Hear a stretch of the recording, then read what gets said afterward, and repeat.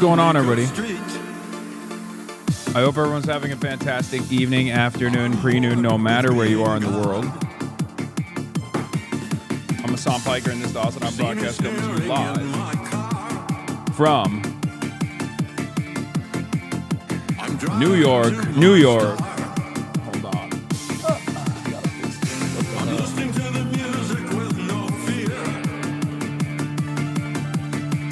Okay. Coming to you live from New York, New York, Manhattan, also known as Mamdanistan. We're live and alive, and I hope all the boys, girls, and MBs are having a fantastic one. Because today's a beautiful day, today's a wonderful day, today's a fantastic day. Oh, what the hell? I feel like I did that on purpose. I feel like I did that myself. God damn it. Come on, man. Just hold.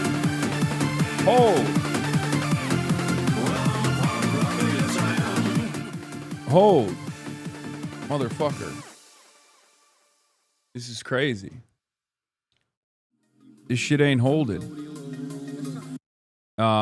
Anyway, we're live. We're alive. I hope everyone's having a fantastic one. Hopefully it doesn't fall again, the camera.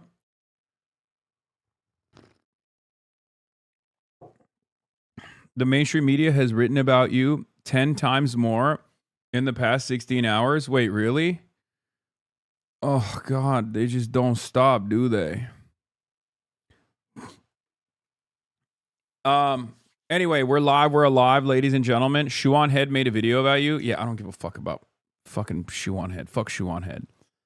Meme for blasting off for the enjoyers of breakfast Sammys. I'm an enjoyer of breakfast Sammy. Most stable desk. The desk is stable. It's just that the camera is too heavy sometimes for the... Whoa, what the fuck? What the hell is this? This website is getting crazy.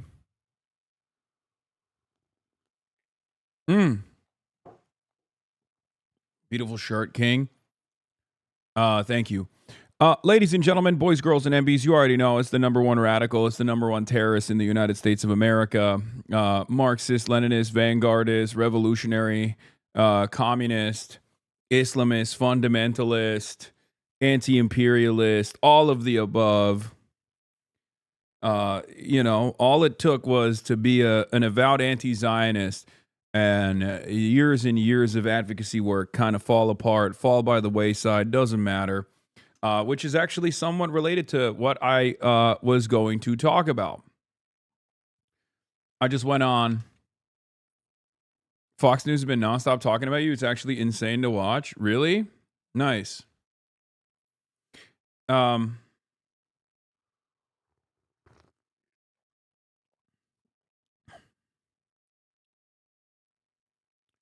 Where was I? What was I going to say?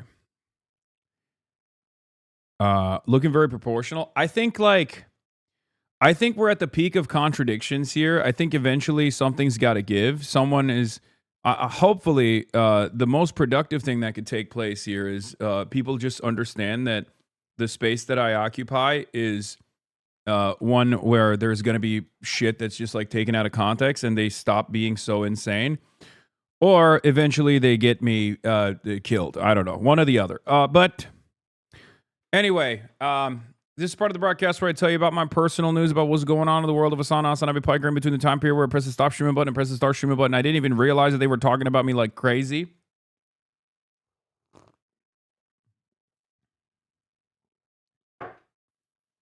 But I guess they are. I'm live. I'm alive. Love your fit. Related note, when do you start showing me the steak knives for sale? Really funny, okay? Listen, I'm trying to be professional, okay? I'm trying to be professional, and you guys are talking big shit. Bro goes to the East Coast and starts wearing ties and shit. Yeah, it's because I have a bunch of events that I need to go to. I can't even tell you about it, okay? But, you know, there's a bunch of stuff that I'm doing out here, some of which is a secret, so I can't tell you. But that's why I'm all prepped up and all dressed up, okay? Oh, my God. Anyway, I'm live. I'm alive. Personal news-wise, I'm a chud-ass loser. Ended the broadcast last night and literally went and got some creatine, slammed a Mucinex PM with the creatine, and did the damn thing, right? Spanked the monkey, beat the meat, jorking the peanuts, that sort of good stuff.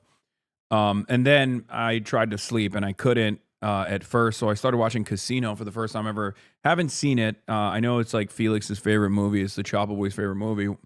I get why.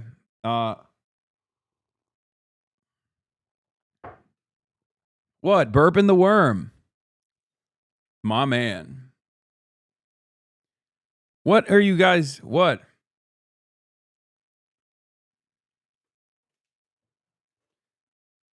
But yeah, Casino's a great movie. Definitely understand why it's like a all-time great, all-time classic. And yeah, just because I'm wearing a freaking button-up and a jacket and a shirt and a tie, like suit, doesn't mean I'm not me. You know, when I'm fucked up, that's the real me. I'm still me. The commentary's still the same. Anyway, I'm trying to be more professional.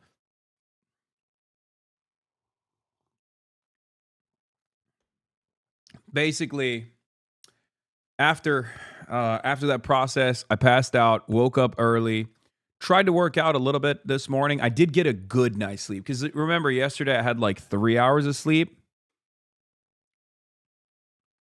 Abba and Preach came at you and Tim Pool. If a man wants to possess. Wanting to be a dad is weird. Dude, what are they doing? Why are these guys still doing this shit? I don't think wanting to be a dad is weird. Oh my God. Do you guys not have any other fucking content? Jesus Christ, get off my dick, bro. Holy shit. How many more years of this like reluctantly attacking Hasan and then agreeing with his fucking primary focus reluctantly 2 years after the fact are we going to do over and over again? No, they're not. I just don't understand. I don't understand. I don't think it's weird to want to be a dad, man. I'm talking shit about gamers, okay? Capital G gamers who are like weirdo fucking white supremacist incels who are like, yeah, this game is going to repopulate the planet. We're going to get put. So why are you worried about, whether or not women's biological clock is ticking? You got posted in a lot of gamer subreddits. Ooh, nice. You're a pragmatic, pissed off incels. You offended the pedos and the capital G gamers and the incels. Yeah, what they're offended by, I think, primarily is... I love how first it started with gamers and now it's just incels and... Yeah, dude, you got me. I was actually fucking attacking every gamer on the planet. Like, man, this is low budget bullshit. I don't even want to fucking entertain it, okay? Again, I can't explain this to you guys enough. I got fucking government ops, okay? I got the entire... propaganda apparatus of the nation state of Israel inside of my fucking asshole. I got like 55 different articles being written about me on a daily fucking basis on Fox News. I'm sorry. I'm not going to have to, I don't want to have a back and forth with Abba and fucking Preach, okay? Over what they misunderstood about my take, where it's like, oh, I guess he's backtracking to incels now. Yeah, I am, dude. You fucking caught me. I got so embarrassed that I was shitting on every gamer, every man, actually. Every man that wants to be a father, I was shitting on them, and you caught me because you're fucking brilliant. God forbid you misunderstood the original take that I was making. God forbid. That's never a perspective with any of these guys, okay? No one on the internet ever does this thing where they're like, hold on, let me see what he means. No, I've already been established as a fucking villain for a lot of these dudes, okay? For a lot of these dudes, and it does so well on the algorithm that they just go, yeah, I'm a professional misunderstander of the point that he's making. God forbid you fucking agree with me, you only agree with me maybe 2 years after the fact,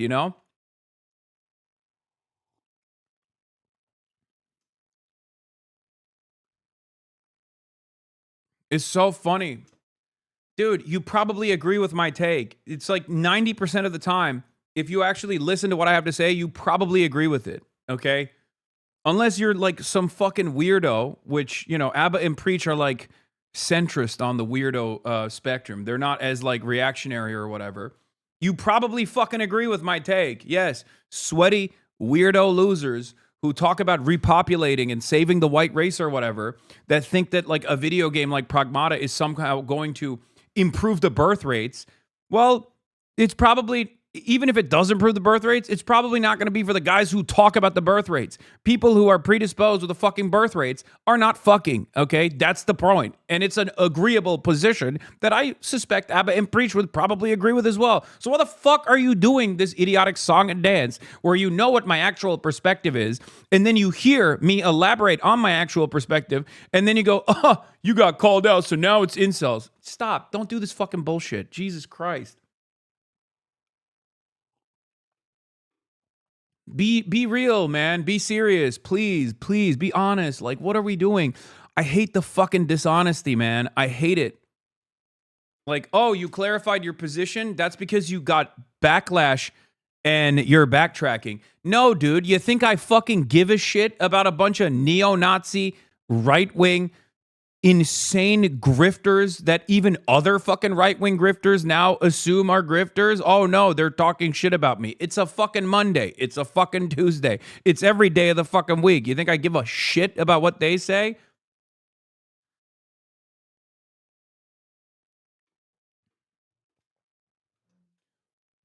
I hate that, like, for so many people who want to position themselves as like reasonable centrists, they have to literally turn around and be like, even if I probably agree with Hasan on this issue, I'm going to act like I misunderstood his point and act like I'm actually in disagreement with him so that all the fucking weird right-wingers still consider me to be someone who is an apolitical guy, someone who is on the right side, you know? Might not agree with them all the time, but at least he sticks it to Hasan.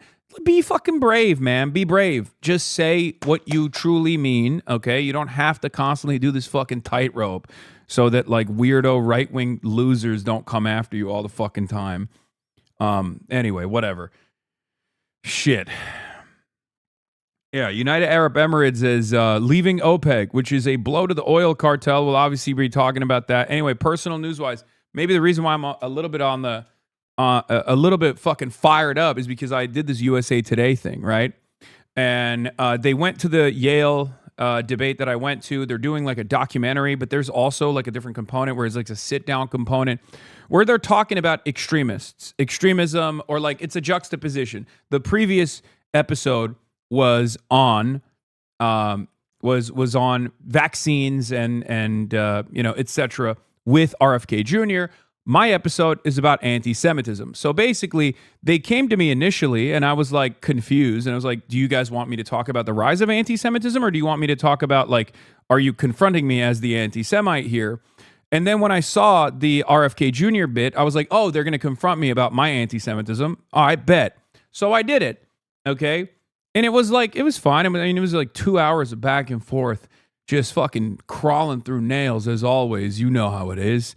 Just on my fucking hands and knees being like, look, man, I've spent my whole life fighting against these forces. Like, we gotta be sincere about our opinions. We have to say the truth, whatever. It's like, well, you call, you know, Israel Nazis. It's like, yeah, because they are, you know, they are. They should just stop being a Nazi if they don't want me to call them, you know, all this stuff. It was just like all optics.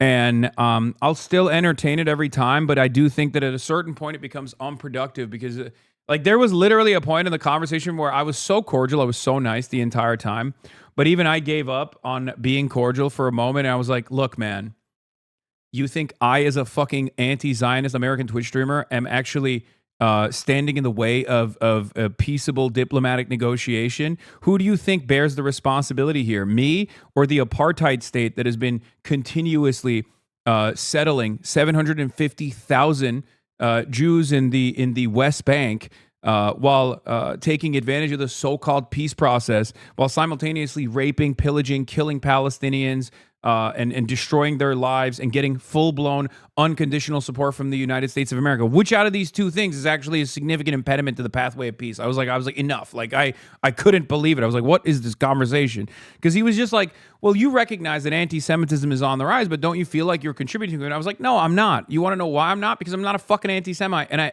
tackle anti-Semitism with regular frequency. You should take it up with the ADL if you, you know, if you want to have a real conversation about who's spreading anti-Semitism. But yeah, that was what it was. I bet I know why you're fired up. Did you edge for too long last night? Says Fat Sloth Slim. Yes. You know, we did it. We did it though. It's a good conversation. I think it'll be fun. Someone I know was upset about the gamer comment too. I talked them off the clip, but I think that some people are just that genuinely couldn't tell you mean it. All gamers, not just everyone. Dude, I'm sorry, but this is one of those situations where it's like I say, oh my God, gamers are such fucking losers. And people actually have a conniption off of that. I mean, you're not going to make it. Okay? You're not going to fucking make it. Like, what do you mean? This is literally like all men discourse. Like, oh, men are trash. And then people go, what do you mean men are trash? I'm going to become a Nazi now. It's like, dude, what the fuck is wrong with you, man? If you're not trash, then don't get mad about it. Why? Why are you being so fucking sensitive? I play video games. I don't give a shit. I talk shit about gamers all the goddamn time. I'm a man. I don't give a shit when people say men are trash. I say, yeah, it's true. Who gives a fuck?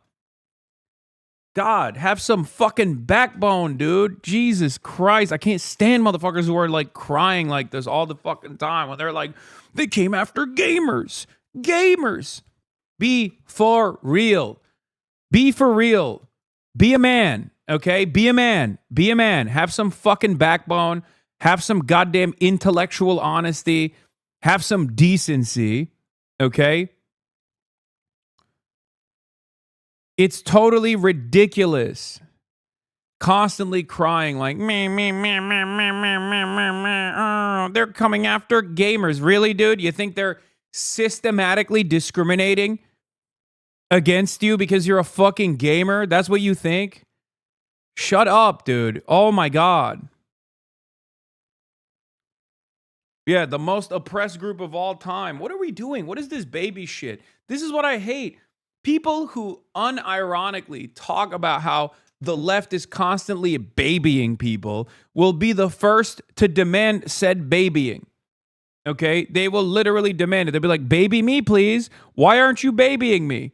Yeah, Nick Fuentes, by the way, once again, going Neera Tanden's favorite commentary person, Nick Fuentes, American neo-Nazi Nicholas Fuentes, is freaking the fuck out, demanding I get arrested. Ugh.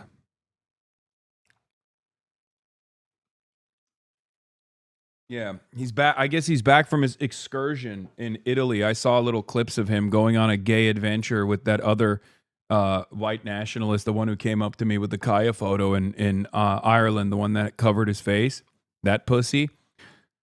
I guess he's back from the little gay venture that he had where they explored each other's bodies in Italy on a beautiful vacation. And now he's back in America in the land of degeneracy. Yeah, Neera Tanden's favorite content creator, Nick Fuentes, he has some choice words about me, it seems. You sound jealous? Come on. Yeah, I'm jealous. I'm jealous that I didn't have a gay little adventure in Italy. You got me. I've been to Italy. I can go to Italy whenever the fuck I want. I mean, one of the questions I was like, with USA Today, I literally was like, bro, why the fuck do you think these guys hate me? Okay? If I'm like secretly fomenting anti-Semitism, why the fuck do you think the Nazis hate me so goddamn much? Have you thought about that? Is this in your fucking mindset at all? They call me a goddamn philo-Semite over there. They say, oh, I'm too afraid to call out the Jews. I'm too afraid to say Jews are responsible. Yeah, because they're not. There's no organized Jewry because I'm not a fucking idiot. I don't believe in the concept of monolithic Jewry or monolithic white people. There is no such thing, okay? It doesn't work that way. Yeah, I guess constantly being a fucking socialist, being a leftist, especially in the United States of America, means you have to eat it from every end, dude. You got to eat it from the fucking reactionary liberals. You got to constantly take it from the right. Everyone on the right opposes you. Everyone on the right despises you. And liberals won't even fucking defend you against that shit. There's no loyalty. No loyalty whatsoever. It's unproductive, and liberals don't even realize it's unproductive. Every goddamn day. It's like being And then on top of that, you get yelled at by other leftists who think you're not leftist enough. It's wonderful. I love it. It's so good.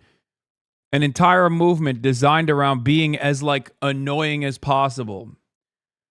Purity politics, constantly seeking out imperfections amongst allies. Just the most difficult environment to organize in, where everything is positioned against you.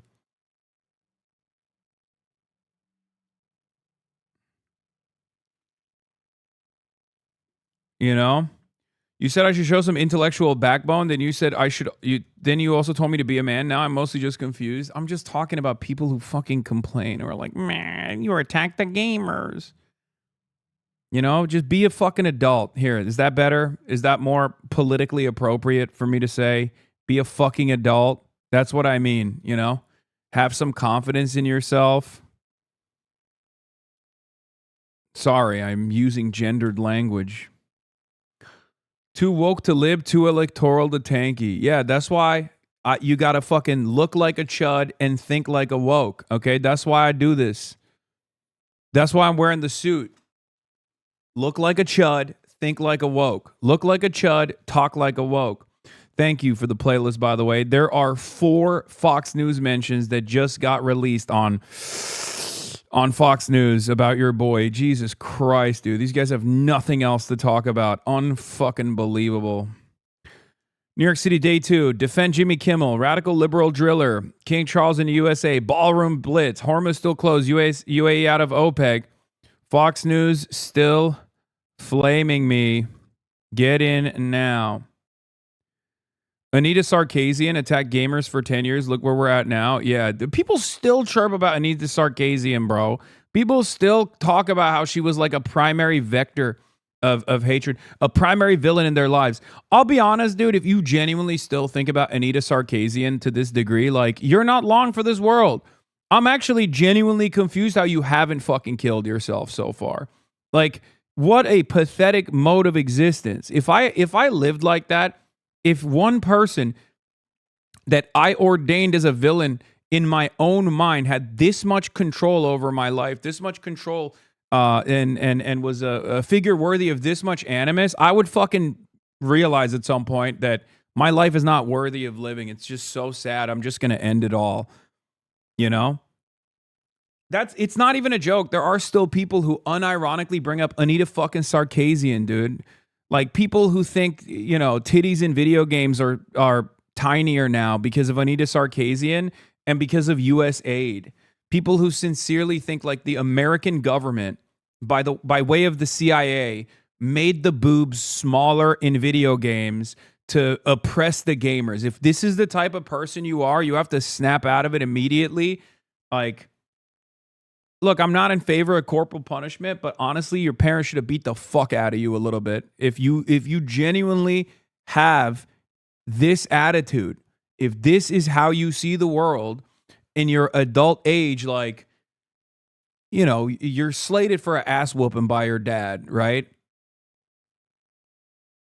Like, something needs to reorient your priorities. Something needs to just like fix your brain a little bit. It's so ridiculous. I will hate comment on this USA Today article when it comes out. No, it's not.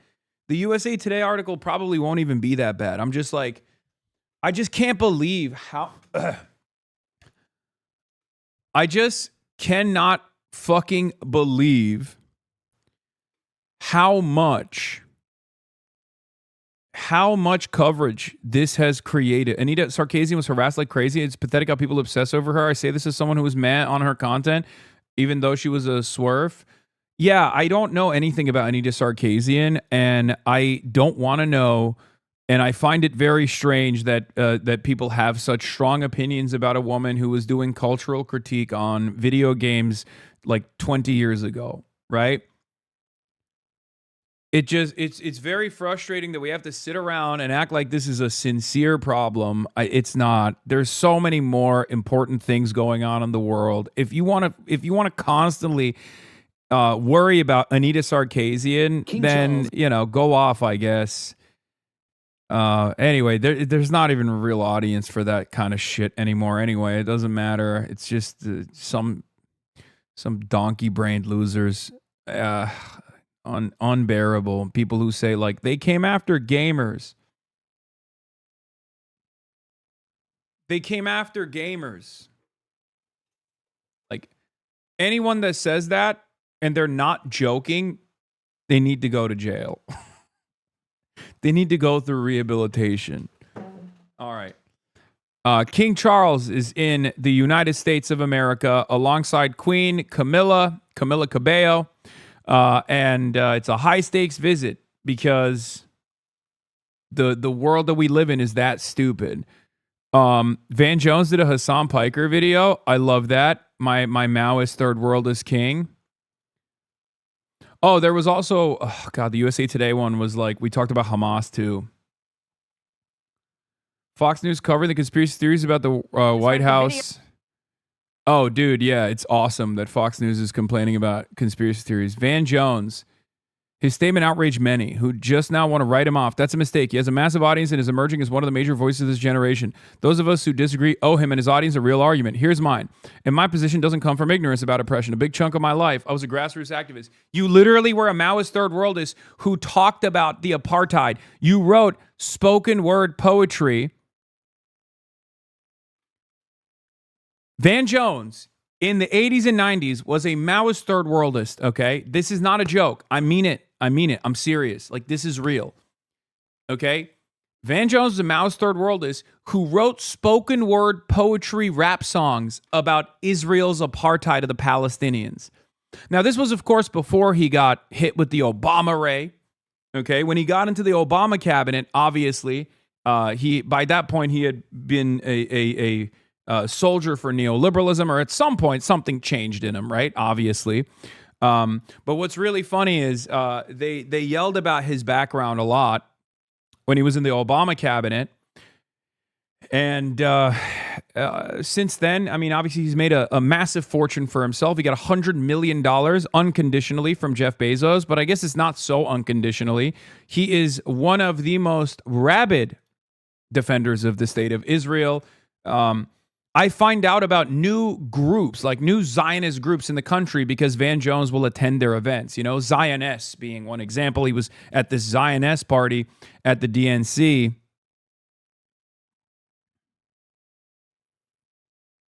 But yeah, 9 minutes he afforded me with his AI videos and all this shit. Fantastic. Again, every single entity, every single group that is either sympathetic to the cause of Israel, every single group that is pro-Israel in any way, shape, or form, or getting paid, has been up my ass for the last 3 months almost. It is incredible. Okay? Now, of course, I still don't believe that there is, even with all the overwhelming, unprincipled smear machine that I've been on the receiving end of, I don't think it is successful. I don't think it's successful at all. And I think they're doing it because they're desperate. They're doing it because they have lost the conversation. They've lost the argument. People do not fuck with Israel any longer. Israel's approval keeps plummeting over and over again. So now basically they're doing everything in their power to punish those who played a role in opposition to Israel. But the past 3 weeks have been unbelievable. I have never seen this level of coverage and attention.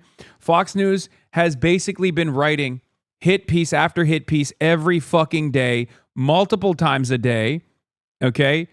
Wall Street Journal, free expression. Microlooting is a luxury belief.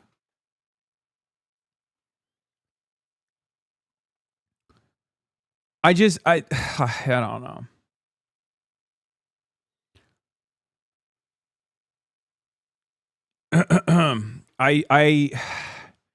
It's unbearable. It's really, really annoying. It's annoying that I have to deal with it at all. It doesn't even have the negative impact that these people think it does, but it doesn't stop them from annoying me. Okay? You're still not actually addressing the point he's making, which is why Hamas is bad, is which is while Hamas is bad, Israel is worse. They've also done all the things you list, just more. As long as you refuse to talk about that, you're also having a conversation. You're spouting rehearsed talking points. Piker. Yeah, I assume this is just like, here's why Hamas is bad, okay? Which is what everybody wants to talk about. The entire point between like Israel is 1,000 times worse than Hamas is that Hamas's excesses and the actions that they engage in, okay, from time to time are indefensible, okay? A lot of people in my community will get mad at me for this. They'll be like, how dare you say that? It's just, it is, okay? Any violation of international law is going to be something that is critical, okay? Worthy of criticism. The problem is, if you spend a good deal of time condemning that shit, then you're missing the forest for the trees, okay? It doesn't matter in comparison to the violence that Israel is subjecting the Palestinians to. It should not change that dynamic or the calculation of whether or not genocide is permissible, whether or not apartheid is permissible. It's not. And these guys don't want to talk about that. That's why they spend a good deal of time talking about Hamas. Hamas could be the greatest, most moral defenders of the Palestinian emancipatory movement, and you'd still fucking oppose them. Bro, you were on the last shoe on head video. I will literally shoot myself with a gun if you bring that shit up in here, okay? Why? What do you want me to do? Do you want me to go out, purchase a shotgun, shoot myself in the face, not die in the process, but at least lose significant chunks of my fucking brain so I can operate at the same substandard, suboptimal IQ level that Shoe on Head and her dumb fuck audience operates in so I can do a regular response to that? Is that what you want me to do? Do you want me to lose chunks of my brain? Do you want me to John Fetterman myself so I can understand the compelling argument that Shoe on Head makes, one that should have been left in the dustbin of history all the way back in 2016? Ooh, look at me. I'm an emo girl and I change my politics all the fucking time. Ooh, look at me. As an emo girl, I look like that one meme on the internet, okay? 4chan guys who are now 38 years old want to fap to me. Fuck. Why would you openly admit that you listen to Shoe on Head in 2026, man? What the fuck is wrong with you? Every single one of these people are stupid fucking grifters, okay? They flip-flop like flapjacks. Nick Fuentes is another one of these dipshits. I mean, he's consistent on his anti-Semitism, but he keeps going back and forth on whether he wants to punish the Republican Party for being too philo-Semitic or whether or not he wants to actually demand that the Republican Party punish the opposition. He goes back and forth on it all the time. None of these motherfuckers are consistent. None of these motherfuckers have a genuine worldview. At least with Nick Fuentes, he does have one. It's repulsive, it's toxic, it's disgusting, but at least I can like associate him with a movement, with an ideology. But people like Shoe on Head are basically a humanoid version of a fucking Reddit aggregator. They just spit out shit that they see on subreddits. So why the fuck are you going there? You might as well just go to the subreddit directly and read all the commentary that they turn into video essays. Jesus Christ. What an unbearable fucking way to exist, dude. Oh, I'm getting all my politics from Shoe on Head. Honestly, good luck, dude.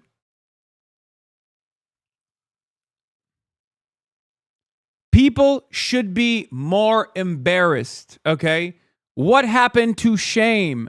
What happened to shame? If you're getting your politics from a person like Shoe on Head, you should be embarrassed. Go spend some time in the real world. Try to explain to people that this is the person that's educating you on your worldview. God, it's like saying, oh, I get my politics from fucking Patrick Bet-David. Oh my God, the things I want to say to people like this. All right, let's get to the goddamn president. Is preparing to address Congress this morning. I gotta piss. Strike a tone of unity as tensions over the war in Iran and the Epstein scandal loom large. This after a royal welcome. The King and Queen Camilla touched down in Washington and headed straight to the White House for tea with the Trumps, taking time to stroll through the South Lawn, checking out the presidential beehive with the President and First Lady, before going to a garden party at the ambassador's residence. How are you? Today, after an official ceremonial welcome this morning, King Charles will head to Capitol Hill. In a 20-minute speech, he will reference Saturday night's shooting and express his solidarity and support. His remarks have been carefully crafted by senior diplomats, and he'll call the UK-US relationship one of the greatest alliances in human history and call for our shared values to be defended. And after President Trump's stinging attacks on Britain for not joining the war in Iran, Charles will talk of reconciliation and renewal. He's obviously acutely aware that everyone is going to be hanging on to his every word. Because of the situation politically, this has become a very high-stakes visit, and King Charles is walking a bit of a tightrope. He needs to utilise that soft power and have influence, but he can't stray into anything that... It's so funny that basically everyone knows exactly what's going on, except for Trump, I guess. Everyone knows he's a baby. It's basically like bringing Mickey Mouse out. You know what I mean? The king is the Mickey Mouse of the United Kingdom. Trump really likes the royal family. The UK is aware of this. They know Keir Starmer has no motion. They know Keir Starmer is a fucking loser and unbearable. And I guess it's one of the few instances where I kind of agree with Donald Trump in bullying Keir Starmer. Like, if I was in his shoes, I'd do the same exact thing because he just sucks so bad. So they have to send their powerful guns out, knowing full well that Trump actually has a lot of respect and a lot of admiration for the royal family. Trump wants to be a king anyway. So they're going through this process like a baby. We are treating the American president, the leader of the free world, like he is a baby because he is a baby. Think about that. A goddamn child. People are basically walking around on eggshells where they're like, we got to bring the king out. We got to bring the fucking king out. I mean, it's great. As an American, I do actually like this a little bit.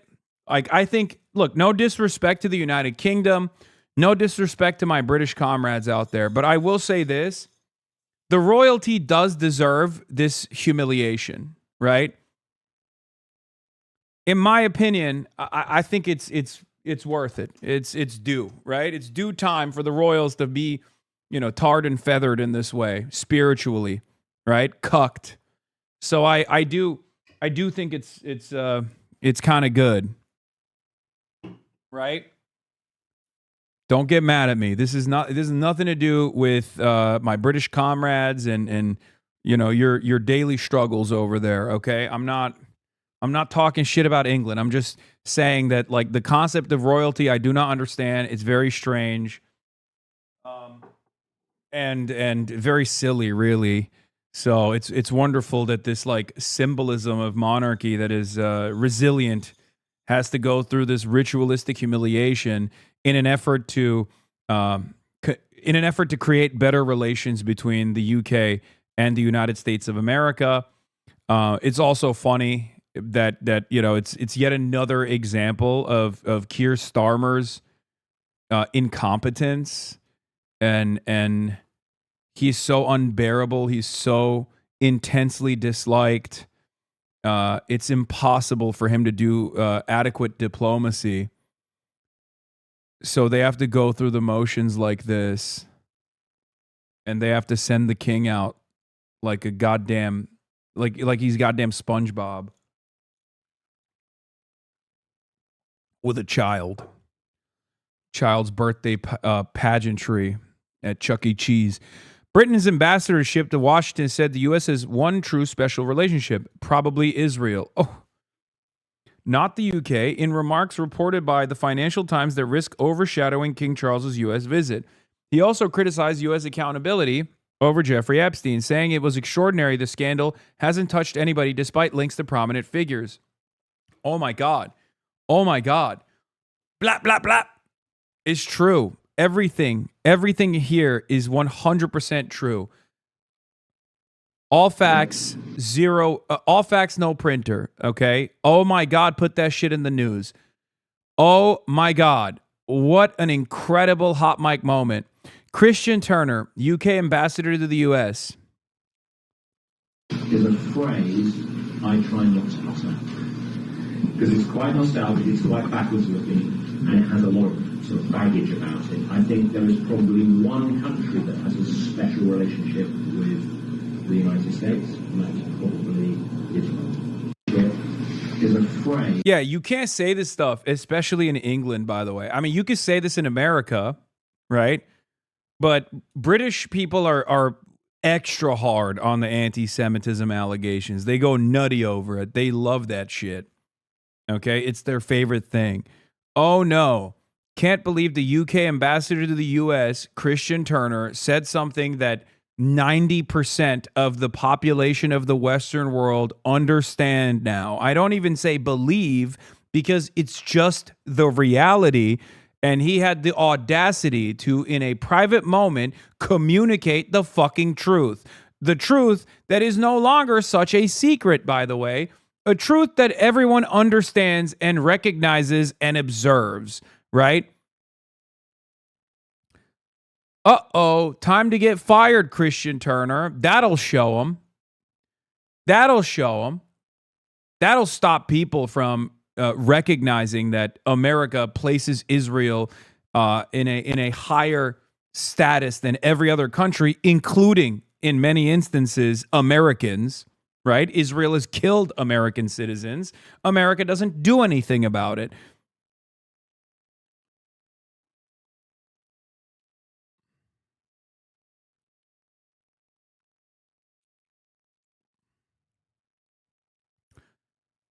Oh no, Christian Turner said the truth. You can't say that. It's unacceptable to say the truth. The truth that is now the overwhelmingly popular position as well. It's not even like, oh, this is a hidden truth that you can't say. It's one that everyone observes and everyone notices and everyone understands is the reality. Okay? Oh. Our mayor gave this praise to Trump being safe, then went straight to the Israeli embassy.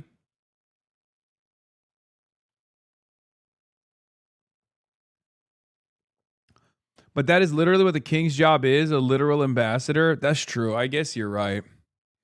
It's just funny to reduce yourself to this position when you're a monarch, I think. When you reduce yourself to this position where you have to be talked down by a figure that you know is repulsive, right? A hothead. Because normally, when you're the monarch, when you're the king, other people, both historically and even to this day, I think it's like kept up through a system of routines, and you know, there's like a way to address the king. There's certain things you can't say towards the king or about the king. There's like all these weird rules, right? So Trump doesn't care about any of that. And we know he doesn't care about any of that. He, as a matter of fact, enjoys violating those rules because he can. So I find it somewhat funny, somewhat entertaining to imagine a guy who has no respect for that status, who, you know, likes that you're royalty but can like dominate you, and you're reducing yourself to simply a you know, Mickey Mouse style figure for the personal enjoyment and consumption of a baby man who you know is disgusting. He's disgusting. Trump is, right? And no, I don't think the king cares that he's a pedophile, right? Like, obviously, his brother is a pedophile in the same exact vein, right? So that's not even what I'm talking about. It's like infinitely more embarrassing that this repulsive figure gets to talk down to you. You're the king. And you are now the product of losing a 13 colony lead, reducing yourself to this servile status with hopes that you can actually create better relationships with the true empire that you are now a vassal to. Anyway, it's funny that he also had smoke for the Epstein situation. He criticized the U.S. accountability over Jeffrey Epstein, saying it was extraordinary that the scandal hasn't touched anybody despite links to prominent figures. Smoke. Christian Turner. I don't know this man at all. I suspect he's not a very good person. Especially if he's the UK ambassador to the US. Given what I know about the former UK ambassador to the US, the guy he replaced, I don't know if he's that great of a guy, but he is correct here, right?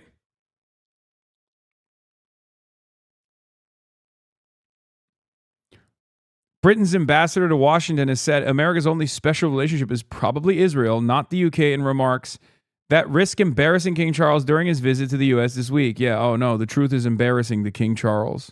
It's extraordinary to me that the furore, the scandal over Epstein, convicted sex offender, has gone right to the top of the British system, brought down, senior member of the royal family, British ambassador to Washington, potentially the Prime Minister, and yet here in the US, it really hasn't touched anybody.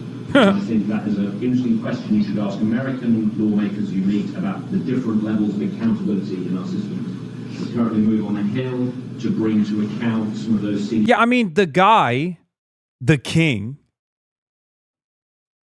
had his brother arrested, apprehended, humiliated, right? He lost all of his titles even before this this latest round of legal scrutiny. Mendelssohn too, right? For better or for worse, there has been some semblance of accountability in the United Kingdom against Epstein affiliates. Now, we're just scratching the surface because Epstein was deeply connected with many Western governments, the United Kingdom being one of them, only one of them. And Epstein obviously is deeply embedded in the American the American espionage agencies, the American State Department. But in comparison to the way that the UK is handling, like, who has been punished in America? What high-profile figure has been punished for collaborating with a pedophile sex trafficker, a Mossad agent, an agent of the CIA? What American powerful financial figure? Nothing. The only accountability that has come for one person in the media was that one guy who was really excited about hanging out with Jeffrey Epstein, and Barry Weiss did not even want to punish that person. He basically self-isolated.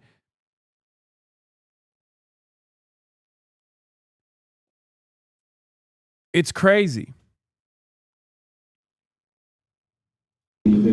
Oh yeah, a Harvard professor Larry Summers has been taken off of his. I think he was the dean, right? He's no longer a dean or something. I mean, talk about a slap on the wrist, dude. Yeah, the Coldplay concert CEO got more punishment. Brett Cooper called you out on YouTube at 10 minutes in. Again, you should be embarrassed for watching Brett fucking Cooper. Andrew Lambert. Windsor has been now called him to come and testify before Congress, and he's announced before Congress. The first question I ask is, how many Americans have been called to testify before Congress when the Epstein files show a lot of very, very senior people, politicians, business. Are you doing something in New York City today? Yes, but off camera.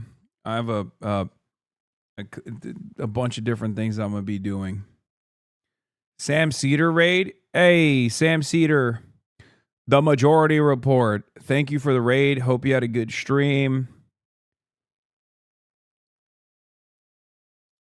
Bill Gates, all having a close association with it. Special relationship is a phrase I try not to utter. Because it's quite nostalgic, it's quite backwards looking, and it has a lot of sort of baggage about it. I think there is... He's like, I'm jealous. Don't say special relationship, because the UK doesn't have a special relationship with America. Only one country has a special relationship, and that's Israel. Only one country that has a special relationship with the United States, and that's probably Israel.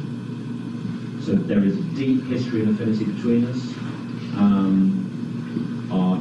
Particularly in our defence and security, we are intertwined. There are things we do together that no two other countries do. And as I've mentioned, our economies are very close. But I worry, so I think if I'm honest, I don't think it's over. No, I don't agree with Mark Carney that we're in a moment of rupture. I think we're certainly at the end of an era, and the era is changing. But I don't think it's a break, as Carney advised at Davos. But I think we do need to work to redefine, particularly in defence and security, accept that we in Europe can't just rely on a US security umbrella.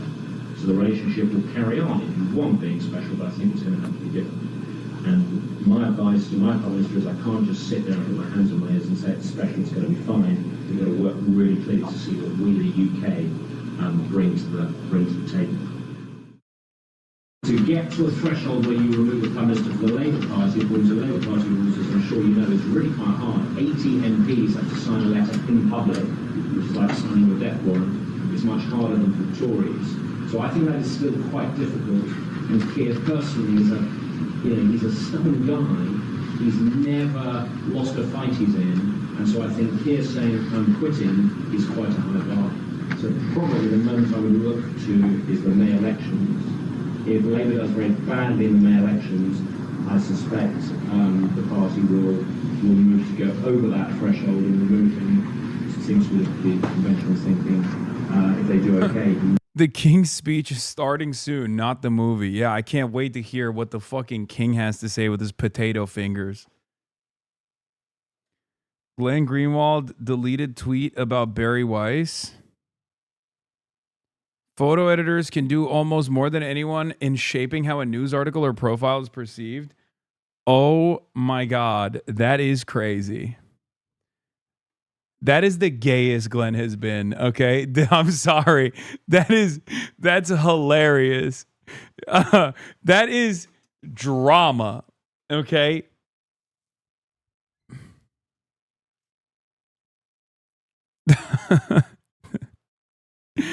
For me, that's just me as a citizen speculating because I have to serve whomever. Hasan, do you wear wigs? Yeah, I do. I'm wearing one right now. I'm bald, actually.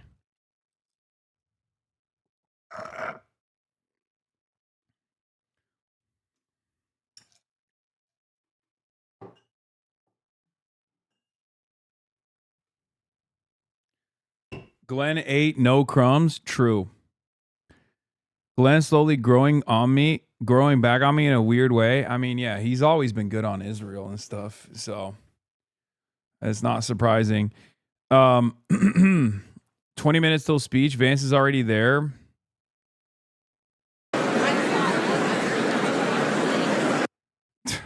Yeah. Yeah, bro thinks he's Netanyahu. Okay, that's the real one true king. Okay, the real king of America, the American Empire, the one who sits on top of that throne, is not King Charles. Bro thinks he's Benjamin Netanyahu with a joint meeting of Congress, like addressing a joint session. No, sir. Let's see if Fetterman wore a suit for this one. Probably not. He only does it for the real king. Anyway, comments were made in the weeks running up to the U.S.-Israeli strikes on Iran that began the current conflict in the Middle East. Yo, that one of the other things I saw here, you are being anti-Semitic. Yes, I know. I know. What was I going to say? Oh, one of the other ways of trying to understand whether or not the war effort is going well is by listening to our vassals. Okay. Now, there is varying degrees of being cucked, right? The maximum cucking is when you're Kash Patel, right? Kash Patel level is like the maximum cuck, where your girlfriend is holding someone else's hand during a shootout, right? And you're embarrassed by this because it's reported on in the Gray Lady, the paper of record, the New York Times.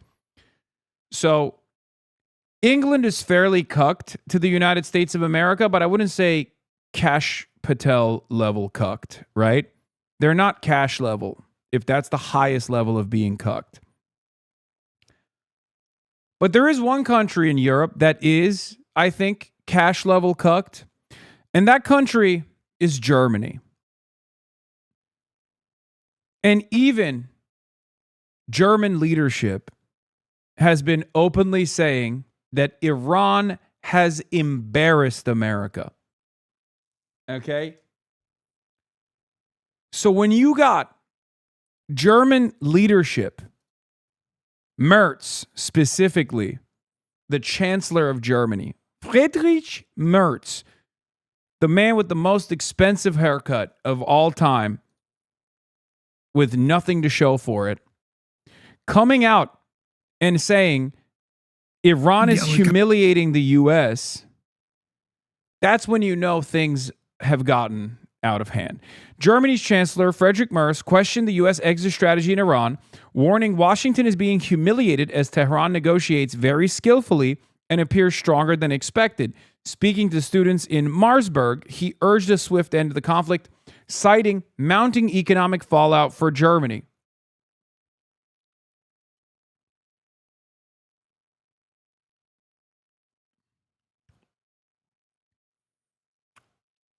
Let's hear what he had to say. The Americans obviously have no strategy. We have seen this very painfully in Afghanistan for 20 years. Das haben wir ganz schmerzhaft bei Afghanistan gesehen. 20 Jahre. We've seen that in Iraq. Wir haben das im Irak gesehen. Also diese Geschichte So this story is, as I said, gesagt, at least ill-considered. Und ich erkenne im Augenblick I don't recognize at the moment which strategic exit the Americans are now choosing, especially since the Iranians are obviously negotiating very cleverly, and then let the Americans travel to Islamabad and leave again without results. It humiliates an entire nation. The Iranian government, particularly through the so-called Revolutionary Guards, and I don't see how that can be achieved in the short term, because the Iranians are obviously stronger than expected, and the Americans, clearly, they do not have a really convincing strategy in the negotiations either.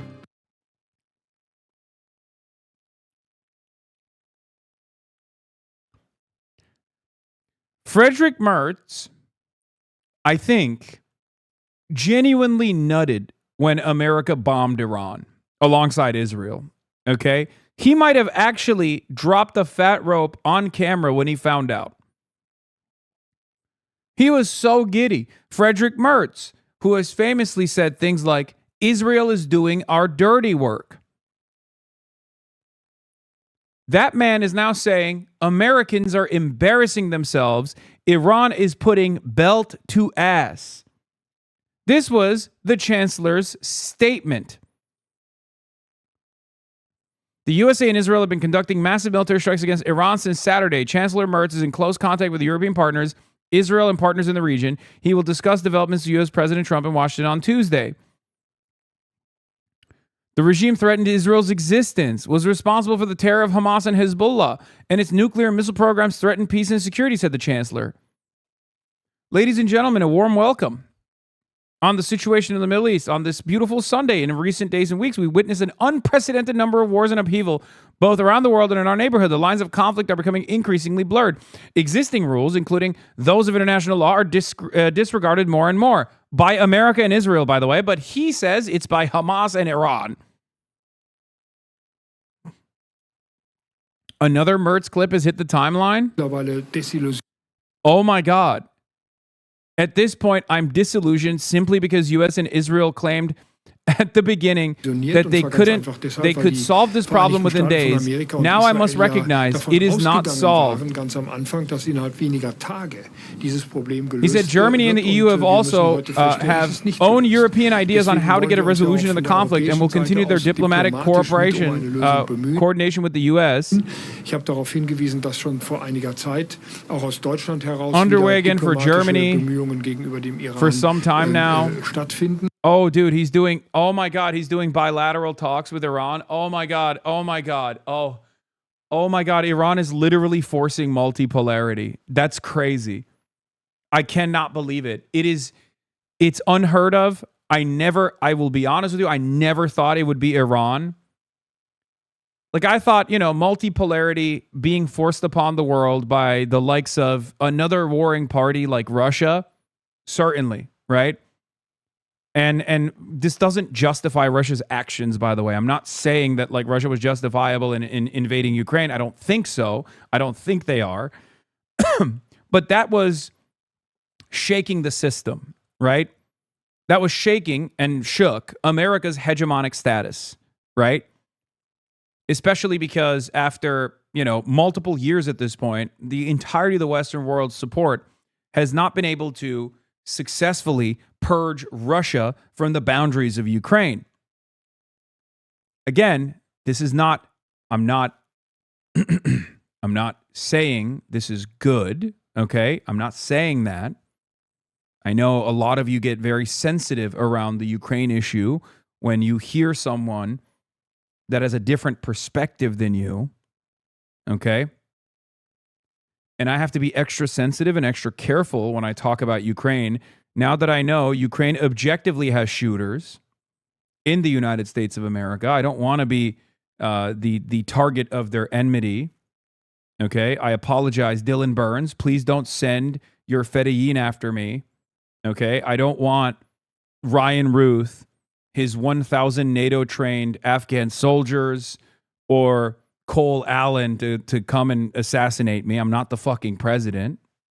Okay, so I have to be extra careful on this issue, just qualifying all my statements.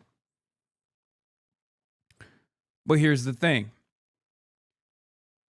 I would have expected Russia to force America's hand and show the European partners that there are other regional powers out there who are capable of being insane enough and like break the system of unipolarity, break the system of American hegemony, right? I never thought that country would be Iran. I guess these things work in coordination and tandem with one another, but Iran, by simply approaching this issue because they see it as a crisis of survival, and being steadfast in their defense of their own sovereignty, has forced the hand of European counterparts that have been vassals for far too long into bilateral commitments with Iran. Into, I don't know what those commitments are going to look like. I don't know what those commitments will look like, but I suspect that any kind of decision making that does not involve the United States of America, any kind of bilateral decision making with Iran, is a major step against American hegemony. Right?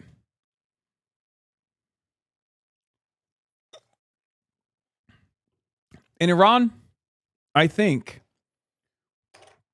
would not have this much success in getting assurances from European allies if it wasn't Donald Trump leading the helm, leading the war effort. If it wasn't, if it was a competent Republican, for example, or if it was a competent Democrat, I think they would do a lot better as far as maintaining relationships. They probably would not have invaded Iran. We know this because even the most insane, the most intensely ultra-Zionist leadership on the Democratic side with Joe Biden objectively did not bomb Iran, right? They were training for it. They were training for the opportunity. And if you believe Amos Hochstein, they were going to do it, but they didn't. Trump did. Trump took it there. And not only did Trump take it there, but Trump has also been undermining its global partners, its NATO partners that are profoundly important to maintaining American military-industrial contracts, maintaining American interests all around the globe, as Mark Rutte has openly admitted, right? I think all of that is the reason why even these goddamn servile cucks that are in charge of great industrial powers like Germany, the economic engine that runs the European Union, are finally saying, yeah, maybe we got to reconsider America's position on the global stage. It's kismet. It's perfectly chaotic. And some might even assume this was an inevitability considering how vast the American empire was, spread too thin, right? No country can be everywhere all at once and be a domineering force for thousands of years. So there was an inevitability that the end of American empire would come, but I do think Donald Trump has accelerated the demise. For sure.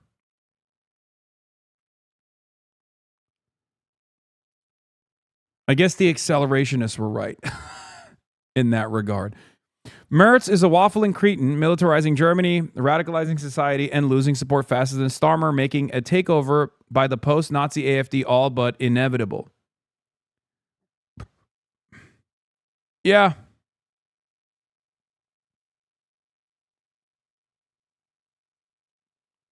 Is this photo real, Lamau? Yes.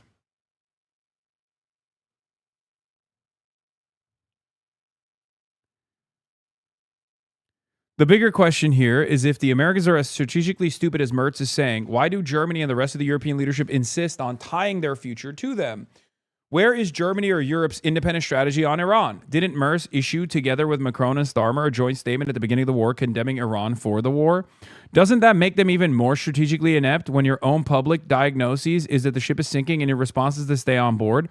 This is just vassalage with editorial commentary, which is even more strategically stupid than whatever Trump is doing. Yeah, I mean, if this kind of negative sentiment is not tied with like bilateral commitments that undermine America's interests, then it's nothing. Then yeah, you are even dumber than Donald Trump, right? It's true. We shall see.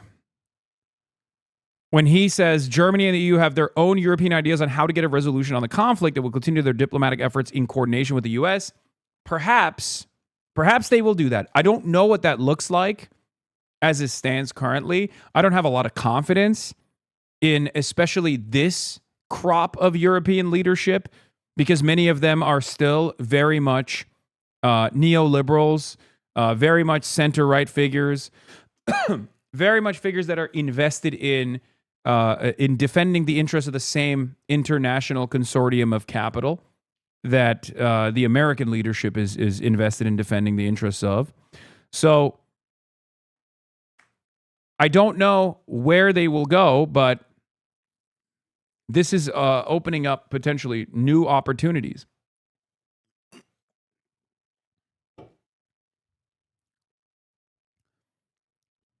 Once again, it'll just never not be funny that these guys know how fucking stupid Donald Trump is. They know how childish he is, and they're at the mercy of the whims of a madman. And they have to play ball, and they have to glaze him, and they have to like humiliate themselves. They have to debase themselves to ensure that they do not receive the wrath of American empire. They're like, please, Mr. President, don't invade a NATO country. That was the conversation, remember.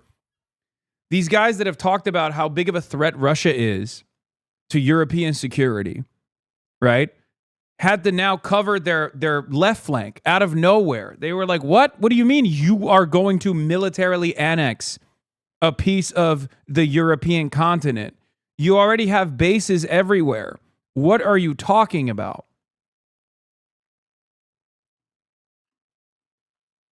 And every time Donald Trump gets mad, he floats that shit over and over again.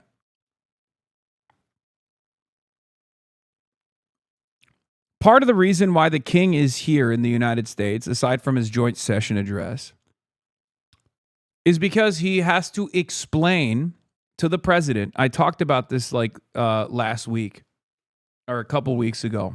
Maybe you guys remember. Part of the reason why the president or the king has to visit the president is so he can explain to him that Canada is a part of the Commonwealth.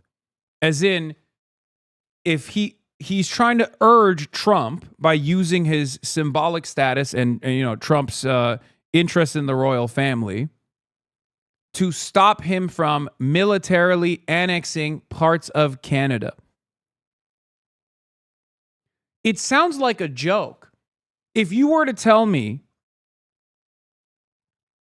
not 10 years ago, because 10 years ago it was still Trump, but if you were to tell me 20 years ago, okay, if you were to tell me 20 years ago that this is what would be happening right now, like that the American president was threatening to militarily annex Canada, threatened to militarily annex parts of Europe, and that he had the attitude of a baby, like a child, and that the British king or the queen at the time would have to do a visit to beg the American president not to invade Canada and to remind or educate the person, the American president, that like Canada is a part of the Commonwealth. So you're technically invading, you know, a part of the great British Empire.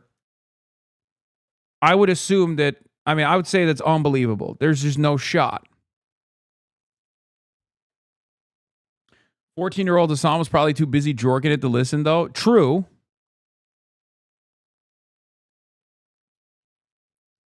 Congress, of course, a Congress that is very split on the United States' involvement in Iran. Of course, the president also making a few jokes about his mother's love for the royal family as well, which the president clearly does share. But the president really emphasizing that the United States and the UK share the same root, they speak the same language, and they hold the same values. We expect the king to really drive home that very similar message here today in just a few moments, David. But, Rachel, we did also take note that the president stayed away from any comments on the British Prime Minister. He certainly did, and that was very notable. You know, President Trump is not... The fuck can His Highness do, though? He's turbo cooked and speaking to an ape? No, this is important. Bro, Trump is an ape? Think about the king as like a banana, right? Like that's what this is. They're like, oh, it's feeding time. Like the king here is just like doing this gesture so that the ape is the ape calms down. That's literally all this is. And it's funny because everyone knows that that's what this is. Like there's no like secret purpose here. It's pretty out there. Keir Starmer is incapable of doing diplomacy with Donald Trump because he is a horribly uncharismatic douchebag who has fallen greatly out of favor. Right? Trump doesn't respect him. But Trump actually likes the royal family. So Trump's like, oh, it's the king. The king is coming to me. Like these are, in some ways, this does remind me of like, things that you read about dictatorships in the third world, right? Like some kind of fascist warlord that we've propped up in an African country. And it's like a horribly violent monster that is an American puppet. And all of the other regional partners have to satiate his appetite and like try to figure out what things he's interested in to basically have a polite conversation. And that's what the rest of the world is doing to Trump. That's literally what's going on. Trump is, for all intents and purposes, like a bad dog, right?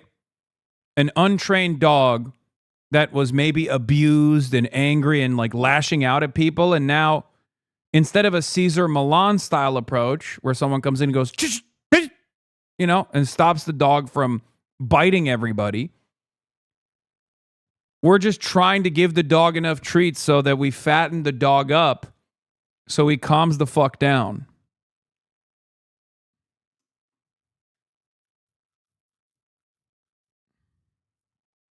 We're trying to bribe the dog to not bite the delivery guy. The Chancellor of Germany, Friedrich Merz, thinks it's okay for Iran to have a nuclear weapon. This is his number one. He's like, oh, you oppose me? You oppose me? Oh, you want Iran to have a nuclear weapon? Sure, bud. That's what's going on here. The Pope wants Iran to have a nuclear weapon. Friedrich Merz wants Iran to have a nuclear weapon. He's got one speed. This is his only retort. Anyone that says, hey, man, maybe you should stop fucking the international energy markets with your penis. Anytime people say this reasonable thing, Trump's response is, oh, I guess you want Iran to nuke you. He said Pope Leo wants Iran to have nuclear arms.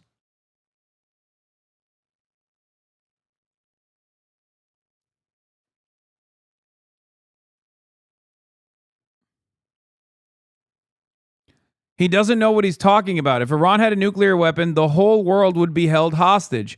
I'm doing something with Iran right now that other nations or presidents should have done long ago. No wonder Germany is doing so poorly, both economically and otherwise. President Donald J. Trump. Dog, part of the reason why Germany is doing so poorly economically and otherwise is because of us. Okay? They'd set up gas contracts with Russia that we forced them out of, and now they have to purchase expensive American gas instead, and they're staring down the barrel of an energy crisis already, or they were experiencing the impact of an energy crisis, and now it's worsened. Now it's worsened directly as a consequence of your actions. This is before we even factor in American tariffs. No, I don't want Truth Social to send me notifications. What the hell? Secret Service agent shot during Trump assassination bid may have been hit by a colleague. You don't say. Oh, wow. How shocking. Who could have speculated that on the first night? Who was getting yelled at in the chat, being like, Hasan, why are you claiming that it might have been friendly fire? Pre-watch Piker. Piker Broadcasting Service, the People's Broadcasting Service, is sponsored by you, the people, for you, the people. The People's Broadcasting Service, Piker Broadcasting Service, for tomorrow's news today. If you'd like to support the show, if you'd like to support independent media, please subscribe for $6 or for free with a Twitch Prime. Twitch Prime is free as long as you connect your Amazon Prime account to your Twitch account. You get one free Prime subscription a month. Piker Broadcasting Service is sponsored by your voluntary contributions, your gifted subs. Piker Broadcasting Service. For you, the people, by you, the people. Thank you. Set to it run. Thank you for the 5 Tier 1 gifted subs. HORMUZ 91. Thank you for the 5 Tier 1 gifted subs. And Furov, thank you for the 10.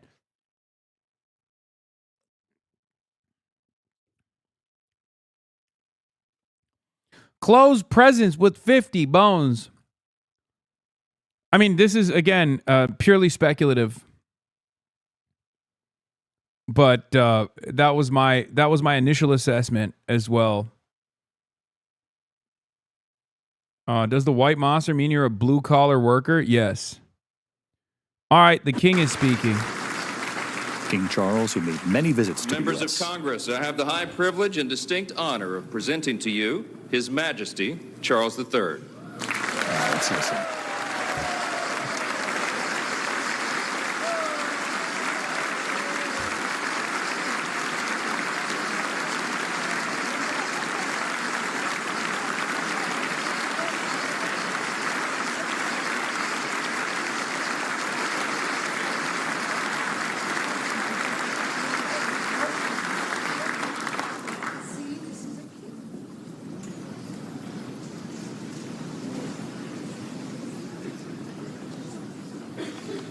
Mr. Vice President, Mr. Speaker, members of Congress, representatives of the American people across all states, territories, cities, and communities.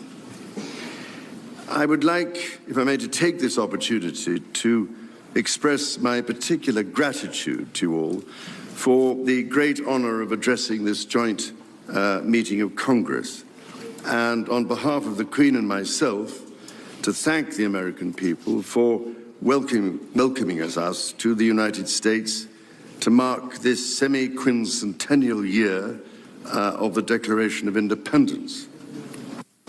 And for all of that time... Cock.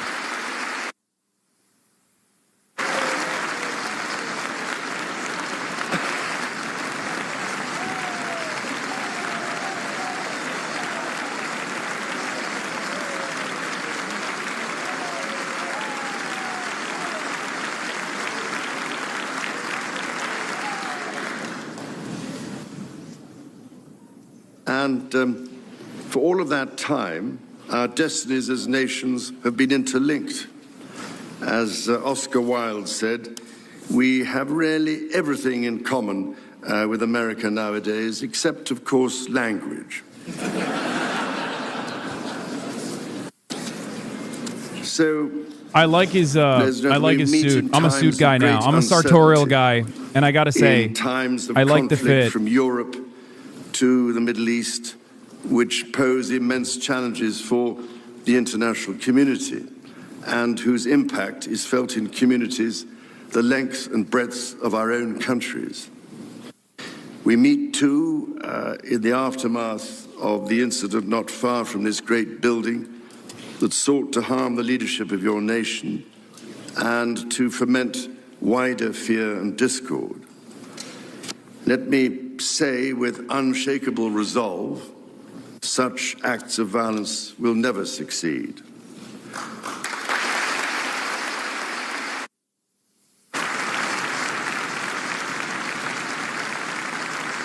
Bro has hot dogs for fingers? Yeah.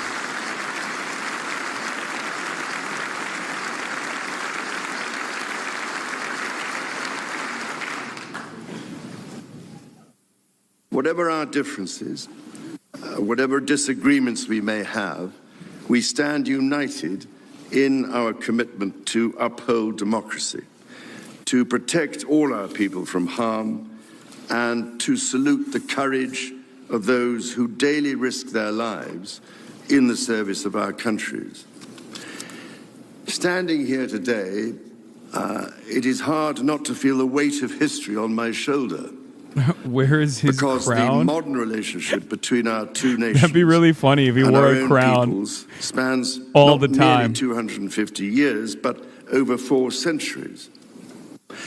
It is extraordinary to think that I am the 19th in our line. Someone in the chat said this is some libtard shit. The idea that the king is doing libtard propaganda is awesome. So I come He's a here king today with the highest respect for the United States Congress, this citadel of democracy created to represent the voice of all American people to advance sacred rights and freedoms. Speaking in this renowned chamber of debate and deliberation, I cannot help but think of my late mother, Queen Elizabeth, who in 1991 was also... This chamber of great deliberation. True, dude. Yeah.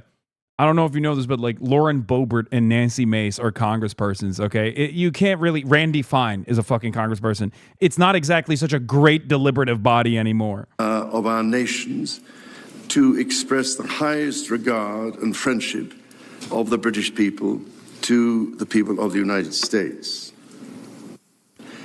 Now, as you may know, when I address my own Parliament at Westminster, we still follow an age-old tradition and take a member of Parliament hostage, holding him or her at Buckingham Palace until I am safely returned. These days, we look after our guests rather well, to the point that they often do not want to leave. I don't know, Mr. Speaker, if there were any volunteers for that role here today. As I look back across the centuries, Mr. Speaker, there emerge certain patterns, certain self-evident truths from which we can learn and draw mutual strength. With the spirit of 1776 in our minds, we can perhaps agree that we do not always agree, at least in the first instance. Indeed, the very principle on which your Congress was founded, no taxation without representation, was at once a fundamental disagreement between us, and at the same time a shared democratic value which you inherited from us. Ours is a partnership born out of dispute, but no less strong for it. So perhaps in this example, we can discern that our nations are in fact instinctively like-minded, a product of the common democratic, legal, and social traditions in which our governance is rooted to this day.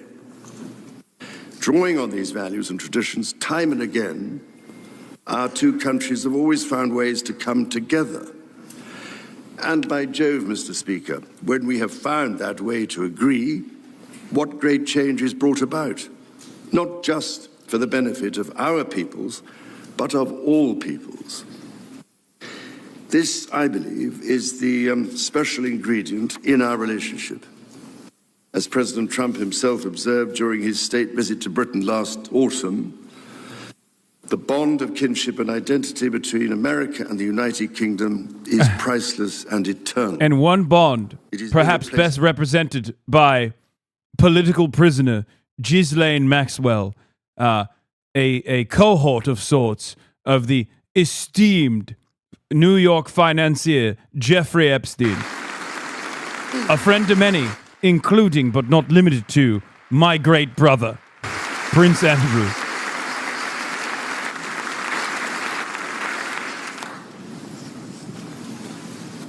Mr. Speaker, this is by no means my first visit to Washington, D.C., the capital of this great republic. It is, in fact, my 20th visit to the United States. Damn, bro, you've been here too much. And my first as king and head of the Commonwealth. This is a city which symbolizes a period in our shared history, or what Charles Dickens might have called a tale of two Georges.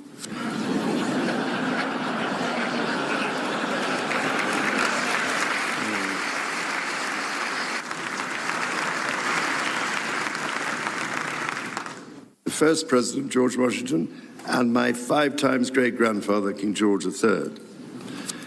King George, as you know, never set foot in America, and please rest assured, ladies and gentlemen, I am not here as part of some cunning rearguard action.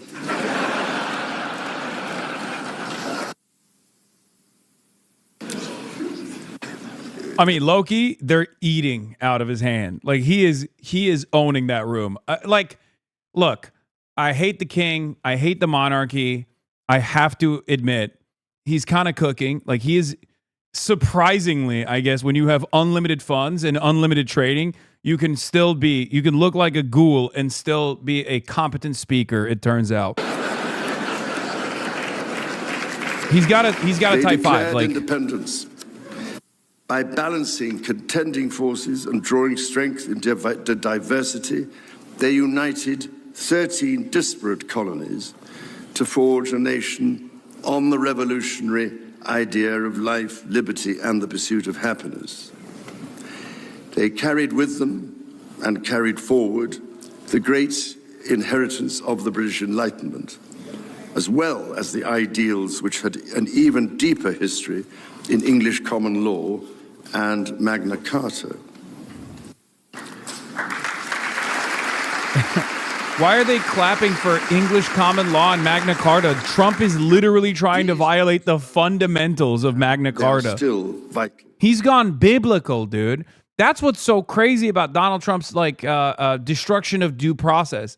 Like, that shit is a concept that has been around for longer than liberalism has been around. Like, this is a ancient concept that is fundamentally important to modernity. And further back in history, the U.S. Supreme Court Historical Society has calculated that if Magna Trump knew Carta, what Magna Carta was, he would be so mad right now for the king bringing it up. court cases since 1789, not least as the foundation of the principle that executive power is subject to checks and balances. The fucking king! Oh my God, the king is giving a lesson on civics. Oh my God, the king is delivering a joint address to Congress, warning about the dangers of Donald Trump's unbelievable seizure of power, and these dumb fuck Americans are clapping for it. Oh my God, the king is woke. This is the reason why there stands a stone by the River Thames at Runnymede, where Magna Carta was signed in the year 1215. This stone records that an acre of that ancient and historic site was given to the United States of America by the people of the United Kingdom to symbolize our shared resolve in support of liberty and in memory of President John F. Kennedy. Distinguished members of the 119th Congress, it is here in these very halls that this spirit of liberty and the promise of America's founders is present in every session and every vote cast, not by the will of one, but by the deliberation of many, representing the living mosaic of the United States.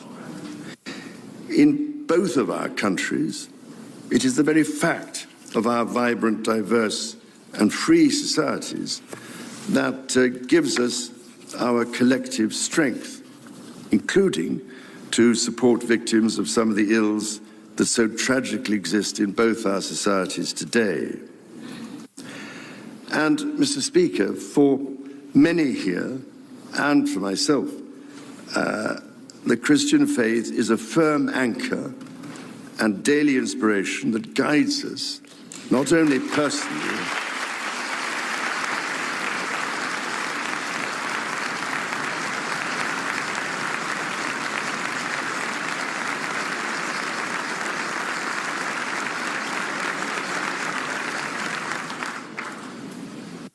that guides us not only personally, but together as members of our community. Having devoted a large part of my life to interfaith relationships and greater understanding, it is that faith in the triumph of light over darkness which I have found confirmed countless times. Through it, I am inspired by the profound respect that develops as people of different faiths grow in their understanding of each other. Boo!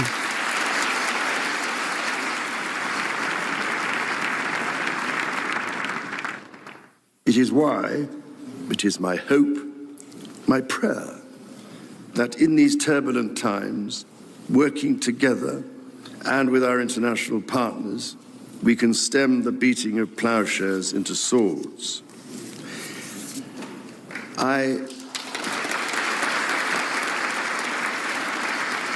Okay. I am mindful that we are still in the season of Easter, the season that most strengthens my hope. It is why I believe with all my heart that the essence of our two nations is a generosity of spirit and a duty to foster compassion, to promote peace, to deepen mutual understanding, and to value all people of all faiths and of none.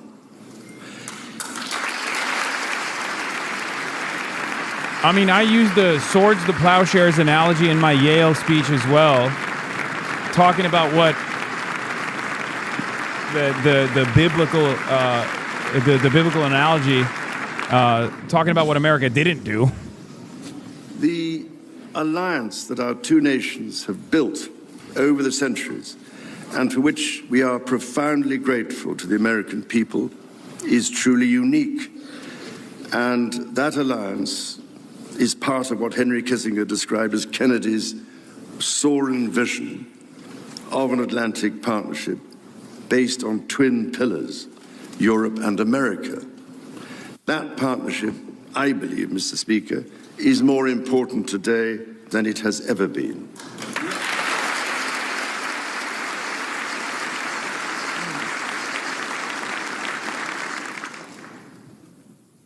The first reigning British sovereign to set foot in America was my grandfather, King George VI. He visited in 1939 with my beloved grandmother, Queen Elizabeth, the Queen Mother. The forces of fascism in Europe were on the march, and sometime before the United States had joined us in the defense of freedom, our shared values prevailed. Today, we find ourselves in a new era, but those values remain. It is an era that is in many ways more volatile and more dangerous than the world to which my late mother spoke in this chamber in 1991. The challenges we face are too great for any one nation to bear alone.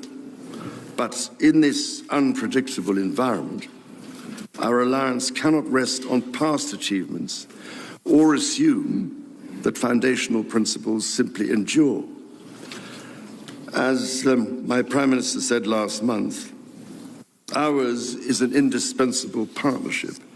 We must not disregard everything that has sustained us for the last 80 years. Instead, we must build on it. Renewal. Isn't that boosted from... Okay, dude. Renewal today starts with security. The United Kingdom recognizes that the threats we face demand a transformation in British defense. That is why our country, in order to be fit for the future, has committed to the biggest sustained increase in defense spending since the Cold War, during part of which, over 50 years ago, I served with immense pride in the Royal Navy, following in the naval footsteps of my father, Prince Philip, Duke of Edinburgh, my grandfather, King George VI, my great-uncle, Lord Mountbatten, and my great-grandfather, King George V. This year, of course, also marks the 25th anniversary of 9/11. This atrocity was a defining moment for America, and your pain and shock were felt around the whole world. Oh. During my visit to New York, my wife and I will again pay our respects to the victims, the families, and the bravery shown in the face of terrible loss. We stood with you then, and we stand with you now in solemn remembrance of a day that shall never be forgotten.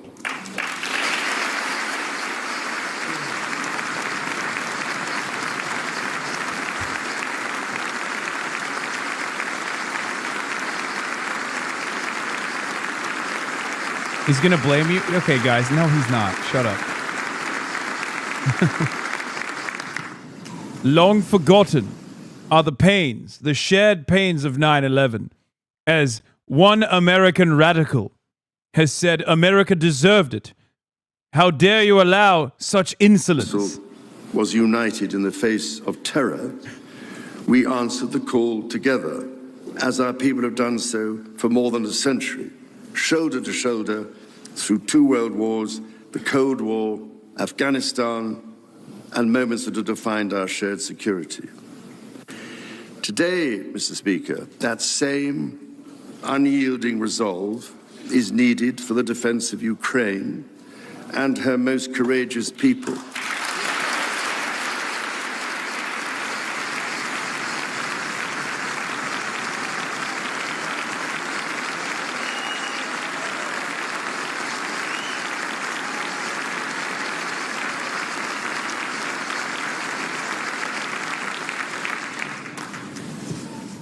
It is needed in order to secure a truly just and lasting peace. From the depths of the Atlantic to the disastrously melting ice caps of the Arctic, the commitment and expertise of the United States Armed Forces and its allies lie at the heart of NATO, pledged to each other's defense, protecting our citizens and interests, keeping North Americans and Europeans safe from our common adversaries. Our defense, intelligence and security ties, the indigenous populations of the third world not in years, who yearn for liberation. Today, thousands of U.S. service personnel, defense officials and their families are stationed in the United Kingdom as British personnel serve with equal pride across 30 American states. We are building F-35s together. And we have agreed the most ambitious submarine program in history, AUKUS.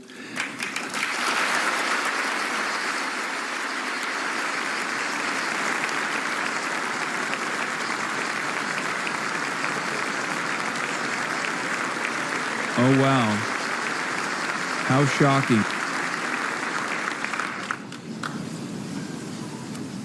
And we are doing it in partnership with Australia, a country of which I'm also immensely proud to serve as sovereign. We do not embark on these remarkable endeavors together out of sentiment.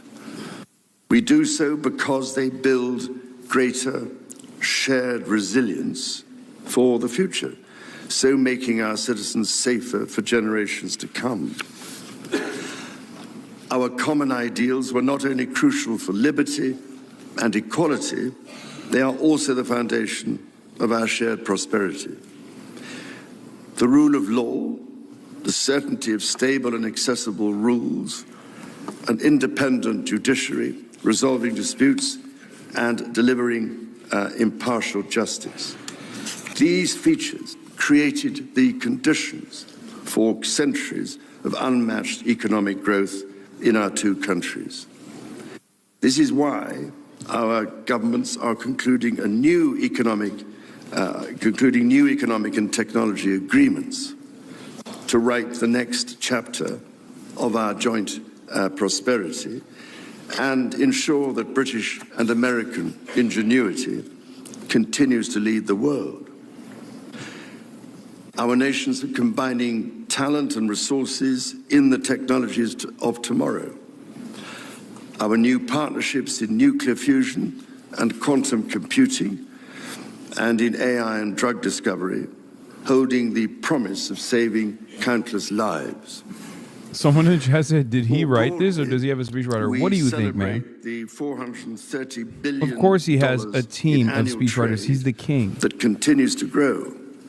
The $1.7 trillion in mutual investment that fuels that innovation, and the millions of jobs on both sides of the Atlantic supported across both economies. These are strong foundations on which to continue to build for generations yet unborn. Our ties in education, research, and cultural exchange empower citizens and future leaders of both countries. The Marshall Scholarship, named after the great General George Marshall, and the association of which I am so proud to be patron, are emblematic of the connection between our two countries. Since its founding, more than 2,300 scholarships have been awarded, opening doors for Americans from all walks of life to study at the United Kingdom's leading universities. So as we look toward the next 250 years, we must also reflect on our shared responsibility to safeguard nature, our most precious and irreplaceable asset.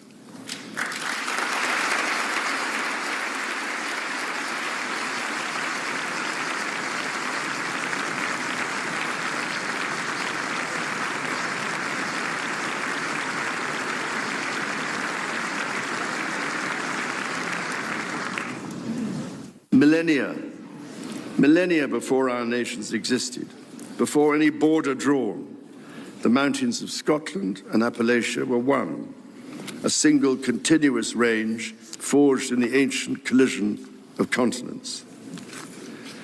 The natural wonders of the United States of America are indeed a unique asset. Out of all of the mouth-breathing losers in that room, J.D. Vance is the only one well-read enough to understand what the king is actually preaching here. So that's perhaps the reason why he's not clapping for some of the statements. I hate J.D. Vance, but let's be real, he's a fucking Yale-educated guy. Roosevelt called the glorious heritage of this land's extraordinary natural splendor, on which so much of its prosperity has always depended. Yet, even as we celebrate the beauty that surrounds us, our generation must decide. Turks are marching and protesting. Zoran, will you join? Critical natural systems, Mamdani manhandles Muslim Turks with means of accusation of and genocide. Essential diversity of nature. We ignore at our peril the fact that these natural systems, in other words, nature's own economy, how dare he, provide the foundation for our prosperity and our national security.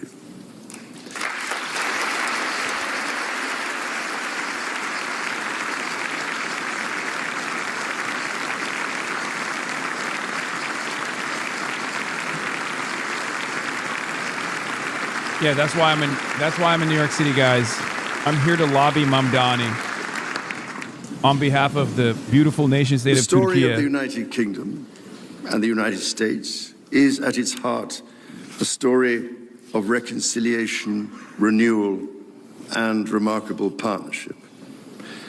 From the bitter divisions of 250 years ago, we forged a friendship that has grown. Are we all watching this because you don't like us anymore? Consequential alliances. I mean, this is a pretty decent speech. I want to see what he has to say. The entirety of Congress is there. That our alliance will continue to defend our shared values. This is a far better speech than fucking Benjamin Netanyahu. And across the world. And I don't agree with his glazing of the British Empire and now the American Empire, but it's still important to hear what he has to say. He's the fucking king. Mr. Speaker, Mr. Vice President, distinguished ladies and gentlemen, America's words carry weight and meaning, as they have since independence. The actions of this great nation matter even more. This is President Lincoln understood this so well. I hope you understand, guys. This is in so the far magisterial Gettysburg Address. 30 minutes of him being like, come on, we have our shared values. Yeah, sure, we kill our enemies and stuff. We do empire shit, but like, stop being insane. So to the United States of America. This is the most polite version of a scolding. Birthday. Okay? Let our two countries rededicate ourselves. Yeah, of course, you can't really understand it as a scolding because it's far too polite and not blunt enough. It's too subtle. And of all the peoples of the world. So Trump is not going to get the message until the media goes, oh, the king dunked on Trump. The United Kingdom. A rousing address to a joint session of Congress in Washington. King Charles, the first monarch since his mother, Queen Elizabeth II. It is really funny. I mean, look, I see the inherent irony of the king. Sure, it's a ceremonial role at this point, but still, a living, breathing monarch explaining to the American Congress that they have a duty to the Magna Carta and the shared values of freedom and democracy, that Donald Trump, that they shouldn't let Donald Trump get away with behaving like a king, like a mad king. But this was, for all intents and purposes, a scolding. Very polite, very subtle scolding A very polite, very subtle warning. It's not an accident that he brought up Magna Carta as a shared value, okay? Donald Trump is trying to destroy due process. Donald Trump is moving in a way that is unbelievably undemocratic. This is the reason why he's doing this is what the main point of the speech was, which is, come on, we're the United Kingdom. I'm the king of the UK. I have sovereignty over the Commonwealth. We all have shared values. We're not saying don't stop murdering the Arabs, don't stop murdering the indigenous in the third world, but we are demanding you please take the democracy shit a little bit more seriously. It's fundamentally liberal, ironically enough. It's ironic because, you know, it's the king. The king is not supposed to be a liberal, right? The king is a monarch. But I guess the king is a little worried about the king-like manners of Donald Trump.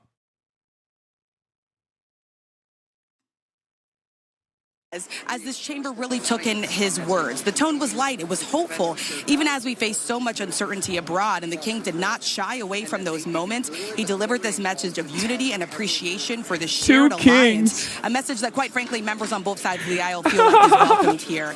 And of course, that Donald Trump was like, nope, I think that really nope, you're standing next to me because I'm a little bit like a king myself. You're standing next to me because I am the king, maybe even a king of all kings, the one true king. Be a repair for what has become a fractured relationship. Rachel Scott in the chamber. The king did not shy away from some heavy issues at one point in the speech, talking about how leadership of this country and back home, leadership not above the law, should always be subject to questions. Referencing again a real says you moment, ironically, to be like, I mean, this is what happened. I need you to understand what happened to the Discord. It vanished. There's an issue. I don't know. Okay, there's a fucking problem with Discord. I think you'll be okay if you don't get to talk shit in the Discord for I don't know however long it'll take. I don't know why the Discord is down. Okay, you'll be fine. Jesus Christ.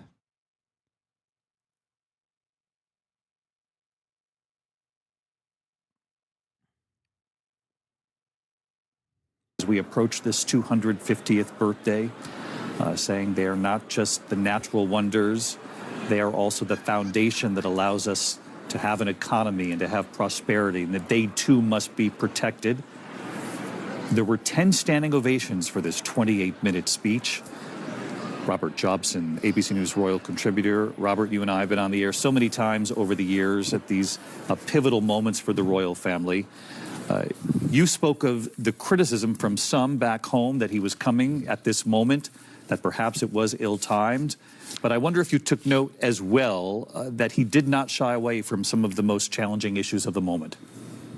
He certainly didn't, David. I think what really came across in that speech was the sense of keep calm and carry. This guy's awesome. I love, my favorite thing is like seeing American news broadcasters, royal contributors that you rarely ever hear from because we genuinely don't give a shit about the king or the royal family usually. This one's exceptional because he is so rotund. I thought he was American. I did not expect that gammon accent coming out of him. I think that really that speech and the fact that it was able to, in a way, to almost unify the house, but also the king, I think silence a few of the critics back home in Great Britain who had said, why is he coming? He shouldn't be coming. Actually, it proved exactly why he should be coming, because he, with a deft touch and with a very powerful speech, he would have been, although it would have been prepared by the government, he would have been.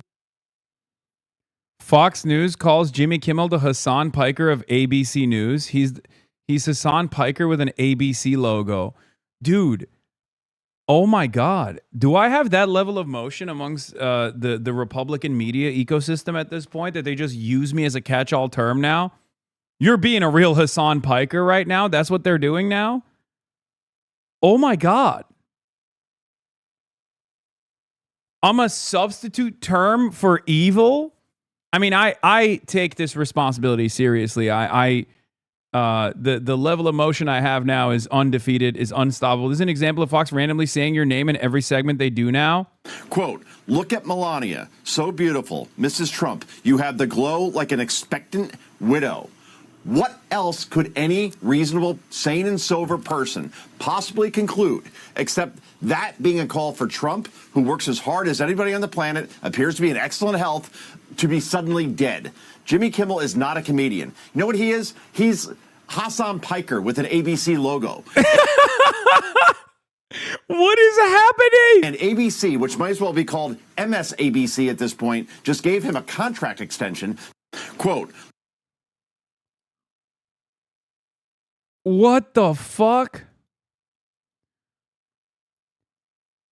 Look at it's just, it sucks that like the reason why they've turned me into this like evil deity is because of Israel. So none of those like liberals will ever turn around and make jokes because they also have to present me as this like untouchable figure. Because if this was over me saying like the Republicans are terrorists or whatever, then yeah, liberals don't care about that. They agree with it. They would have no issues with it. But like a lot of the prominent fixtures in liberal media also have a similar attitude about Israel that like Fox News has.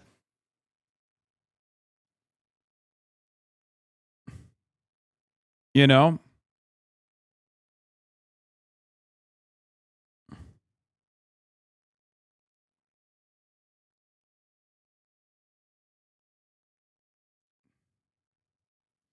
I have no idea how I became so infamous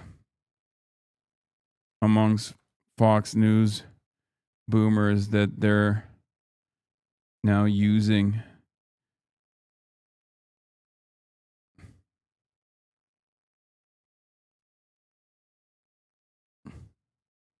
Substitute for evil. This completely defangs all your low-level haters. They must be fuming. Now they have a Nick Fuentes doesn't read as subversive when attacking you. He's just another shill in the chorus. Yeah, I mean, it's true. It's true.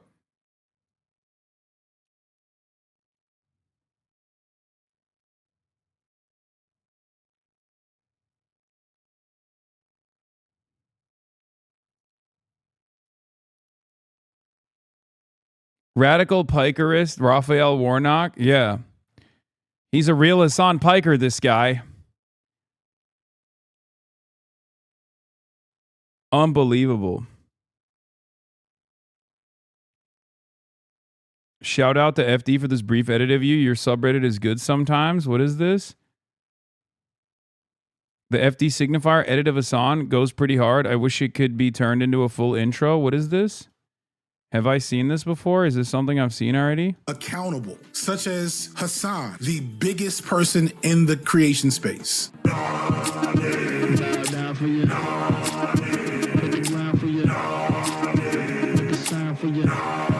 on those 9/11? What happened? I thought that was a successful campaign strategy, bitch. Oh yeah, that was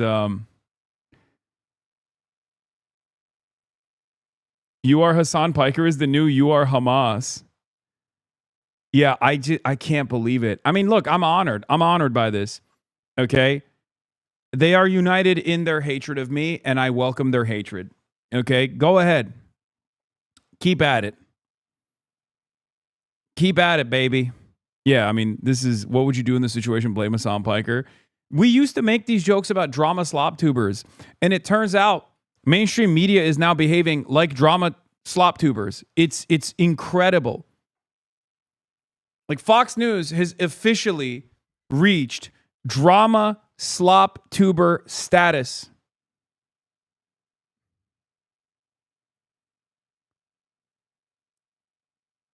Have you considered you are simply the Hasan of Pikers? I have.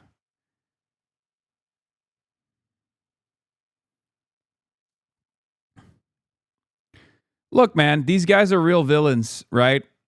I must be doing something right. You got 220K views on your Bilibili comments and you being white Chinese. He really loves Bilibili. This Chinese tunic suit looks very handsome. Oh my God, Bilibili is posting the meat pic. That's crazy.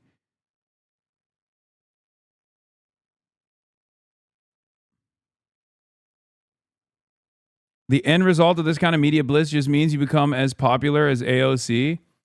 I mean, we'll see. We'll see what happens. I recognize what's going on, though. It's not.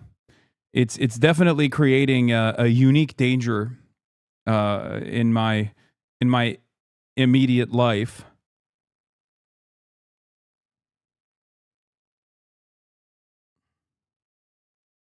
Van Jones did a 10-minute hit piece on me. I know. Van, dead Gaza baby Jones.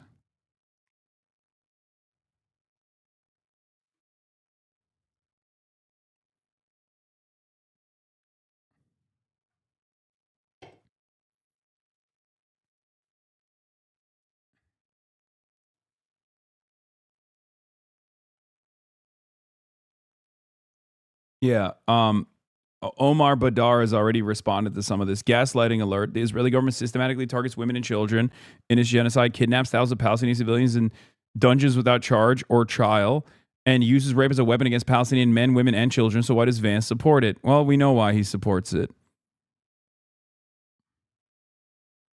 Rick Scott posted you again.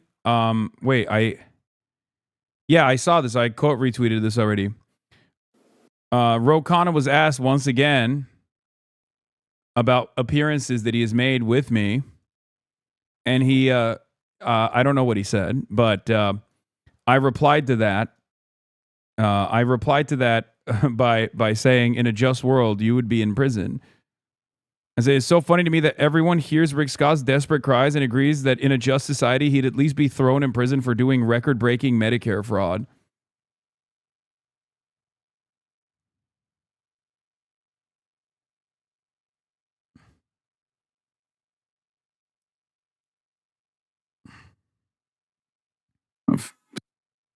Here's Rick Scott crying about me, or on Twitter, because Khanna went on Brian Kill Me and was asked about his affiliations with the radical terrorist Hasan Piker. Okay, here's Hasan Piker and some of the things he said. If you cared about Medicare or Medicaid fraud, you would kill Rick Scott. I'm pro stealing from big corporations because, you know, they steal quite a bit more from their own workers. Brian Thompson, as the United Healthcare CEO, was engaging in a tremendous amount of social murder. Virtually every American has a similar experience, a shared experience where... Bro, the clips are getting shorter and shorter. The clips are getting shorter and shorter. At some point, they're just going to be like, I'll say, don't kill Rick Scott. And then they're just going to clip the kill Rick Scott part and be like, see? What do you think about that? They're like, look at that. We got him. We got him. Yeah. Yeah. How do you feel about this, huh, Khanna? Yeah. You hear him? You hear his words? Okay, here's Hasan Piker and some of the things he said. They steal quite from as the was engaging in a tremendous amount of social murder. Virtually every American has a similar experience, a shared experience where they have a loved one that spent their last days instead of spending them with their family, spending it on the phone, talking to their healthcare provider. I mean, this is just some of the stuff that he said. He says the Hezbollah flag is dope. He likes Hamas better than Republicans. Landlords are MFers. And you go and sit down with him and you put your reputation on the line and you want everybody else to take a step back? Well, Brian, because I have said that Hamas is a terrorist organization. Hezbollah is a terrorist organization. I was one of the first people who condemned it. Ban the spammer? No, this is a really good retort. Hey, Grok, why is communism, socialism elitist, bureaucratic, and classist?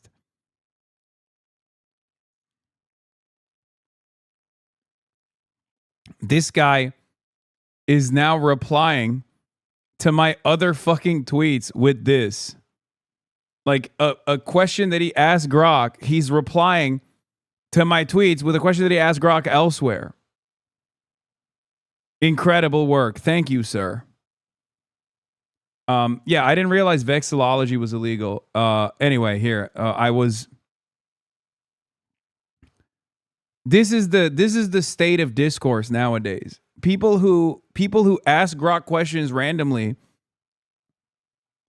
and then post the question of response. Shooting of the United Healthcare Beula Jr., thank you for the 20 tier 1 gifted subs. executive. But millions of people follow Hasan Piker. Why? Because he's speaking about some of the frustrations. He's speaking about the fact that people don't have health care in America. Bin Laden? Did you just compare me to Osama bin Laden? What the fuck is wrong with you? Oh my God. The level of Islamophobia, bitch. That's crazy. That's crazy, man. What the fuck is this comparison? Bin Laden?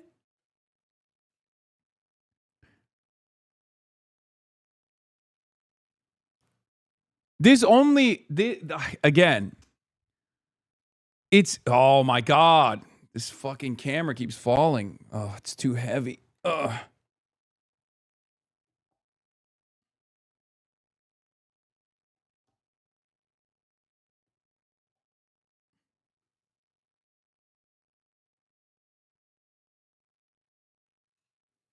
Okay, this is a little bit better. Did he pick bin Laden because he's racist? Because he could have said Hitler? I mean, that wouldn't have been great either, but I assume bin Laden is a not so subtle reference to, me being Muslim. He's like, yeah, well, this fucking, bin Laden had a lot of followers. Would you fucking have bin Laden on the broadcast too? Two guys that love doing 9/11s on American soil. This Islamic style commie, just like bin Laden. America. Well, there are a lot of people on the podcast world, et cetera, who say things that are outrageous or sensationalist, and I push back when you do that. But we have to understand the anger in this country of people who feel they can't buy a house, they can't afford gas, they can't have health care, they're upset at the system. It's one of the reasons Trump won twice, and we have to engage while condemning the violence. But if you look at, I never engage in approving of violence, approving of the incitement of violence, and I'll condemn it when I hear it. Congressman, I just can't believe you choose to go on. I mean, Cory Booker and others have not. Yeah, he's going on your show, dumbass. You literally said you want to murder every homeless person. What are you talking about? You fantasized on, not this show, but on this network about how you had an appetite that was insatiable for the murder of the homeless. Okay? Again, if he's going on your show, I don't think you have a leg to stand on here.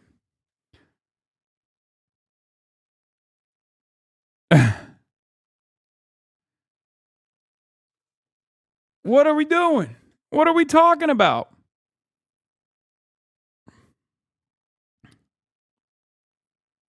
Excellent pushback. I mean, seriously.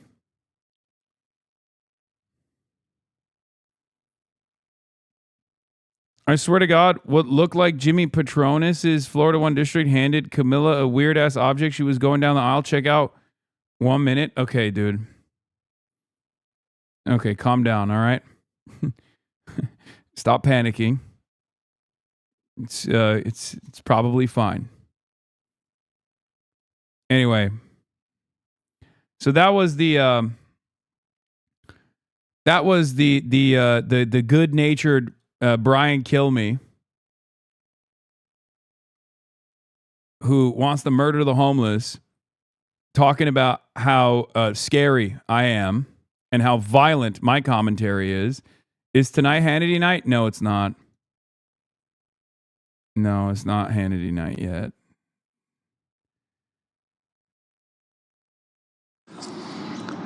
Anyway, here was Trump's speech. Now that you listened to Now that you heard from the king, let's hear from our American king, who is maybe not so verbose. The centuries since we won our independence, Americans have had no closer friends than the British. We share that same root.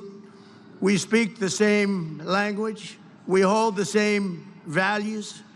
And together our warriors have defended the same extraordinary civilization under twin banners of red, white, and blue. My wonderful mother, Mary MacLeod, was born in Stornoway, Scotland, the Hebrides, and that's what they call very serious Scotland. There's no question about it. Some places they say, well, it wasn't really Scotland. The Hebrides, that's real serious Scotland. That's where they had their greatest of warriors, the greatest of warriors. She came to America at 19, met my incredible father. We loved him so much. We all loved him. We loved her. We loved him, Fred. And they were married for 63 years. And excuse me, if you don't mind. That's a record we won't be able to match, darling. I'm sorry. Just not going to work out that way. We'll do well, but we're not going to do that well. 63 years. And my mother, I just see it so clearly.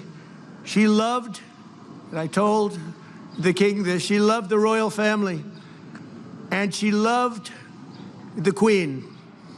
And anytime the queen was involved in a ceremony or anything, my mother would be glued to the television, and she'd say, look, Donald, look how beautiful that is.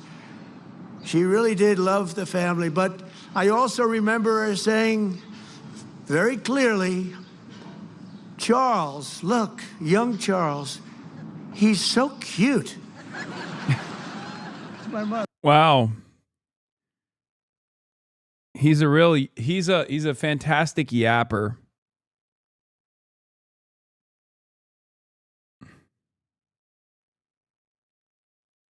Fantastic yapper.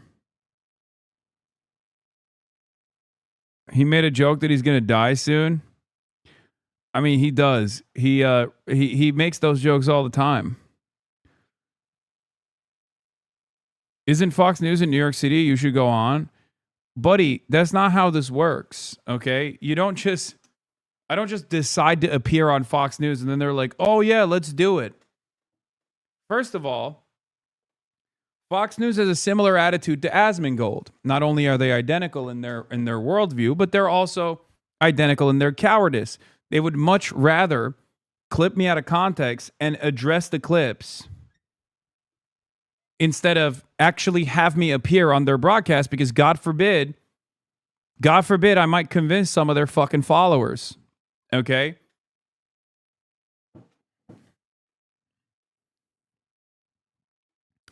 When is the Sean Hannity podcast? It's next month, I think, or the end of it's going to be next month, most likely. Yeah, I'll just pull up to the Fox News building and be like, yo, what's up? Have me on right now.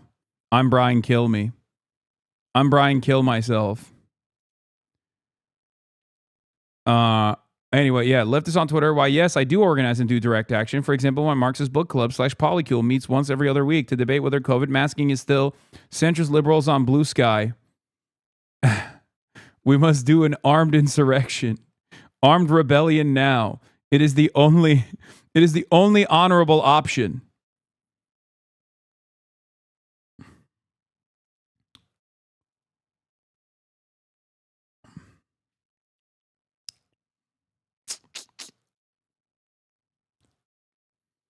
I got a nipple ring just because of you. Okay. That's good to know, Rose, all day. Thank you for telling us that. Yeah, a centrist revolution is upon us. Heated clash, Top Dem pressed on controversial podcast appearance. I guess, wait, is this the fucking Khanna? Oh, God. It was 8 long minutes. Violence and rhetoric has got to stop. And that's something President Trump said right after the incident on Saturday night. When you have reporters, when you have media just being overly critical and calling the president horrible names for no reason and without evidence, without proof, it shouldn't surprise us that this type of rhetoric takes place. And that was Todd Blanche, the acting Attorney General, yesterday. Saturday shooting at the White House Correspondents' Dinner, prompting more calls to end political violence and the rhetoric fueling it. Democratic Congressman Khanna is pushing for a bipartisan commission to end political violence, and he joins us now. Congressman, how would this look? How would this go forward? Are you going to analyze it? Are you going to set up a criteria or a marching orders or a to-do list? Well, it's first an acknowledgement that political violence is out of hand, that it is affecting people in both parties, that we both parties have a responsibility to address it. There should be a national commission, and we can look at concrete things. One, the role that social media is playing in amplifying the most sensational, outrageous content that sometimes incites violence. Second, looking at mental health issues. Third, looking at how we can have intervention when you have someone sick, like the person who was tried the attempted assassination on the president and his cabinet. How do we get earlier intervention? And finally, what are the standards of how we can all do better in our political rhetoric without violating the First Amendment? We want robust speech. People should be able to criticize me, but there's a difference between criticism and the incitement of violence. Right. I agree. I think the sentiment is widespread, although it didn't seem like it was being embraced by Hakeem Jeffries yesterday. Get out of my city. You not from New York City, get out. Buddy, I played a role in getting your current mayor elected, okay? You can't be out here saying stuff like that. You can't be out here talking this big shit, okay?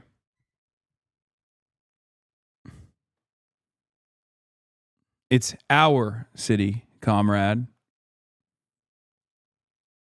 But Congressman, do you think it was a good move to have that spirit of what you just said and sit down with somebody like Hasan Piker?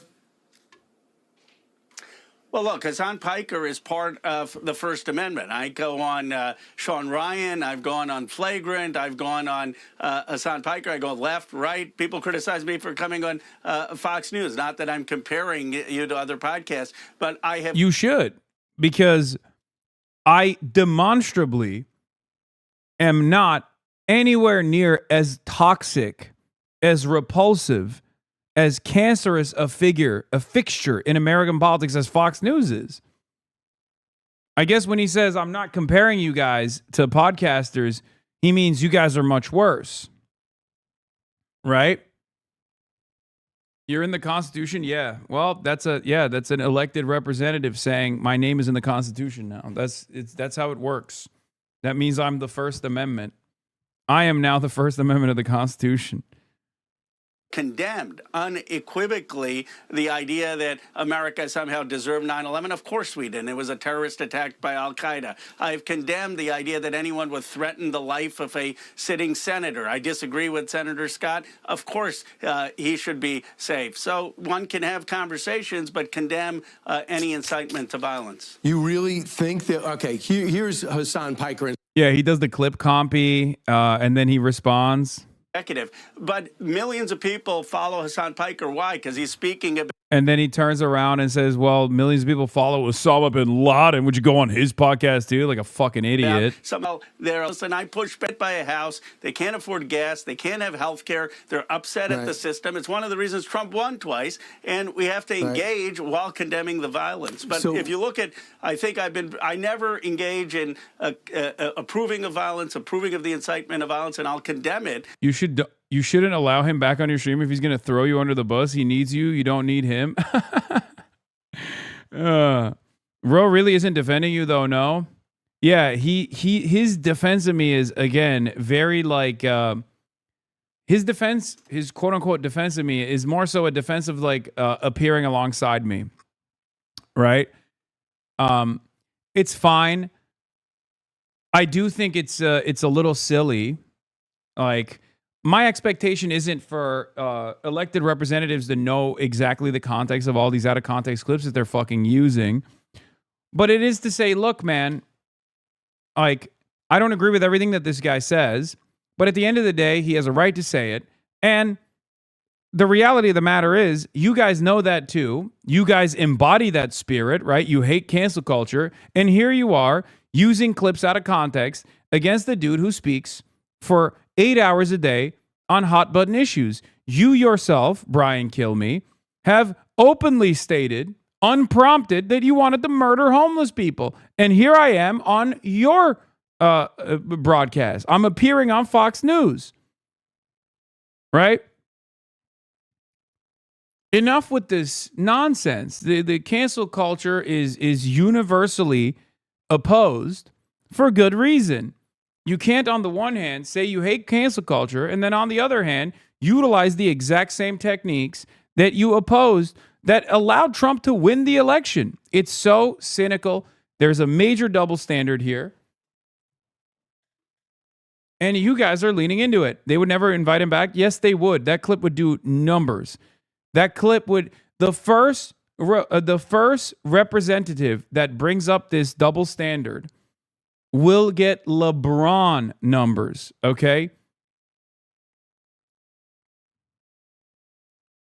Are you kidding me? Liberals would love that. Liberals love the hypocrisy arguments, and there is nothing more hypocritical than an entire movement that runs around with this like anti-cancel culture initiative only to turn around and do the exact same thing.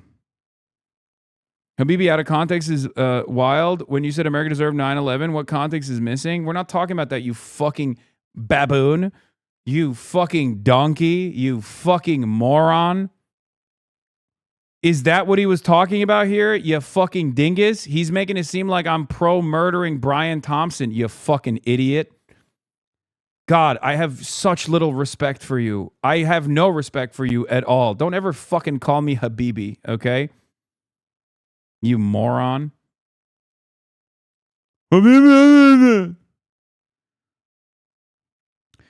Are we supposed to do this every time? Are we supposed to do this song and dance every time? Do you want me to do that every time to like explain that analysis does not equal endorsement?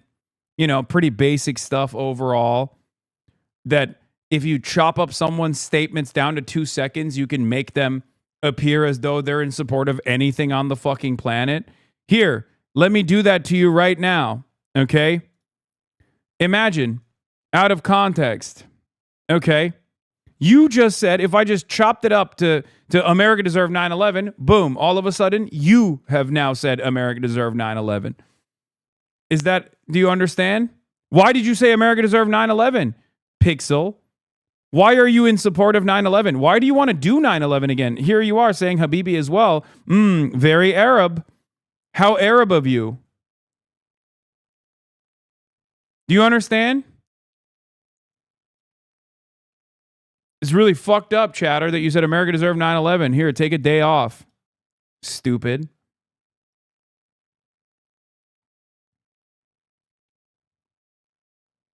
Alert the authorities.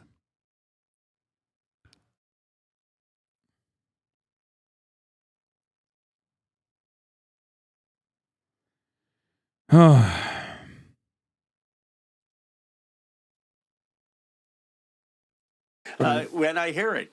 Congressman, I just can't believe you choose to go on. I mean, Cory Booker and others have not.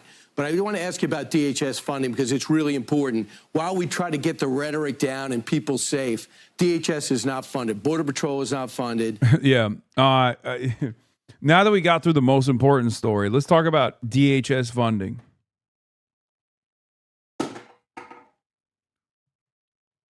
Yeah, now they love Cory Booker because Cory Booker said he wouldn't go on the stream. All right, what's next? Despite the videos and the accounts of what happened Saturday night. I love these guys complaining about conspiracy theories, by the way. It's so funny to me when they're like, wow, can you believe it? Liberals are coming up with conspiracy theories about a shooting that took place. And I mean, it wasn't like no one died.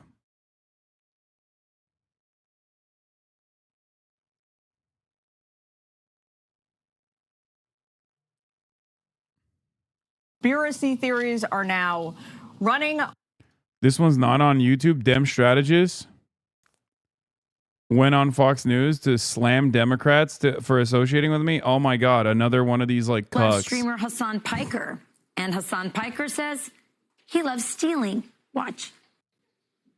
I think it's cool. We gotta get back to cool crimes like that, like bank robberies, right? Stealing priceless artifacts, things of that nature. I feel like that's way cooler than the 7,000th new cryptocurrency scheme that people are engaging in.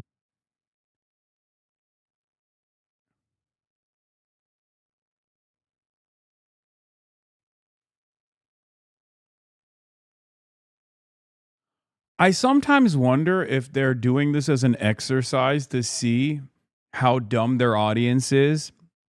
Like to see if there's any pushback on something that is so clearly said in jest, like so clearly a fucking joke.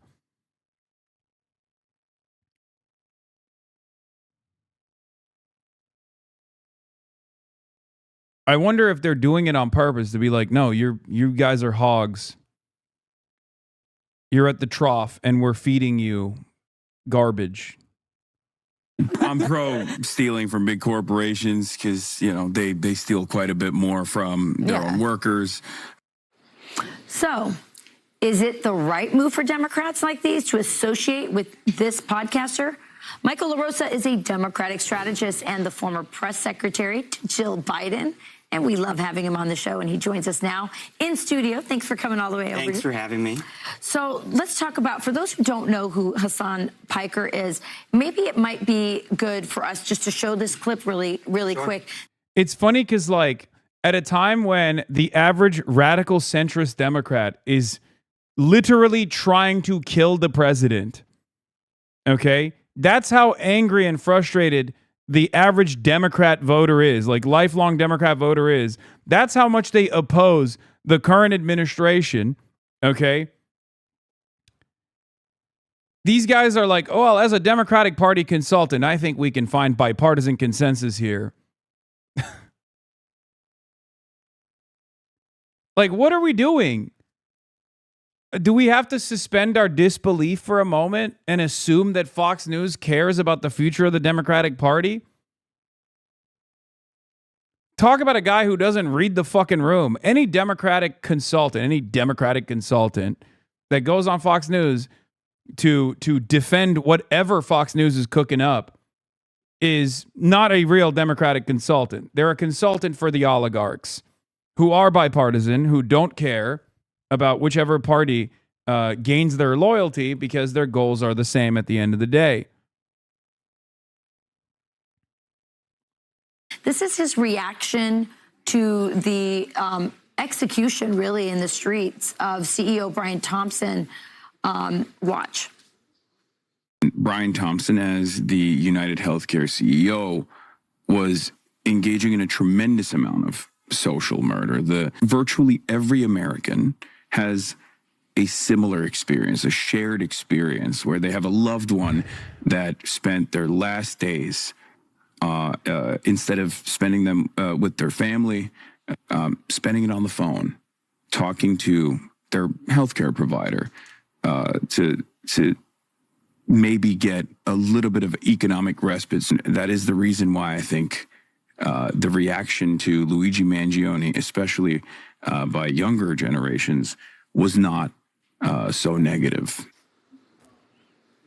All right, Michael, he's a Luigi Mangione fan. What do you make of this? Is this what you guys want for the party? No, well, it's not what I want. That's disgusting talk. And, I have to be honest with you. You could waterboard me all day, and I couldn't tell you anything about this guy. I had to Google him a couple weeks ago. But the fact that people are paying attention to him, I think we embrace him at our own peril.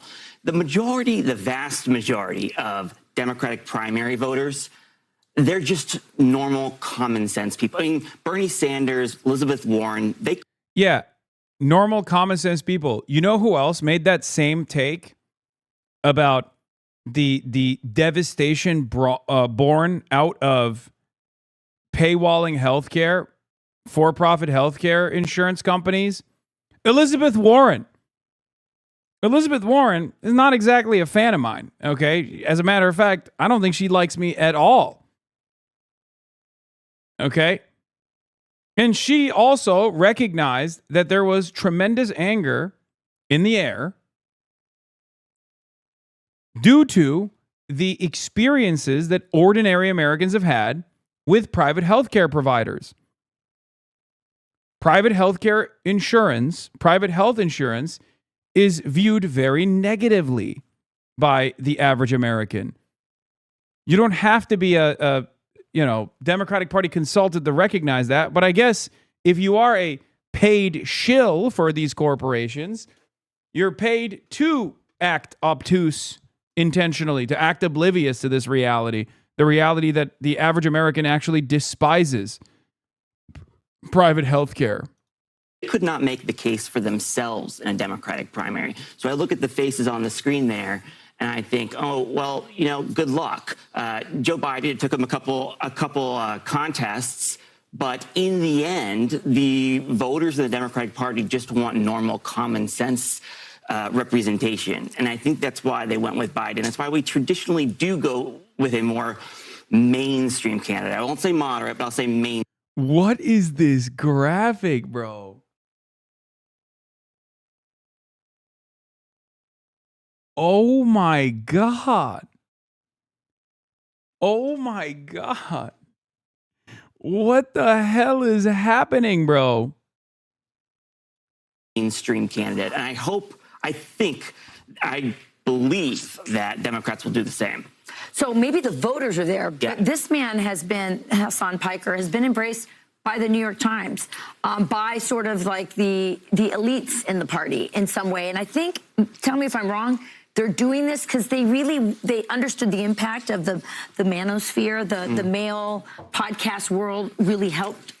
By the way, it is really funny because this is exactly what liberal media did for years and years to the manosphere, constantly complaining about them, demanding that Democrats don't actually touch the manosphere with a 10-foot pole, and constantly chirping about it. Now, of course, there's plenty of things that members of the manosphere have said that are unbelievably repulsive in comparison to like clips that they take of me out of context to be like, oh, see, Hasan is doing systemic analysis. Clearly, that means it's an endorsement of mass theft and bloody murder in the streets. Like all this stuff is exactly what liberals did for the longest fucking time. And then they learned, I think, from that lesson that they can't just like avoid these independent circles, right? They can't avoid these independent media outlets because that's where the eyeballs are. President Trump, and they think maybe. But I don't have an issue with this graphic because these are some of the best.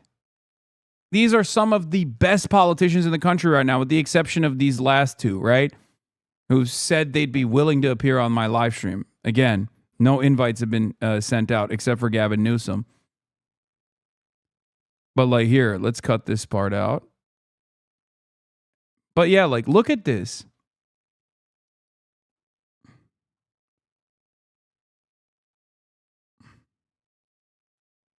Does Hasan follow the Dre dossier at substack.com? No.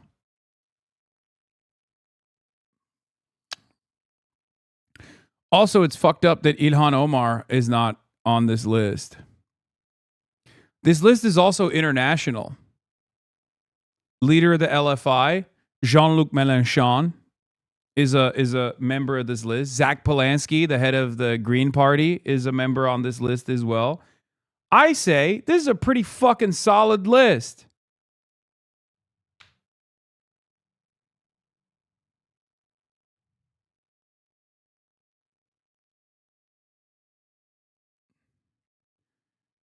Yanis Varoufakis, Keith Ellison. There's more.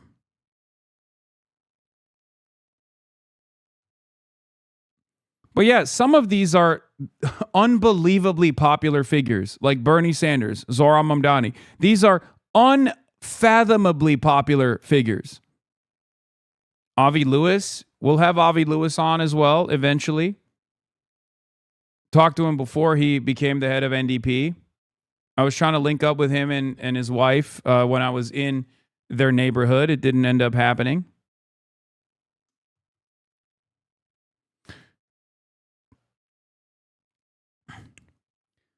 I think this is a disciplining operation in some respects, or at least the Democrats are treating it as a disciplining operation. They can't yell at every single fucking voter, so they have to like yell at a person that they have figured out is a easier target than like basically yelling at their voters for having similar opinions, right?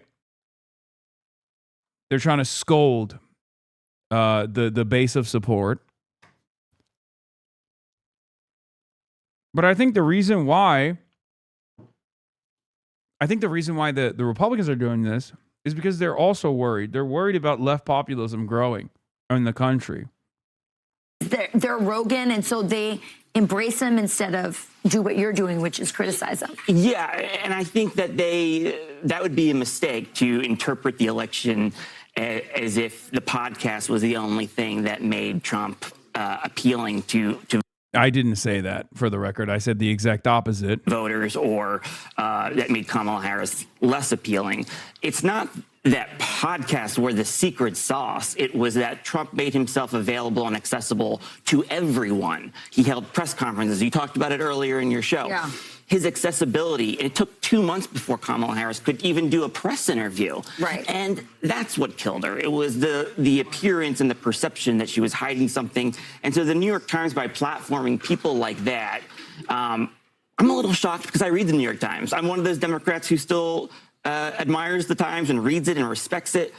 But I don't understand the platforming or why somebody like that is worth the platform of the New York Times. Yeah, well, we'll see what happens here, but it is an interesting development. We'll see if the common sense Democrats. I mean, yeah, you're on fucking Fox News agreeing with Fox News. If you are a Democratic Party consultant in any way, shape, or form, you should not find yourself on Fox News agreeing with Fox News at all. Yeah, by the way, this is now the third or fourth poll showing Abdul making demonstrable gains in the wake of the Epic Hasan freakout. He still has a long way to go, but it was clearly a blunder on the part of the establishment and one that could gain permanently Abdul massive attentional strength. U.S. Senate Michigan Democratic primary polling average from race to the White House, 428, 2026. Abdul El-Sayed at 23.3. Mallory McMorrow at 21.3. Abdul El-Sayed taking the lead here on this poll. Okay. Abdul El-Sayed also just secured the endorsement of the National Nurses United, 225,000 members. He's the only Michigan Senate Dem backing Medicare for all.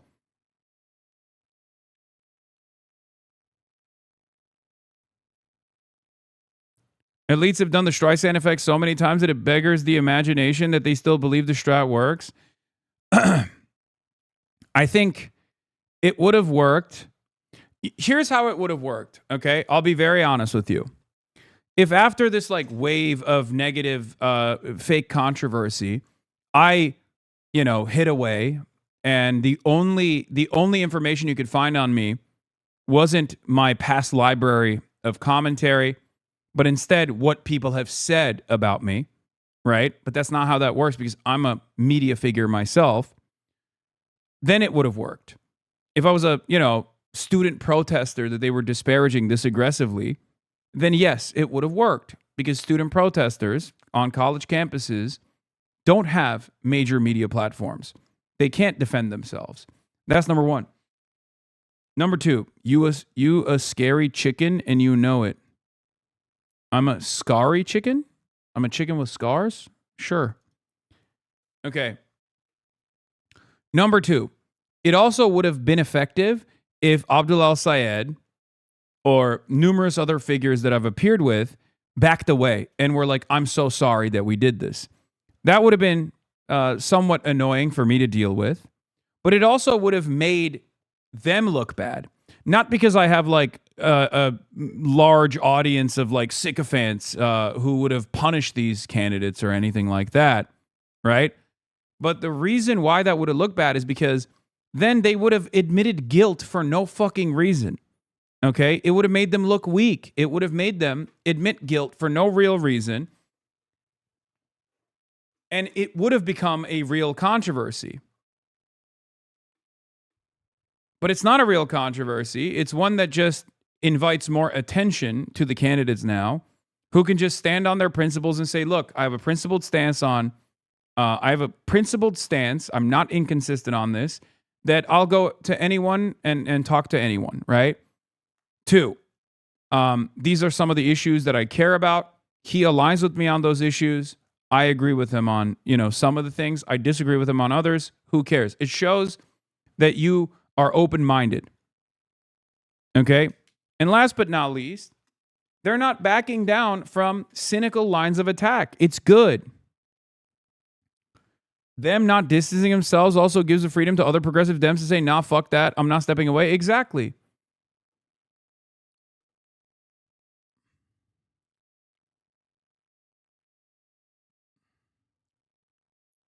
I sent my parents, who are Cuban-American Republicans, who watch Fox News, your Cuba mini doc, and they were both blown away. They didn't believe you were the same guy Fox was talking about. Yeah.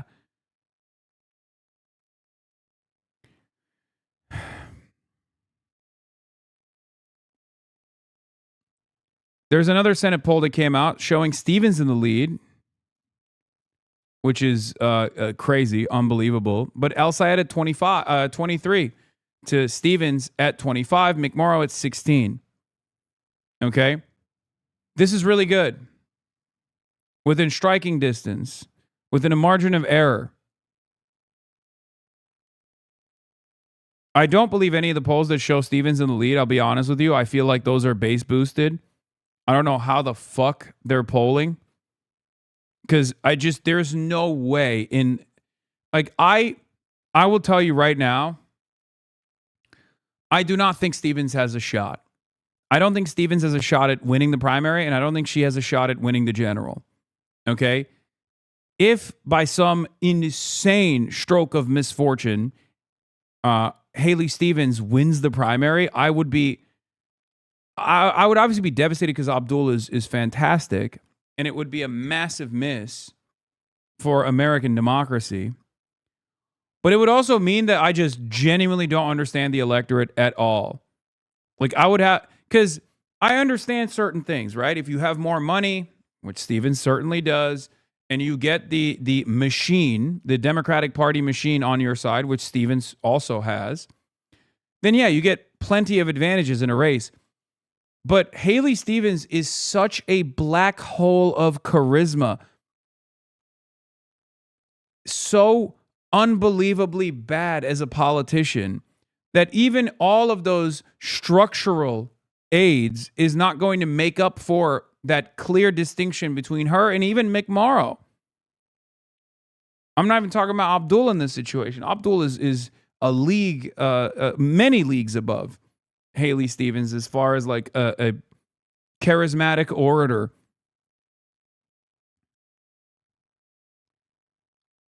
But I genuinely don't understand why anyone would vote for her. I don't get it. I don't understand it.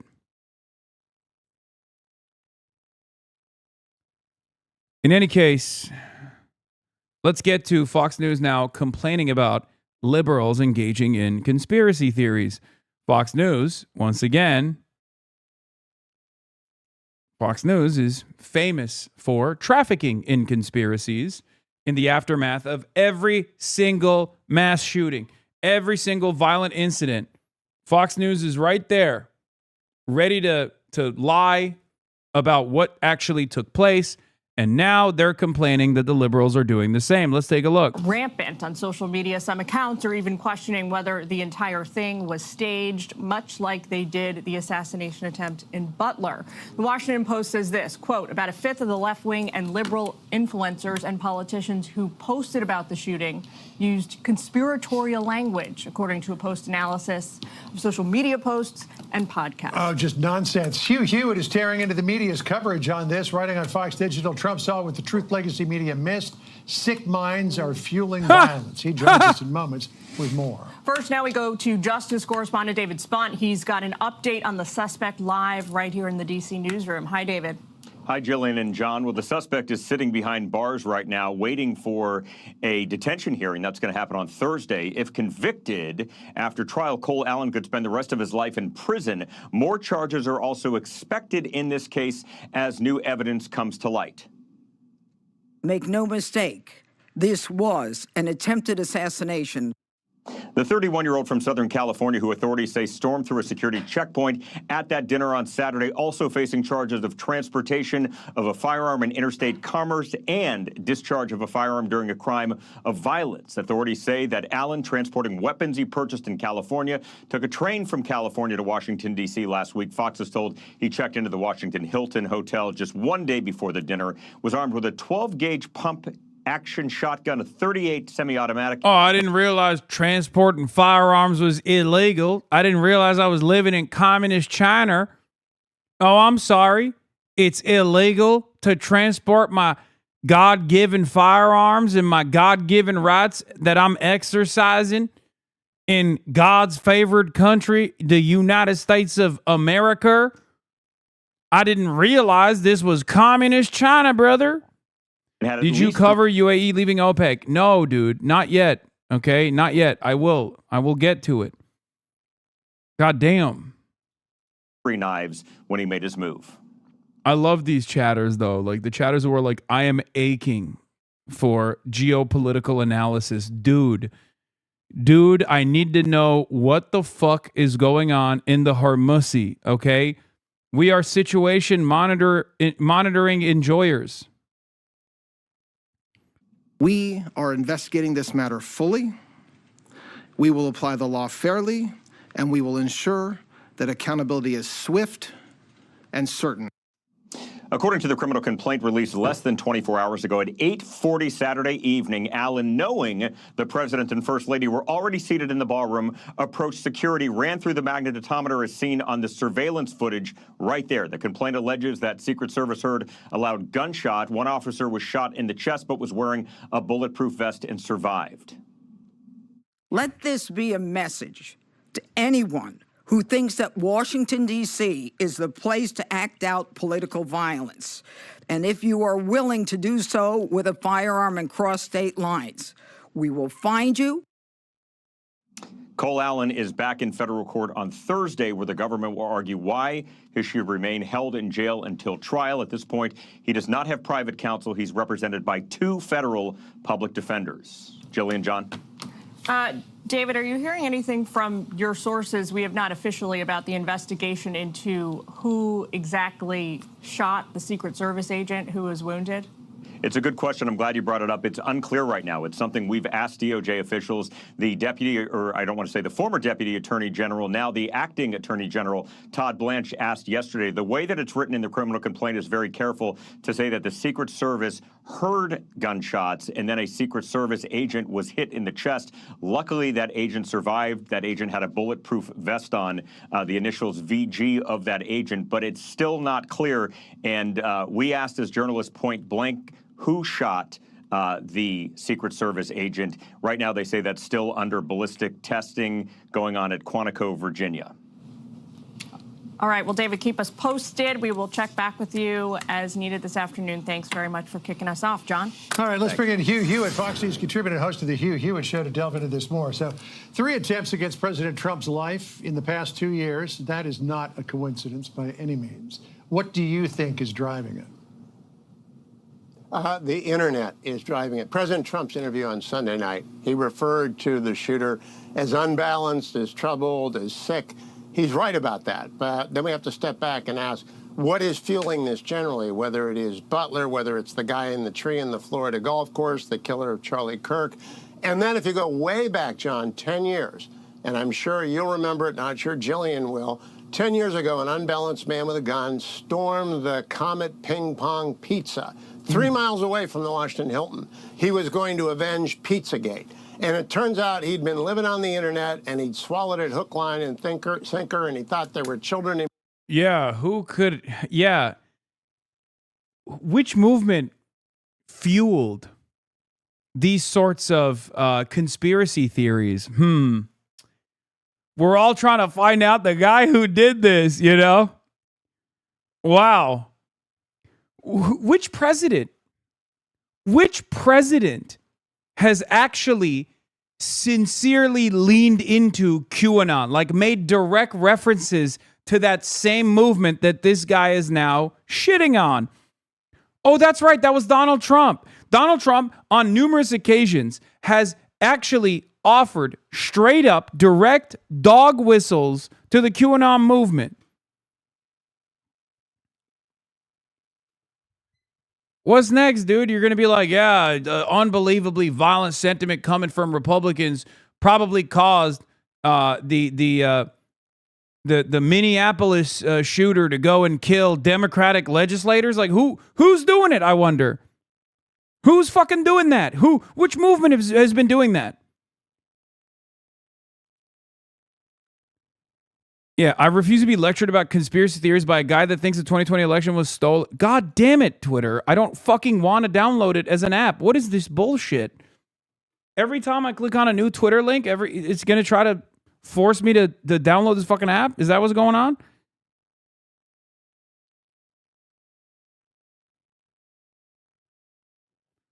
I refuse to be lectured about conspiracy theories by a guy that thinks the 2020 election was stolen and whose employer had to pay an $800 million legal settlement for pushing conspiracy theories.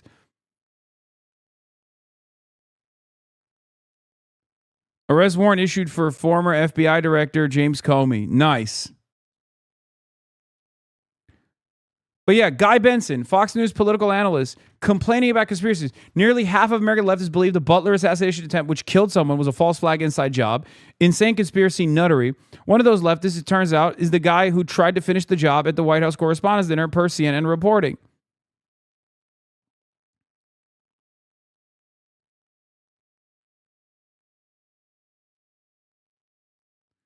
It's for the 8647 post, by the way. I'm not lying. Yeah, unbelievable.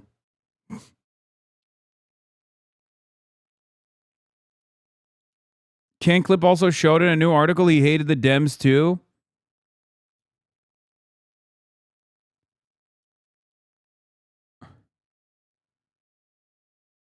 All right, I'll look at this.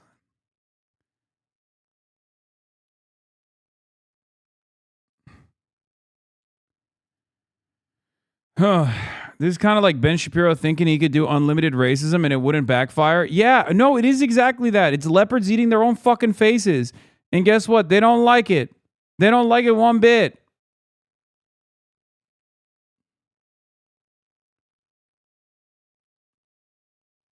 Megyn Kelly, the left, and Hasan Piker don't just justify political violence. They celebrate it. Oh my God. Fucking motionless. I don't care about this.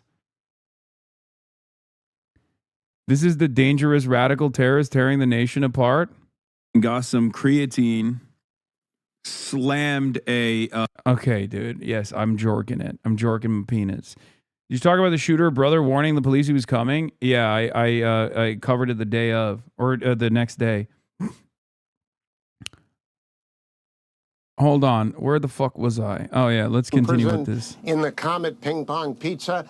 He was sentenced to 4 years in jail by now Supreme Court Justice Ketanji Brown Jackson, but it was because of the waters in which he swam, and very quickly those waters, 4chan, QAnon, became off limits to anyone who was serious. You couldn't quote him, you couldn't be on him, you couldn't think about him. Yep. What are you saying? The president, literally, the president of the United States of America, the current president of the United States of America, straight up was leaning into the QAnon conspiracies. He appointed a QAnon conspiracy theorist to be the director of the FBI. He appointed another QAnon conspiracist who also happens to be a Fox News anchor as well, Dan fucking Bongino, as the deputy director of the FBI. What are you talking about?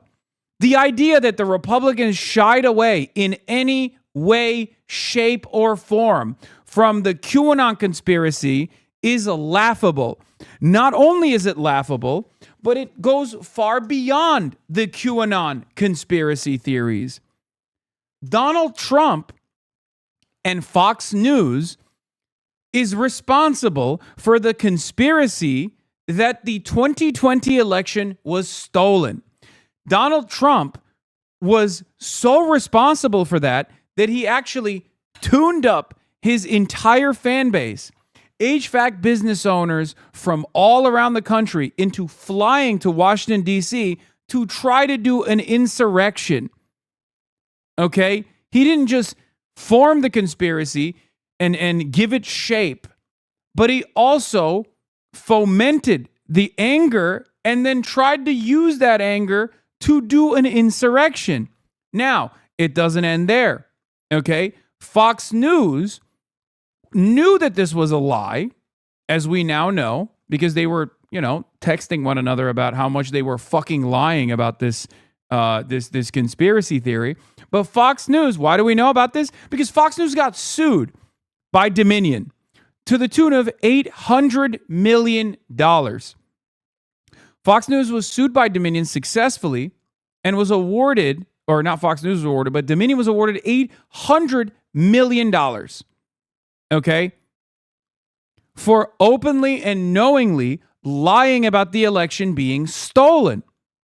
So what are you saying when you're talking about, oh, well, the conspiracies are running amok nowadays, it's crazy? No, you're just pissed that liberals are doing it. And it's not liberal mainstream outlets doing it in the same way that Fox News does it with regular frequency and still does it to this day. In the aftermath of every single shooting, Fox News, alongside the entire independent right-wing commentary circuit, will lie and say, oh, this is another transgender Antifa shooter. They openly trade in conspiracies every single time there's a breaking news event.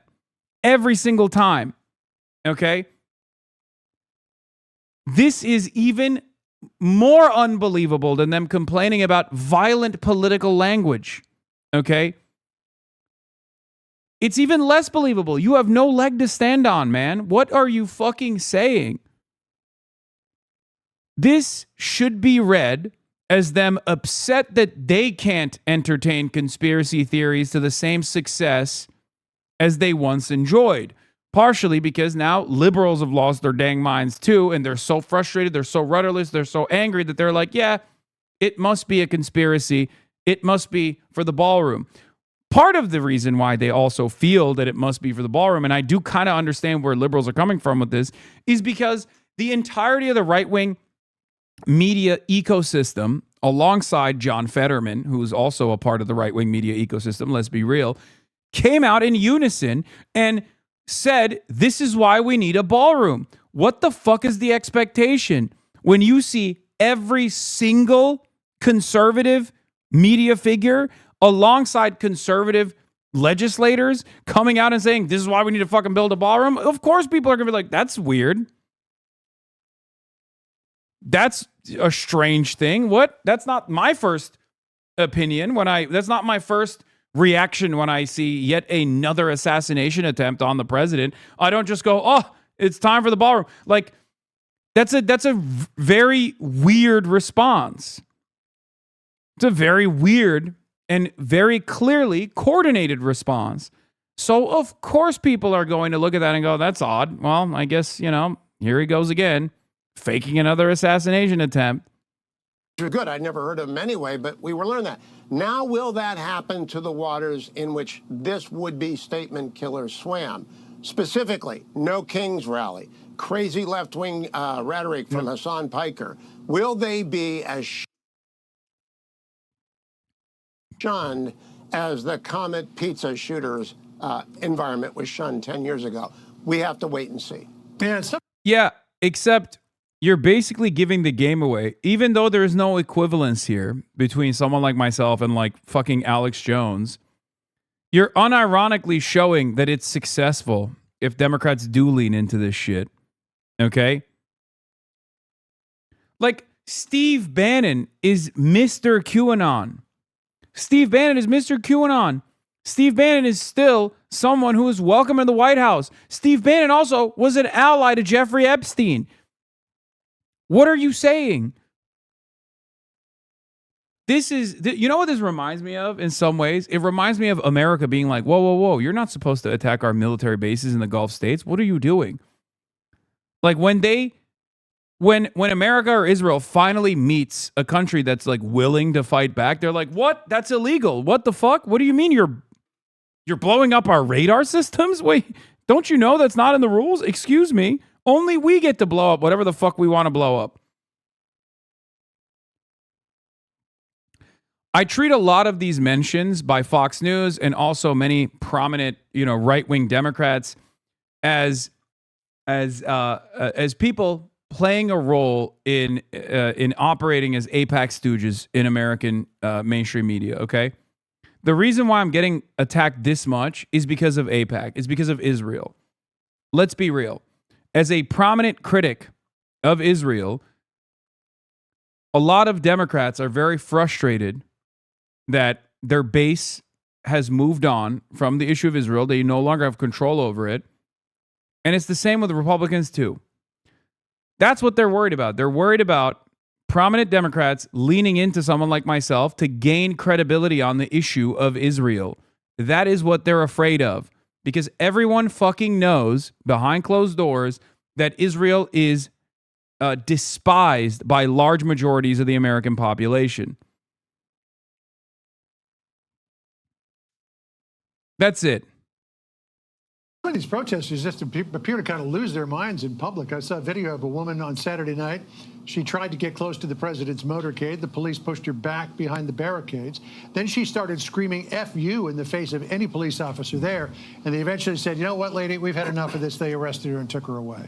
I mean, there's a long history of this. Predates the internet by decades, hundreds of years. Oh, yeah. Long histories of assassinations and attempts in this country.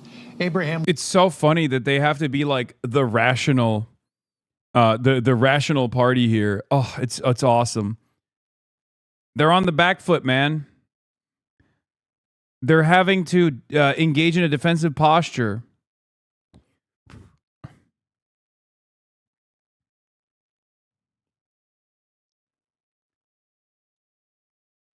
What is this? Fresh Hells? Never seen before. If Google chooses to ethically drop out, Google drops out of Pentagon contest, develop voice-controlled autonomous drone swarms after internal ethics review. Oh my God, what the fuck are they doing?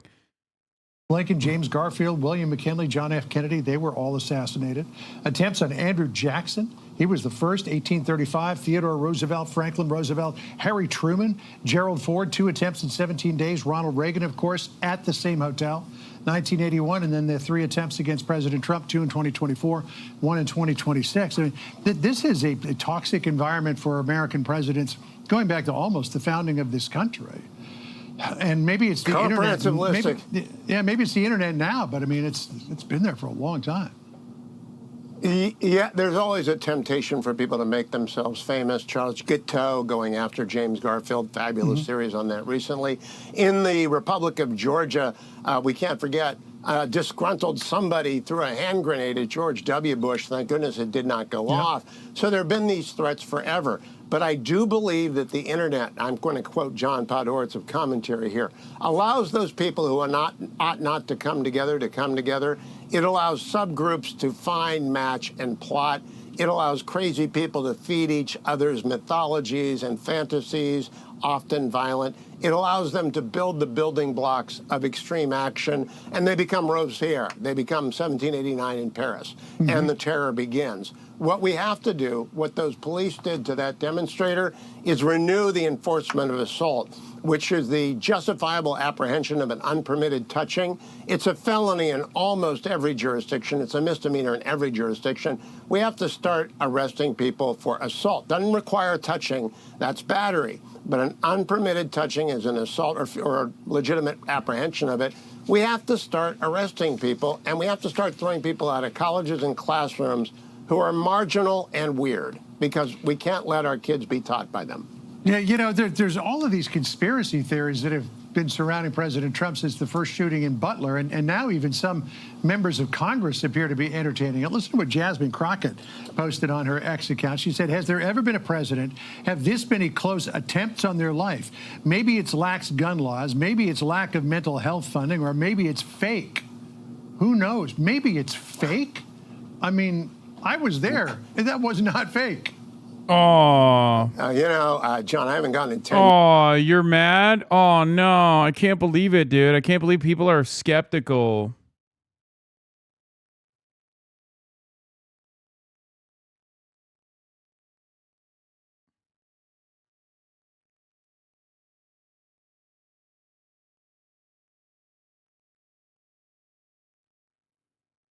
years. It's not my thing. So I'm glad you were safe, but everybody knows it's not fake. Jasmine Crockett knows it's not fake. That's the attention economy. That's the monetization of rage. That's the clickbait that keeps her in the public eye. That is the damning part of the internet. People get rewarded for being outrageous, and to keep that up, you got to say more and more outrageous things until suddenly you've got Hasan Piker campaigning with El Sayed in Michigan. The What the fuck does that have to do with anything, man? It's so funny. These guys get mad at me when they're talking about like conspiracies are bubbling up when I'm like I'm the last remaining anti-conspiracy theory guy on any side. Like, that's what's so fucking nutty. They bring up my name like they have a contractual obligation. Would-be Senate nominee, and you've got real trouble on your hands. So it is for you and for me and for everyone with a platform, whether on radio or television, to simply call out those who are crazy and dealing in conspiracy theories and say, you're crazy, you're dealing with a conspiracy theory, I'm not giving you the time of day. That includes Jasmine Crockett. Yeah, you say that you haven't gone Jasmine into Crockett. Into this country. Now to the assassination party. That's the focus of tonight's angle. They're calling the Now, Democrats he's one of the, I think, most beloved figures in the entertainment industry, mainly because he's a trusted They're calling the Democrats the assassination party. source of poisonous anti-Trump rhetoric. This morning on the freshly paved over Rose Garden, our commander-in-chief presided over an important American tradition, the annual pardon of the turkeys. See, fascists have fun, too. It's fun. And I know a lot of people have been comparing. Yeah, they're so mad that like people keep calling Trump a fascist or a Nazi. It's so funny. It's like, yeah, he should stop being a Nazi or a fascist, and then people will stop calling him that. It's a time-honored tradition, man. It's a time-honored tradition. Okay? Dare I say a socialist tradition, certainly an anti-imperialist tradition, to call American presidents Nazis. Okay? Republicans did it to every single Democratic president, and many people all around the world unconditionally say it to every single American president, right? Democrat or Republican, it doesn't really matter. With some exceptions. But it's very funny now that like we can't even fucking say it. We can't say an American president that's behaving like a fascist is a fascist. It's unacceptable. Oh, you want him to die. It's like, no, I just want him to stop being a fucking fascist. That's what I want. Trump to Hitler lately, but there's some major differences between, for instance, Hitler was married to a woman who loved him. We hit some new lows over the weekend with the MAGA gang desperately trying to characterize this kid who murdered Charlie Kirk as anything other than one of them. Of course, Kimmel's more of a frustrated MS Now pundit than a comedian at this point, unless you think assassination is funny. This was the ABC star just 2 days before the third attempt on Trump's life.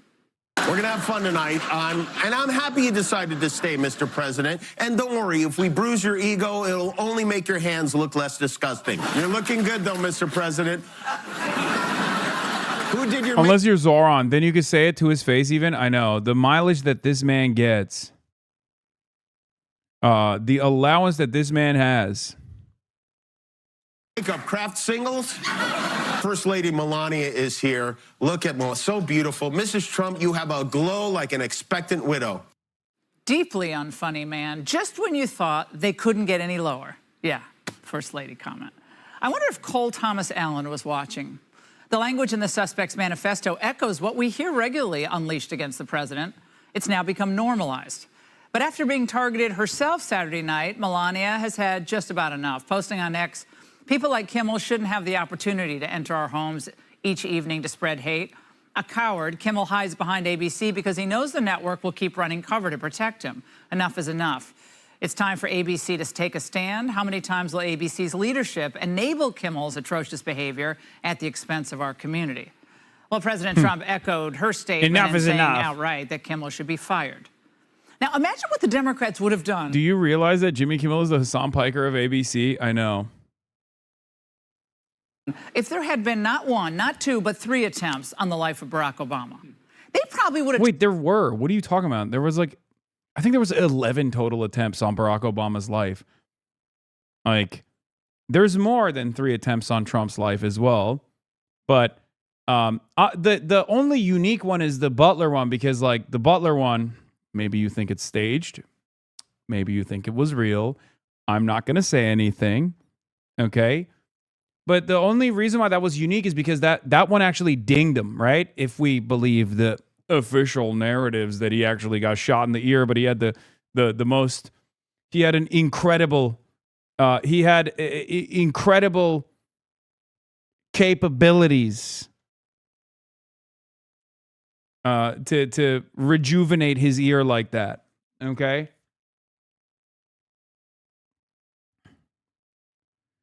Imagine the meltdown if you went on Kimmel. I know. Who do we know that knows Kimmel? Does Tim Heidecker know Kimmel?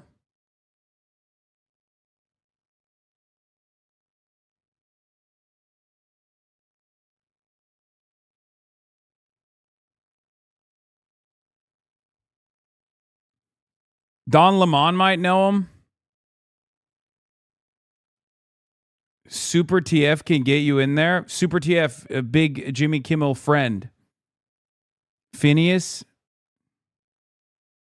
tried to shut down the entire Maybe. Republican Party altogether by now. And speaking of Obama, his first reaction on Sunday was kind of a pro forma rejection of violence on both sides. Wow. Not enough. Obama should only call out violence coming from the left and not the right, okay? Former President Barack Obama should actually say, it's good when the right does violence, and it's only bad when the left does violence. That's what he should have said. Even then, you'd probably find a way to fucking complain about that too. Adding that the shooter's motive was unclear. Unclear? Come on. You went to Yale, right? But after the first 2 attempts on Trump's life, and after Charlie Kirk was killed, it was obvious the Democrats hadn't learned a thing. They not only didn't stop their venomous lies, they upped the ante. What Donald Trump wants is a one-party MAGA dictatorship. Donald Trump is a dictator. He thinks he should be allowed to do and give whatever order he wants because he's a wannabe dictator. We are in an era of maximum warfare. Maximum warfare. And what's worse, that none of them... So scary. So scary. I can't believe it. Hakeem Jeffries. How many subs from chat to get you in these? $118. What are we doing? Bro, I got too much meat for that. What are you talking about? There's no shot. Where does my penis go in these? Where does my ass go?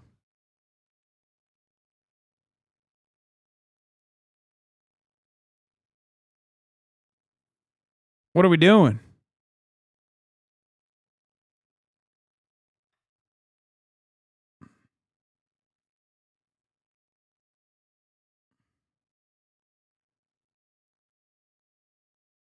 $1,000 subs. No, I'm kidding. I'm not going to do it.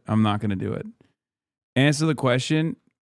1,000 subs, but I'm not going to do it regardless. So subscribe on your own peril. Girl tuck? You tuck it?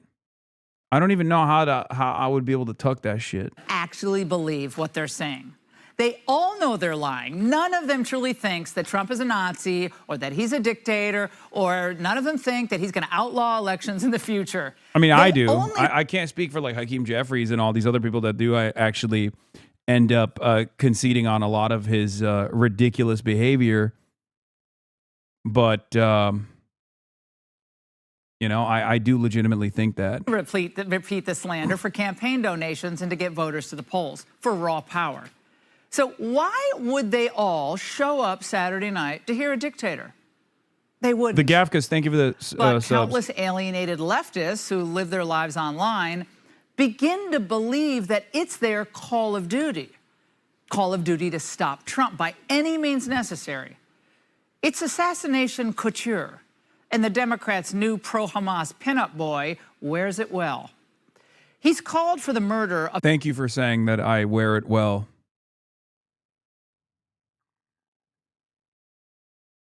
Thank you.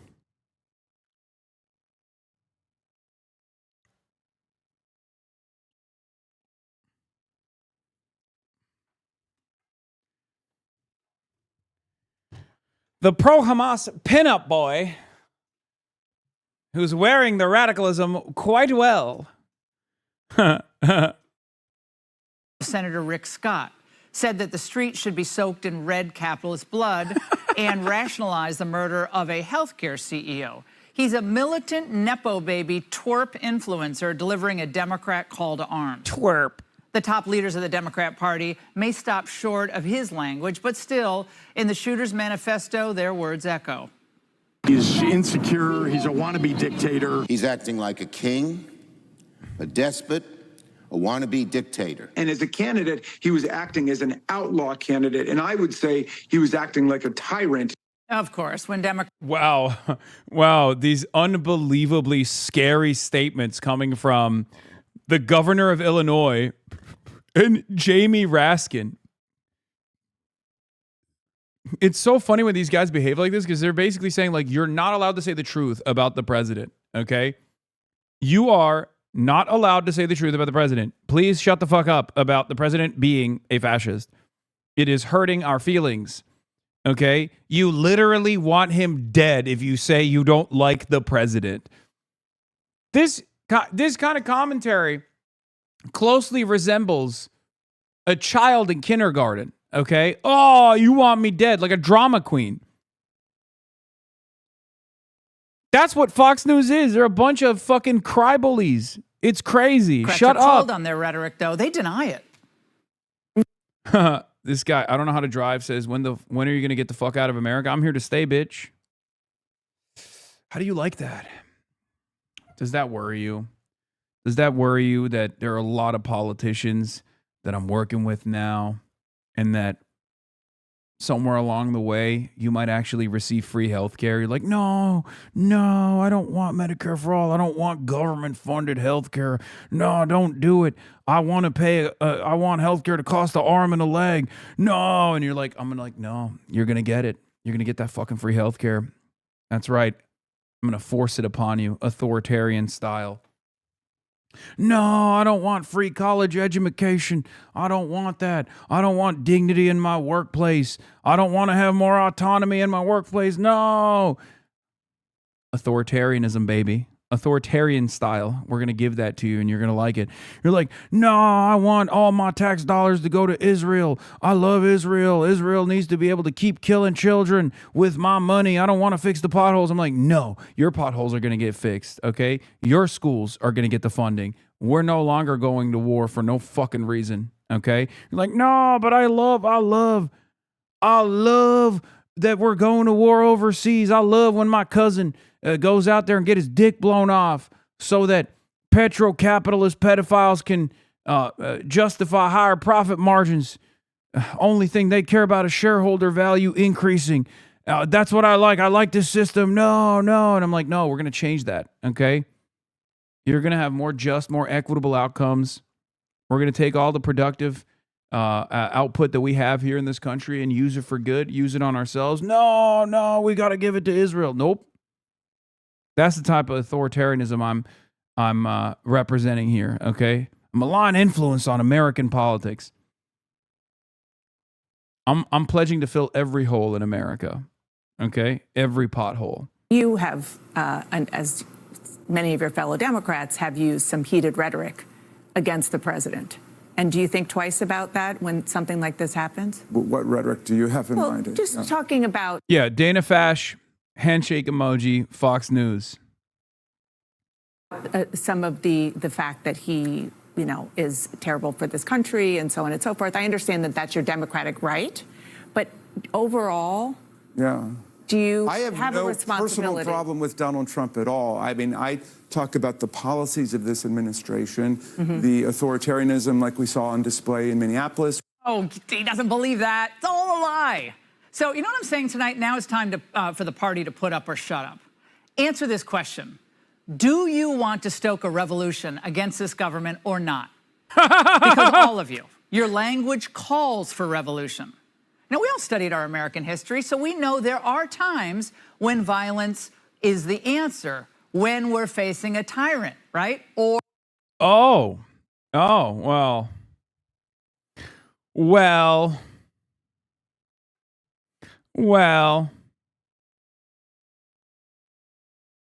or a real danger on the other side because of an elected official, right? That's our whole Declaration of Independence.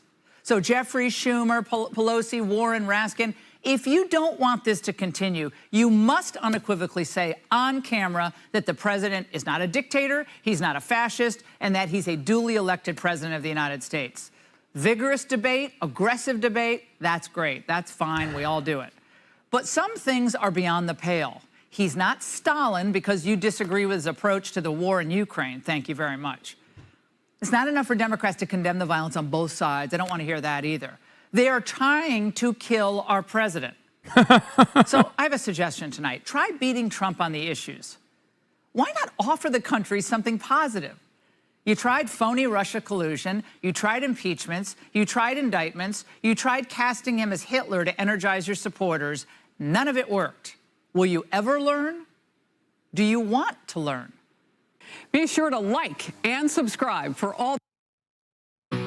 When you have media, I'm telling you, I think they're losing their grip on power. I think they're losing their grip on power. I think they're losing the popular momentum that they thought they had when they never really had it, even though they won the election. And that's it. That's the reason why they're just like desperately flailing, trying to hold on to anything, trying to engage in an endless cycle of perceived victimhood, self-victimization. These are cries of desperation. Okay? What is this? I will shout it until I'm blue in the face. The fact that Trump has 10 years of trafficked in conspiracy theories and sowed public mistrust is a part of the reason people are susceptible to conspiracy theories about him. Understanding why people believe conspiracies is different than promoting and encouraging believing conspiracies yourself. Trump being a liar doesn't mean people in the commentary business should suspend disbelief about what is real. This is bad and is incumbent upon people with platforms to push back on it. We have rapid fire still photos of Trump grabbing his ear in Butler. From the New York Times, a man died. Trump was treated by a nurse at a hospital. All these people are in on the conspiracy. Lunacy. No pro-democracy interest is served by living in unreality. Yeah, except, Tim, have you thought it's kind of funny? Have you thought about how funny it is? You know? Listen, I've let my thoughts be known about the Butler assassination attempt. Time and time again. But if someone were to come up to me and be like, hey, you know, I think the assassination was staged, I'm not going to sit there and I just don't have the bandwidth, you know? I don't have the bandwidth to just argue with people. I am an agreeable person. I'm an agreeable person.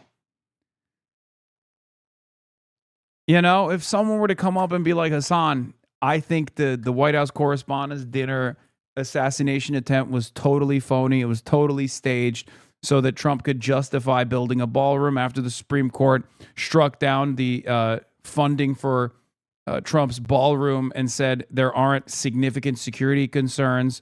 And perhaps that's the reason why everyone in unison on the Republican media side said this is exactly why we need to build a ballroom.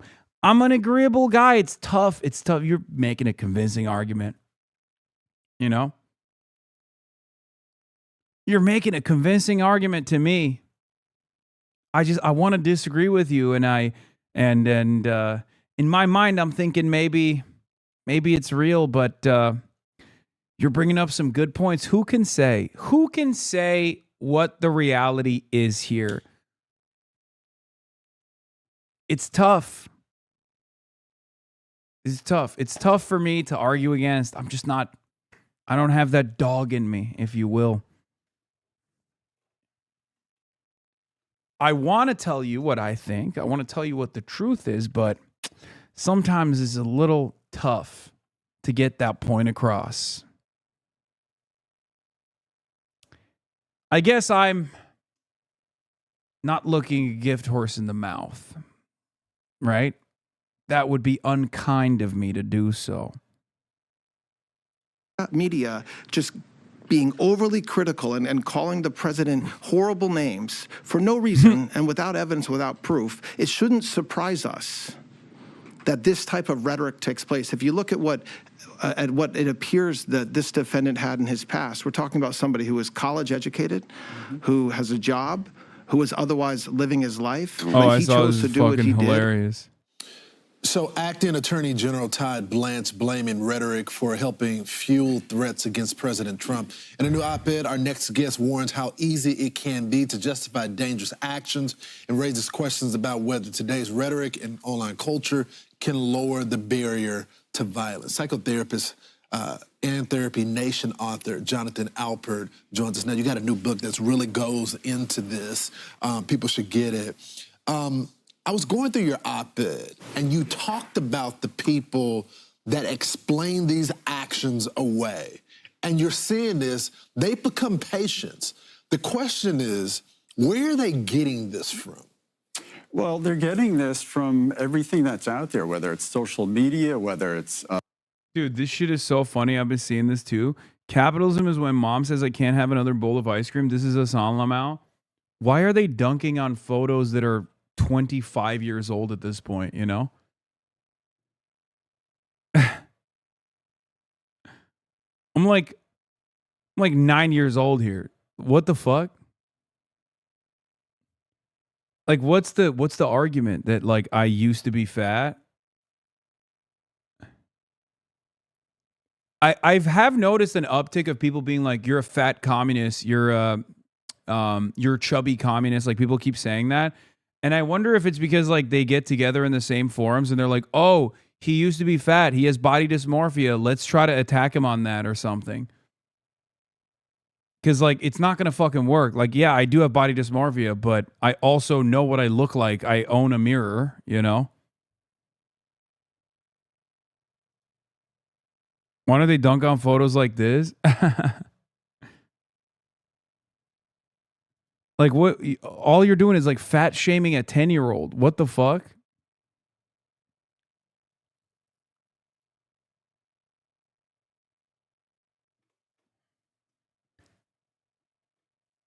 Like, what happened? You can't bully what I look like currently, so you have to bully the past? Like, all right. You know, I'm not 9 anymore. It's very weird that you have a photo of me as a 9-year-old in your phone.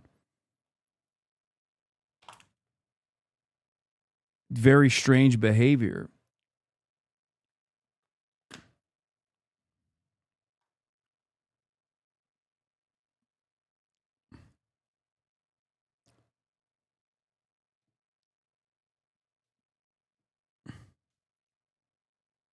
I heard when you bring up these photos, he gets pissed. No, why would I be pissed? What? Yeah, man, I'm sure he's very sensitive about you making fun of how he looked when he was 10.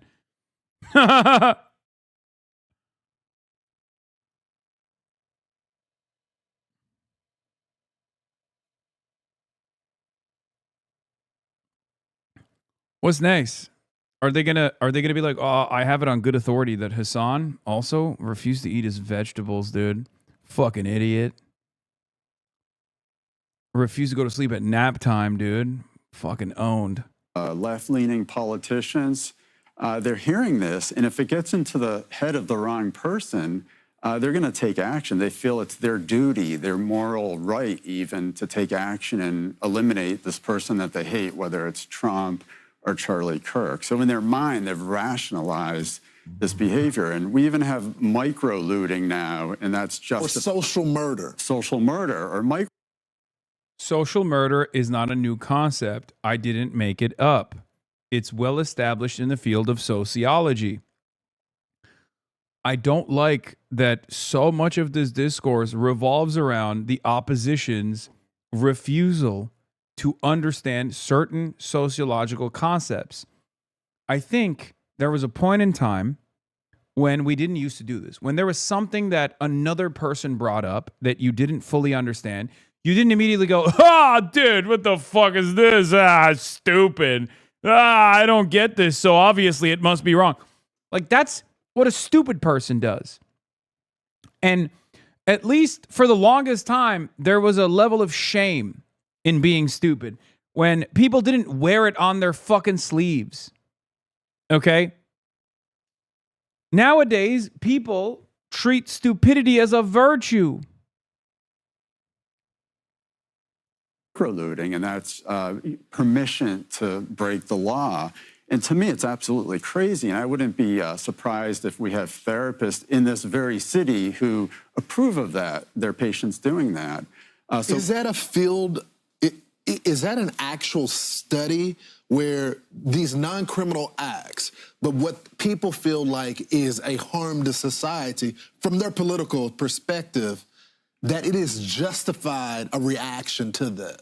Well, they do, and it's the same old rant, that we've heard from Bernie Sanders for years now. The system is rigged, corporations are cheating people. So in the mind of these people, they feel like it's okay to steal a couple items from Whole Foods or even more from Dwayne Reed. I believe you can steal up to $800 worth of product now. So they justify it. They don't feel like they're hurting anyone, but it is actually hurting a lot of people. It drives prices, it ruins communities, it ruins neighborhoods. And part of the problem is my profession. We have therapists that are dividing this country. I actually know of therapists who refuse to treat someone if they voted for Trump. Are you kidding? Okay, all right. I don't care about this shit. Jesus Christ. Who fucking cares? Woe is me, bro. Woe is me. Oh my God. Oh my God. Conservatives are under attack all the time. Jake Tapper's doing a segment about me? Oh, here we fucking go. Jesus Christ, dude. Where is it? There. We can't pretend that the corrosive impact of such sentiments being normalized isn't happening. It seems quite apparent to many political observers. Peter Hamby of Puck wrote today, quote, "There is a rising miasma of conspiratorial thinking, dangerous fact-denying, and dehumanizing language that has taken hold on the American left." They're so stupid. They think like there is... They literally think like Trump, just arrest Hasan, okay? That's not an argument you can present, you fucking idiot. He's like, just arrest Hasan, Mr. President, not Jimmy Kimmel, is not going to work. Trump doesn't know about me. He gives a fuck about Jimmy Kimmel because he's a boomer. It's the same idiotic assessment regardless. Tied with those who view right-wing violence the same way, 52%. And a lot of this is based in actions. The assassination of the president of United Healthcare, which lots of progressives were celebrating. I didn't even say it was fucking conspiracy. Jesus Christ. On Donald Trump and on, with the response of too many on the left being a shrug, or a claim that the assassination attempts were staged, which there is no credible evidence of, full stop. But that said, you can also be forgiven for wondering how sincere the Trump administration is. Thank you, Balua Jr. for the gift sub. Of this, given their exclusive focus on the left. And they're going after late-night jokes and accusing journalists as being part of the problem here. And as for the role of the federal government suppressing any free speech, well, tread carefully, folks. Here, on the same day that King Charles addressed Congress, let's revisit words delivered by George Washington back when he was fighting King Charles. He just talked about you for 2 minutes. I don't know if we'll get back to it. Grandfather, King George III. In an address aimed at firing up his tired Revolutionary Army in 1783, George Washington said, quote, "The freedom of speech may be taken away, and, dumb and silent, we may be led, like sheep, to the slaughter." That is what George Washington thought the free speech stakes were. This is also a major day for California's race for governor. Ahead, the fight for attention. Yeah, I guess he is doing Fox News' bidding in the beginning of the piece, where he, I guess, brought me up for 2 minutes to say this is the good kind of speech to regulate, Mr. President, Mr. President Donald Trump, if you're watching, arrest Hasan Piker, not Jimmy Kimmel. You know, that type of shit. We already know Jake Tapper doesn't give a fuck about free speech. He disparaged the pro-Palestinian student movement, okay? 3,500 students were arrested under the Biden administration for the crime of exercising their First Amendment rights. Not a peep from Jake Tapper. As a matter of fact, whenever he did talk about it, he talked about it gleefully. He talked about it like it was a good thing. He disparaged the pro-Palestinian movement over and over again, saying that they were dangerous radicals, okay, that they were anti-Semitic.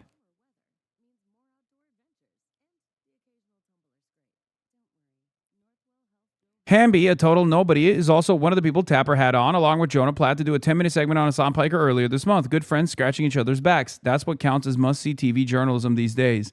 Peter Hamby, new from Puck News. The American left is a problem. Political violence, conspiracy theories, and crazy talk are increasingly coming from inside the House. Left-wing violence is rising, and voters increasingly blame liberals for our toxic politics. I cannot believe how much these liberals, these supposed liberals in independent, like, or not independent, but like mainstream news that is a liberal slant, are doing the bidding of right-wing charlatans, doing propaganda for right-wing media, doing propaganda for right-wing monsters on a daily fucking basis. Curious if Tapper will touch on the Cole Allen's boosting of anti-Palestine content. He will not. Of course not. Because he's a propagandist. Yes, I know that Van Jones did a piece on me. Again, paid by Israel. Either ideologically loyal to Israel or directly paid by Israel to demonstrate said ideological loyalty. Anyway, AOC condemns ballroom. The president wants this new ballroom that he's been trying to construct as a way to move ahead and protect himself and others during these big events. Is this something you would support authorizing in light of what happened on Saturday? No. You know, the president, let's be very clear here. The president he demolished the East Wing of the White House, a historic jewel of the American people, and he started to build this ballroom long before any incident. He also promised the American people that this was going to be built with private dollars. And so the idea that they are now trying to change the rationale for this in retrospect doesn't quite add up. And in fact, the White House long had facilities for hosting, which also included the East Wing of the White House, prior to them bulldozing the crown jewel of the American people. And so I don't believe that in an era where they are jacking up prices on the American people, when they are gutting everyone's health care, when people cannot afford to pay their rent and their mortgages, that we should be choosing our precious treasure, little treasure that we have in this country, to build an ornate castle on a scale of which is quite unprecedented and unbelievable without any sort of accountability to those funds. And I'm sure that anyone who believes in, these values of so-called waste, fraud, and abuse would agree with me on that. Do you feel safe currently as a member of Congress right now? Do you feel safe right I've now never this felt situation? safe. I never have. So Alex Jones, or as many are calling him, the most washed man of all time. Oh my God. Alex Jones' audience turns on him for saying the White House Correspondents' Dinner not staged. That is incredible.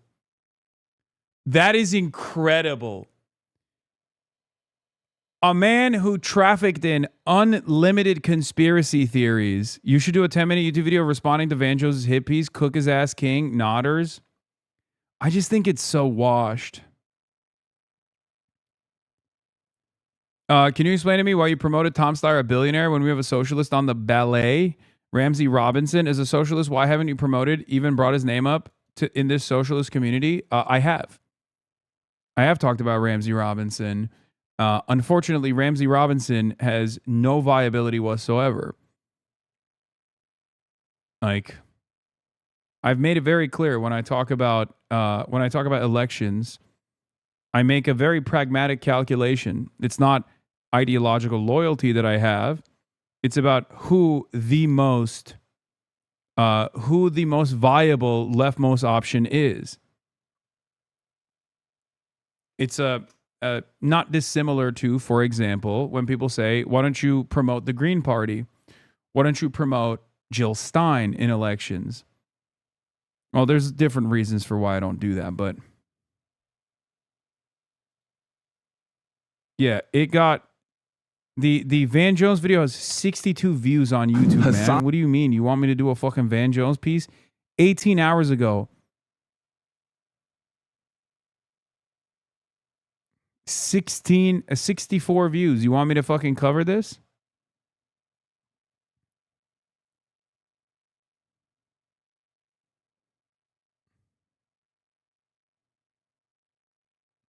This man got paid $100 million, was given $100 million by Jeff Bezos.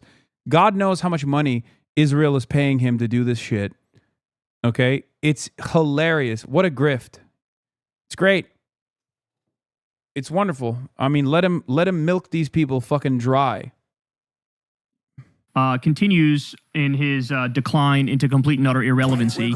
He came out after the alleged attempted White House Correspondents' Dinner shooting, and he said the following. Ready? Everybody's asking me whether or not I think the shooting at the White House Correspondents' Dinner last night in D.C. was staged. The long and short of it is no. So the man who every single mass shooting that's happened in this country for decades, every one. False flag, Obama's trying to take your guns even though he never took your guns. False flag, it's all false flag, it's all fake, it's all the Bilderbergs, it's all the Illuminati, they're all working together, they're all trying to, interdimensional demons are trying to grab a hold of your mind and change your mind and make you accept to live in Hobbit homes like Agenda 21, and everything's fake. Everything is a conspiracy, except when there's actual evidence of a conspiracy. And then it's, no, this one's actually real. Why? Because Trump's involved and I still suck Trump off even though Trump hates me and threw me under the bus. Yeah, too many of the D.C. police, Secret Service, all of them involved. The very small percentage of those guys are corrupt. Something like that, right out in the open. A registered Democrat, Trump derangement syndrome, 30-year-old teacher. Everybody keeps saying... This one has the makings of a real... this one has the makings of a real attempt. Unlike every single one, every single real mass shooting that had real victims that I lied about. How do you get through security? He didn't. He waited until the event was going. Then he charged the metal detectors, barely got through it, and they shot him twice. What is this? Not sure if you remember the arson attack on the German anti-Semitism commissioner at the start of the year, but a predictable plot twist has occurred. Unexpected but predictable plot twist. The arson attack on Brandenburg anti-Semitism commissioner Andreas Büttner, including the anti-Zionist graffiti on his house, was most likely the work of two pro-Israel business partners and friends half his age. Büttner, an ex-Mormon, ex-Christian Democrat, ex-Free Democrat, ex-cop, had until recently been a member of Die Linke, stylizing himself as a martyr in the battle against left anti-Semitism. Turns out he's probably just a pathological liar. Wow. By the way, Büttner is not Jewish. I remember this like anti-Semitic attack that took place against the Germans. Oh my God, German society is so busted. I was talking to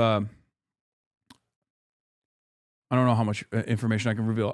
I was having a dinner with a bunch of my friends, okay, and they were telling me how German society is like insanely and very strangely philo-Semitic in a way that fetishizes Jewish people. My Jewish friends were the ones who were reporting back to me, and that when they actually encounter anti-Zionist Jews, it like bricks their conscience for some reason. Like they don't understand it. It's like unbelievable. And that a part of German society's obsession, some in German society's obsession with Jewish people and Judaism, apparently revolves around sometimes dressing up as fetish content, pretty much, dressing up as Jews, like down to wearing like a hook nose and shit, okay? And I could not comprehend it. Like I didn't understand it. And I still, to this day, don't understand. Like, it's like anti-Semitic. Straight up. I mean, fetishization, philo-Semitism is still anti-Semitism as well. But they're guilt around the Holocaust, which, you know, you should kind of feel guilty for, let's be real, has turned into this like collective psychosis and outright admiration. That's the weirdest lie. Burned salami toast. That's a blatant lie. That's the weirdest lie you made up. Hold on. I think there's literally a news report on this.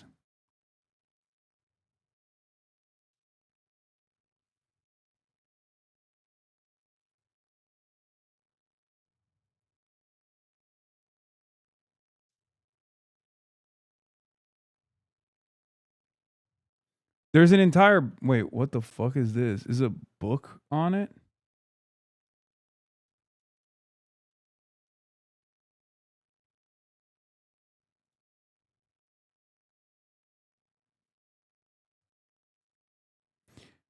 I guess it does make sense, though. I guess it does make sense. German here, no lie, but there is no guilt in German society. No, you know what it reminds me of, actually? And some people in the chat also brought this up. The fetishization of black people in America. America obviously has a white supremacist culture, white supremacist foundation in its societal formation, right? It's chattel slavery. It's the continuation of chattel slavery is very important in the development of American society. And I think the tendency among racist people to engage in a similar acts is perhaps the closest analog that I can think of. Correct, good comparison. I'm German, bro, and I genuinely don't think it's guilt for the Holocaust, even if they say this. I think it's literally just liking genocide and supporting every move Israel wants us to support. I find it very odd, but there is this like weird fantasy. Jacobin wrote about this.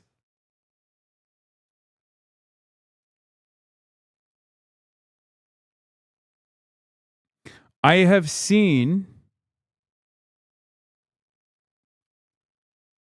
the manifestation of this behavior already, right? As far as the German attitude towards Israel goes, I mean, that's like one example of it. Why do these German citizens, fetishization of Arabs in Europe is more like it? Why did this guy not respond to me at all?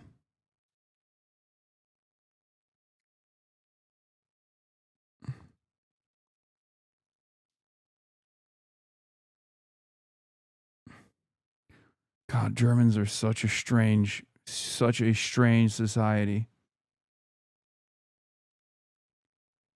Oh, this is the Baffler article. This is the one guy. How German isn't it? The ceremonial performance of Jewishness in Germany. Okay, yeah. This is one of the articles I was thinking of. This guy goes to a Shabbat dinner he was invited to, and he realizes he's the only Jew there. I am still waiting for your facts. This is the weirdest lie you've ever made up. Since October 7, German politicians have proposed rescinding the nationality of German citizens, restricting the civil rights of non-EU foreign residents, and limiting the number of children with a... Hold on, Baffler. Stop posting this. German politician credibly accused of harboring neo-Nazi sympathies in his youth blamed the country's anti-Semitism on immigration. Germany's largest newspaper published a 50-point manifesto on what it means to be German. Number 47 reads, Germany has a heart for children. They are not beaten, but promoted. A prominent German journalist published an article on the title, The Jews or Agro-Arabs. We have to decide who we want to keep. The anti-Semitism commissioner, Baden-Württemberg, who is not Jewish, wrote, the Nazis were still hiding their mass murders, whereas Hamas celebrated them in the media, like Daesh before them.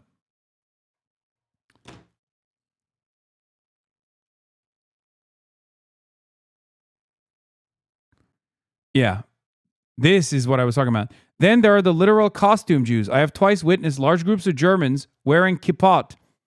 Once at a rally against anti-Semitism and once marching with a large police escort down Sonnenallee, the hub of Arab life in Berlin, chanting pro-Israel slogans. To hold a sign that says stop genocide or from the river to the sea on that same street would invite certain arrests and potentially criminal prosecution. The police violently suppressed demonstrations and even basic symbols of Palestinian identity. where their fascination with Israel moves beyond it, okay? Some years ago, a friend of mine was invited to a Shabbat dinner. The attendees all gave the appearance of being religiously observant. They knew the hymns. The men wore kippot, one even a payot. The host insisted that my friend recite the various blessings. Through a chance comment during dinner, he discovered he was the only Jew in attendance. They were Germans who enjoyed enacting Jewish rituals and wanted a Jew to unwittingly give his blessing. This is beyond like boomer philo-Semitism that you see amongst Americans in general. This is like something totally different. There is like a legitimate obsession. An actual Felix bit, yeah. I don't know what it is. I don't know where it comes from. I mean, I have some opinions. Like I said, it's very similar to like white people doing this to black people in America, for example, right?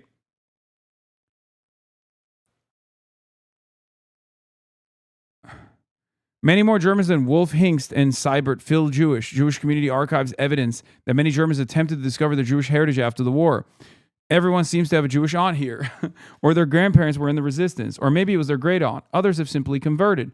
Walter Homolka converted to Judaism as a teenager and went on to become one of the most powerful rabbis in Germany. He effectively controlled the most important institutions associated with non-Orthodox Judaism in Germany and shared the stage with Angela Merkel and other politicians. Homolka did not hesitate to speak on behalf of all Jews when he said, "The Shoah is no longer central to my generation. Not even his inordinate interest in Jesus would diminish his standing as a preeminent Jewish authority." His downfall began in 2022 when it emerged that his longtime partner had sent a cantorial student a video of an erect penis being stroked in 2019. Homolka was subsequently accused of abuse of power and discrimination by the Central Council of Jews in Germany. The whistleblower, identified as A in the council's 800-page report about the affair, testifies that Homolka once encouraged him to take a job in South Africa where there were huge black cocks.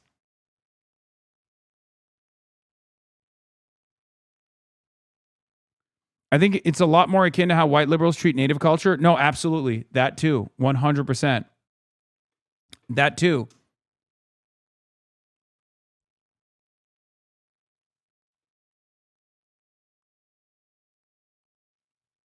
Many white people is a meme, but many white people also claim to be part native. They love the certain aspects of the culture, obviously, and it's not really. There's a whole fucking word for this phenomenon, costume Jude. Wait, where's that chatter? There's an entire fucking word for it? Are you serious?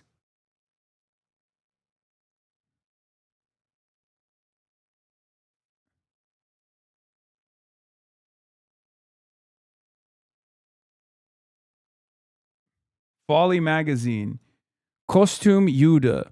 Charlie Goldberg, Alec Kokoda's interview. What the fuck is this? Oh, it's from the interview, the Baffler interview. You used to live in Tel Aviv. You live in Berlin now. What does Jewish life look like in both of those cities today? What does American Jewish life look like? Speaking about Jewish life in Tel Aviv is a bit of a misnomer because walking down the street is Jewish life in some ways. American Jews in Israel tend to be extremely right-wing and tend not to be in Tel Aviv. They gravitate towards Jerusalem and the settlements of the West Bank. And in Tel Aviv, you'll meet some kind of suspicion usually around being an American Jew. There's not really a left-wing scene in Tel Aviv anymore. It's the same 100 people at the protest. They all know each other. Israeli leftists are all moving away now, as far as I know. They have a bit of a suspicion around American Jews because of what they regard as America's support of Israel.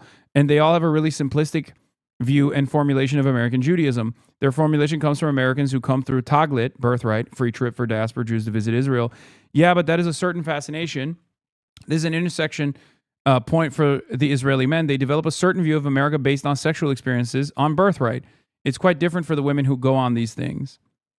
Did you find, when you were there, that the left-wing scene was more lively than it was today? Have they continued to move to Berlin? I don't know what an Israeli left-winger is anymore. My ex-wife is one, for example, but she's quite rare that she's held on to her principles since October 7th. Her cousin is a hostage in Gaza, and it still didn't sway her to give up on leftist principles. She votes for Hadash, left-wing, mainly Arab anti-Zionist party in Israel, my goats. And my friend Nimrod Flashenberg, who used to work for Hadash, his wife Tamar, is in the same writing group as me. I see them quite a bit. But overall, I don't think the leftist Israelis are coming to Berlin because Berlin is not what it used to be. I think it appeals to a certain kind of Israeli, but not the left-wing one. I don't know where they're going, to be honest. What kind of Israeli does it appeal to? The kind who wants to get fucked up in a club? Even that, I think, is going. Okay, this is just like Israeli Jews and how they feel about like Berlin and shit.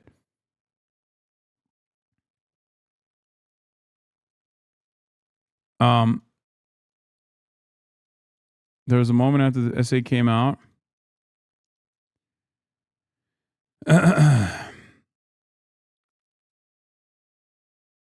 Expats in Berlin, which will address some of this, and that'll get to it, I think. Also, Axel Springer, fetishizing Jews. Wait, where? How did I get to this? What was I? How did I get to the concept? Yeah. In the eyes of many German critics, Wolf's greatest sin was to argue, in the guise of a Jewish identity, that supporting a boycott of Israel is not necessarily anti-Semitic, even though he did not support such a boycott himself. Wolf was subsequently castigated as some costume Jew, costume Jude, by Germany's largest Jewish and Gentile newspapers. He's been called an aspiring key witness Jew. First of all, there's something very strange about hearing the word Jewish in German. It automatically makes me react, you know? I just, anything that I hear in the German language that revolves around Jews, Judaism, or associated words that have Jew in it, it's just like, that's weird. Should you be allowed to say that? Should you be allowed to use that word in the German language? I don't know. Yes, this sounds much more similar to how Americans interface with natives. Like they are a people of the past who no longer exist, putting their customs on a pedestal as a higher virtue, wearing stereotyped outfits, and claiming descent when it's tenuous at best. It's not sexual, but it is a fetishization. Yeah, but also, I mean, yeah, I guess you're right about that. You're right. But the reason why I also compared it to like, yeah, you're right. I think it's a better analog. White Americans in the aftermath of the indigenous genocide adopting like some of the cultural signifiers of the natives, Tomahawk missiles, right? Apache helicopters, things of that nature on top of everything else. Contra, Wolf's complains about German. This is a language with astonishingly nimble capacity for creating neologisms for the word Jew. What the fuck? Alibi Jude, an alibi Jew, one who provides cover for anti-Semitic or anti-Israel rhetoric. Berufsjude, a professional Jew, a Jew by profession. Faschingsjude, a carnival Jew. Großvaterjude, someone who has one Jewish grandfather. Kostümjude, a costume Jew. Kreuzigerjude, a key witness Jew, providing testimony for anti-Semitic or anti-Israeli rhetoric. Meinungsjude, an opinion Jew or a Jew by opinion. Modejude, a fashion Jew or fashionably Jewish.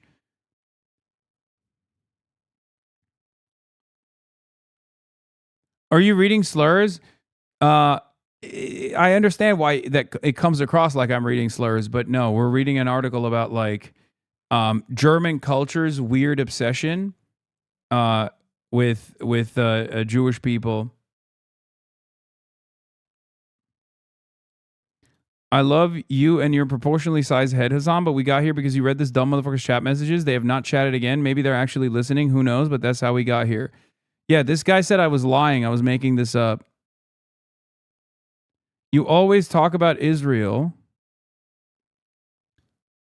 Could it be you yourself are an Israeli Muppet?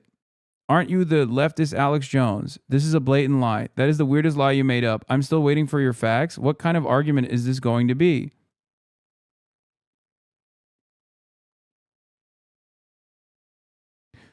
All this talk about Jews and you won't even wish your resident Jewish chatter of the year a happy 30th birthday? Damn, you're old as fuck, Megaphonics. It did sound so crazy as to be a bit unbelievable, but wow. Yeah.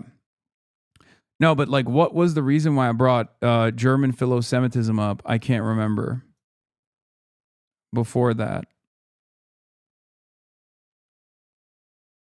Oh, it was because of this German guy who's like the anti-Semitism czar, setting up a fake hate crime against himself, even though he's not even Jewish.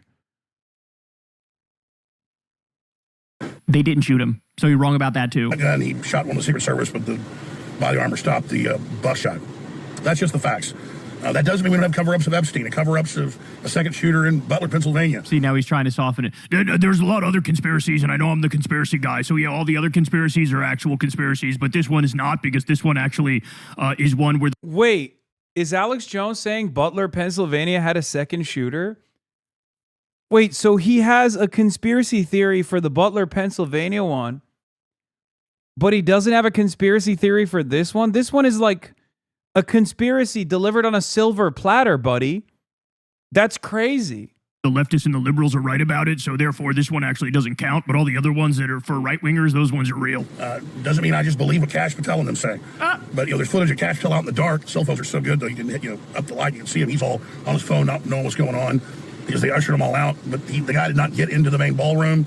Trump's been told that that's not a safe facility. That's why he's never been there as president. But over the objections of the Secret Service, he did it. And that's why they went the ballroom. It's got bulletproof glass and better security systems.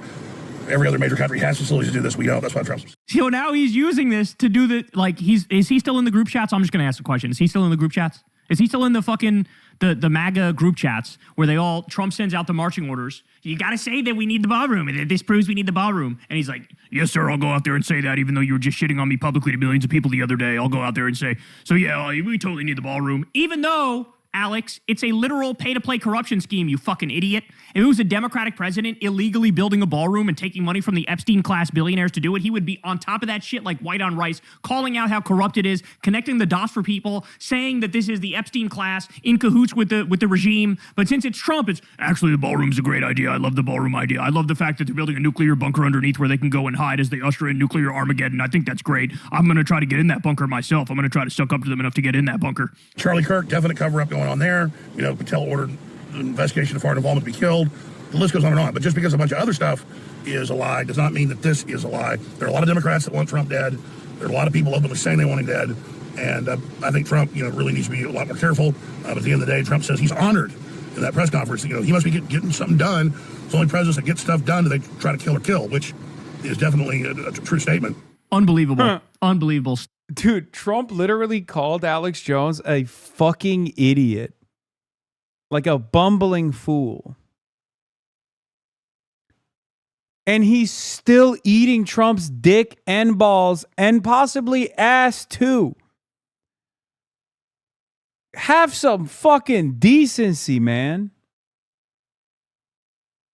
Still so fucking mega cucked to Trump, even though Trump threw him under the bus 1,000 times over. What a loser. What a loser. Now, by the way, this is glorious. So here are some of the replies. Some people were never told the story of the boy who cried wolf as a child. Integrity and transparency mean something. Once they're lost, so is all trust. Somebody says, yeah, Alex done burned bridges with his longtime supporters. Nothing he says is relevant now, especially when we can see with our own two eyes how fake everything actually is. This person says, did anyone tell these people there's a shooter in the building and they're just sort of like standing around? Yeah, they lie constantly, oftentimes for like no reason, but this is totally real, guys. This person says, just because the other stuff is a lie doesn't mean this is. Brother, do I have a theory for you? Old Alex has to make all that money back he owes. He got paid off as well, along with Candace and Tucker. That's all these motherfuckers care about is the money and fuck the integrity. LOL, Alex is a pathetic idiot, completely bought and paid for. Alex Jones said the suspect was shot twice. I believe that is wrong. I do not believe he was shot at all. Alex Jones is so fucking stupid. Does anyone listen to him, or do you watch it just to cringe at him? Can he fuck off already? Now we definitely know it was staged. LOL, Alex is protecting himself now. He knows it's fake and staged. Get the fuck out of here with this Alex Jones bullshit. Bro, Trump staged a fake shooting for Melania's birthday. Bro, 100% of people are like, fuck you. That's awesome. Oh, hell yeah. This is so completely out of control. This unironically reminds me of the Epstein saga. These guys trafficked in conspiracy over and over again. genuinely said that they were going to reveal the Epstein files back when they, for some weird and unforeseeable reason, assumed only Bill Clinton and Hillary Clinton would be implicated, not realizing that Donald Trump is basically fuck buddies with Jeffrey Epstein, and that numerous figures in his administration are directly connected to Jeffrey Epstein. This was the same thing in Trump 1 as well. Alexander Acosta, Trump's labor secretary, had to literally resign when the Epstein stuff came out again with the Miami Herald investigation. So it's hilarious that these guys who traffic in the Epstein stuff did not realize how this could blow up in their own fucking faces.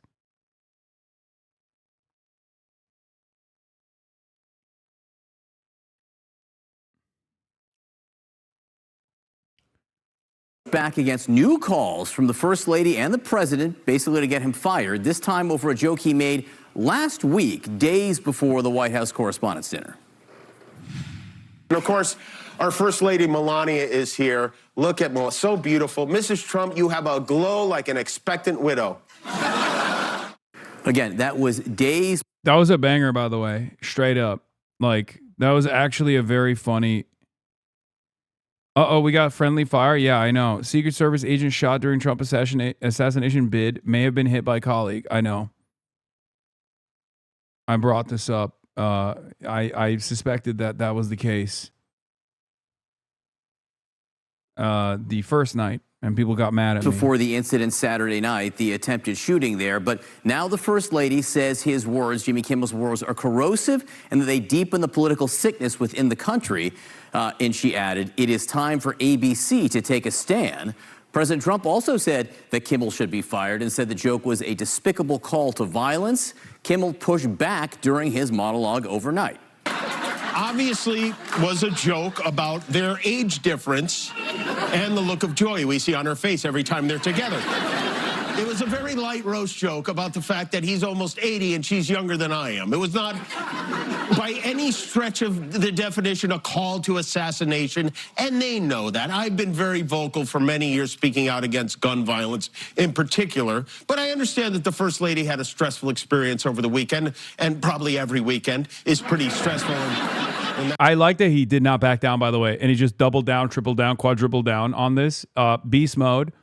I can't believe I'm saying this, but I am 100% in support of Jimmy Kimmel on this endeavor. Okay? I listened to this earlier.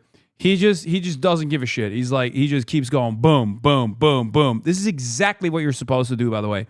These guys are fucking cynical, sinister assholes. Okay? They traffic in some of the most dangerous rhetoric, some of the most violent rhetoric. Do not back down. Only apologize if you did something worthy of an apology. Okay? That's been my policy.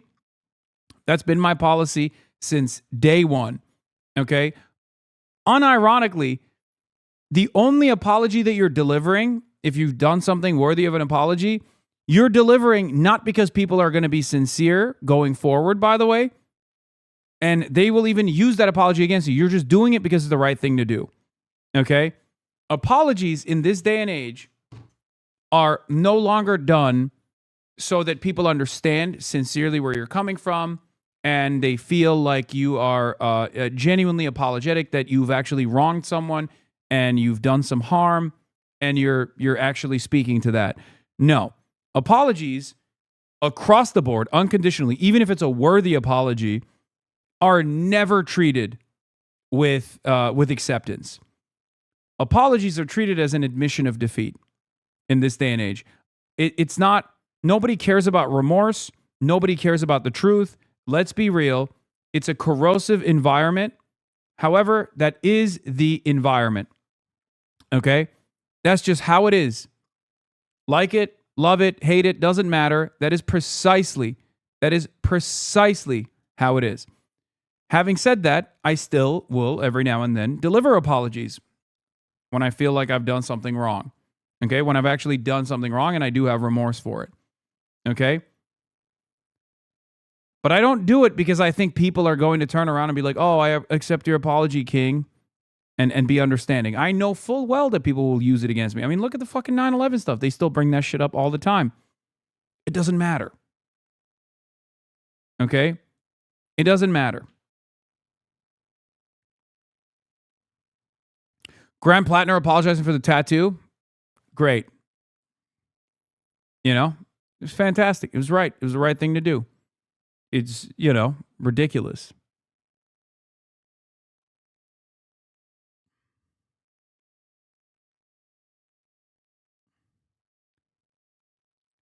But that's precisely the reason why I don't fucking back down when cynical grifters will say, oh, your rhetoric is violent. You're doing this. You're doing that. Fuck you.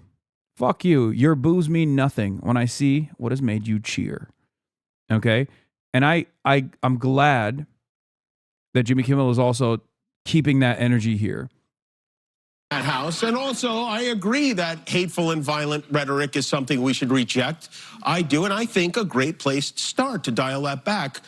Why are you in New York City? I'm in New York City because I have to attend an event. As a matter of fact, I have to go fairly soon. And I'm doing a bunch of other stuff while I'm here as well, like interviews and things like that. Would be to have a conversation with your husband about it, because... All right, with us this morning, CNN Media. Dog, that's a Rick and Morty quote. Shh, shut the fuck up. Shut up. I know it is, but no one else, but it goes hard, okay? We don't have to admit that. Media analyst Sarah Fisher from Axios and CNN chief media analyst Brian Stelter. Brian, let me just start with you. Jimmy Kimmel, to my eye, didn't look particularly nervous last night as he was delivering that monologue, and it was notable that he was there at all. ABC didn't step in to take him off the air. As it absolutely was. Yeah, they've done that before, kind of. My indication, you know, Disney's being tight-lipped about this, so on the record, nobody there is saying anything about Kimmel. But my sense, talking with sources, making calls overnight, is that Disney is absolutely standing by Kimmel. And you can see that because he was on everyone's television sets last night. But more importantly, behind the scenes, there have also been signals to Kimmel and to his team that the company is with him, that the company is not wavering, that the company is not going to try to knuckle or maybe cower in the face of Trump's pressure. And that is, of course, notable because of last fall, because of Kimmelgate last fall, when he was yanked from the airwaves. The reason he was yanked from the airwaves back then was in part due to local stations with cozy ties to the Trump administration that yanked Kimmel's show locally. The big difference in this case, John, is that those station group owners, Nexstar and Sinclair, they haven't done a thing. They haven't said a word. I think they learned last time that it was a mistake to pull Kimmel, and so they're not doing it this time. So we're seeing a big difference in the power dynamics here. Frankly, John, Kimmel has all the power this time. Sarah, how do you see it? And I think just remind our viewers of the relationship between the federal government and a broadcast network like ABC. I agree with Brian that the dynamic is very different with the local broadcasters, especially because one of those broadcasters, Nexstar, is currently trying to do a big merger, and they're going through a lot of sort of court and litigation filings to be able to get that done. And so for them, they're not trying to put themselves in another position where they have to deal with another sort of legal battle when they're trying to get a big deal done. I think broadcasters are very vulnerable to these types of attacks from the president in this administration because the FCC, the Federal Communications Commission, has jurisdiction over broadcasts. They don't have jurisdiction over internet properties or cable networks like CNN. And so for ABC, which is just one subsidiary in this broader ecosystem that is owned by Disney, they make their parent company more vulnerable to any sort of deals being stopped or probed or evaluated simply by existing as a broadcaster. That's why, John, you saw ABC and CBS settle lawsuits with the president, but not print publications, which aren't regulated as closely by the federal government, like the New York Times, the Wall Street Journal. I want to bring in CNN political analyst Michael Singleton and Sochi Hinojosa. I'm glad to have both of you here. All right, look, you know full well that this was asked of by the president and the first lady. They were offended by what he said. It did take place 2 days before the White House correspondence, and we know, of course, what happened on that occasion. Sochi, what's your reaction to Kimmel's essentially pointing the finger back and saying, I think this should be a larger conversation, Mr. President? Well, I think there has been this larger conversation over the last 24 to 48 hours about political rhetoric. And I do think it was a joke, and I'm glad he was able to address it. He was talking about his age. Nobody wants anything to happen to this president. Or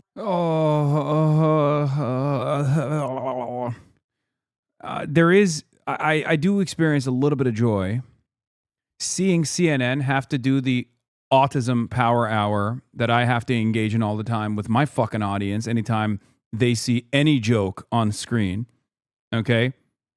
It is kind of funny to watch mainstream media go through the motions as well and be like, well, technically the joke was actually about, you know, her hating Donald Trump and the fact that Donald Trump is old.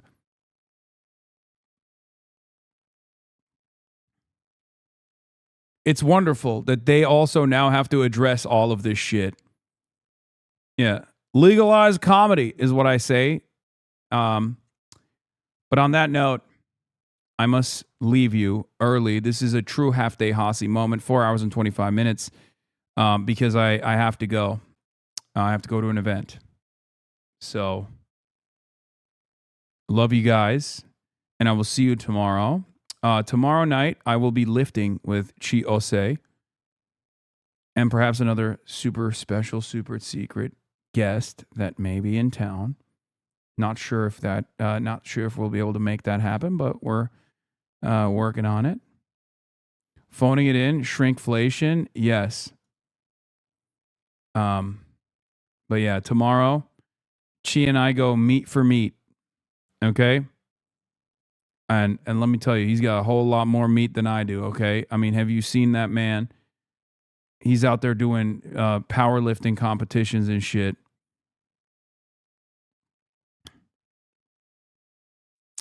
But yes, I will be in New York City still. But Half Day Hasi is officially commencing. Part-time piker. Get it out of the way. Yes, we're going to be lifting on stream. Anyway, love you guys, and I will see you tomorrow, okay? Peace, everybody. Bye-bye. Stunning Ro-Fi introduction, starting off the day. All the chatter's trickling in, hostile people hate. Sunny in Los Angeles, California, says Hasan. Stun luck to the stun luck to the topics just begun. 'Cause there he is again, Hasan is streaming. Hasan is streaming. There is again, Hasan is streaming. Hasan is streaming. Reviewing a Chinese train, telling Kaya place. Sun and Asmin chatter loves, giving Greening's grace. Zoran winning NYC, woke two back with the force. The Rogan of the left, to me a dumb himbo still of course. The Charlie Kirk assassination, the Fear and Online show. 8 full fucking years of this, and plenty more to go. Doing fun stuff tomorrow, throw PBS up on the screen. A man-made horror reaction brought to you by this life's dream. 'Cause there he is again, Hasan is streaming. Hasan is streaming. There he is again, Hasan is streaming. Hasan is streaming. Kicked out of the DNC, IRL with March the Goat. Combating the propaganda that shoved down people's throats. CBS Israeli news, a coup, a regime falls. full-blown fascist takeover, and still the duty calls. Total radicalization coming out to sea. The system will always fail, it's up to you and me. On these daily streets, whether short or whether long, have helped millions of people keep it moving right along. 'Cause there he is again, Hasan is streaming. Hasan is streaming. There he is again, Hasan is streaming.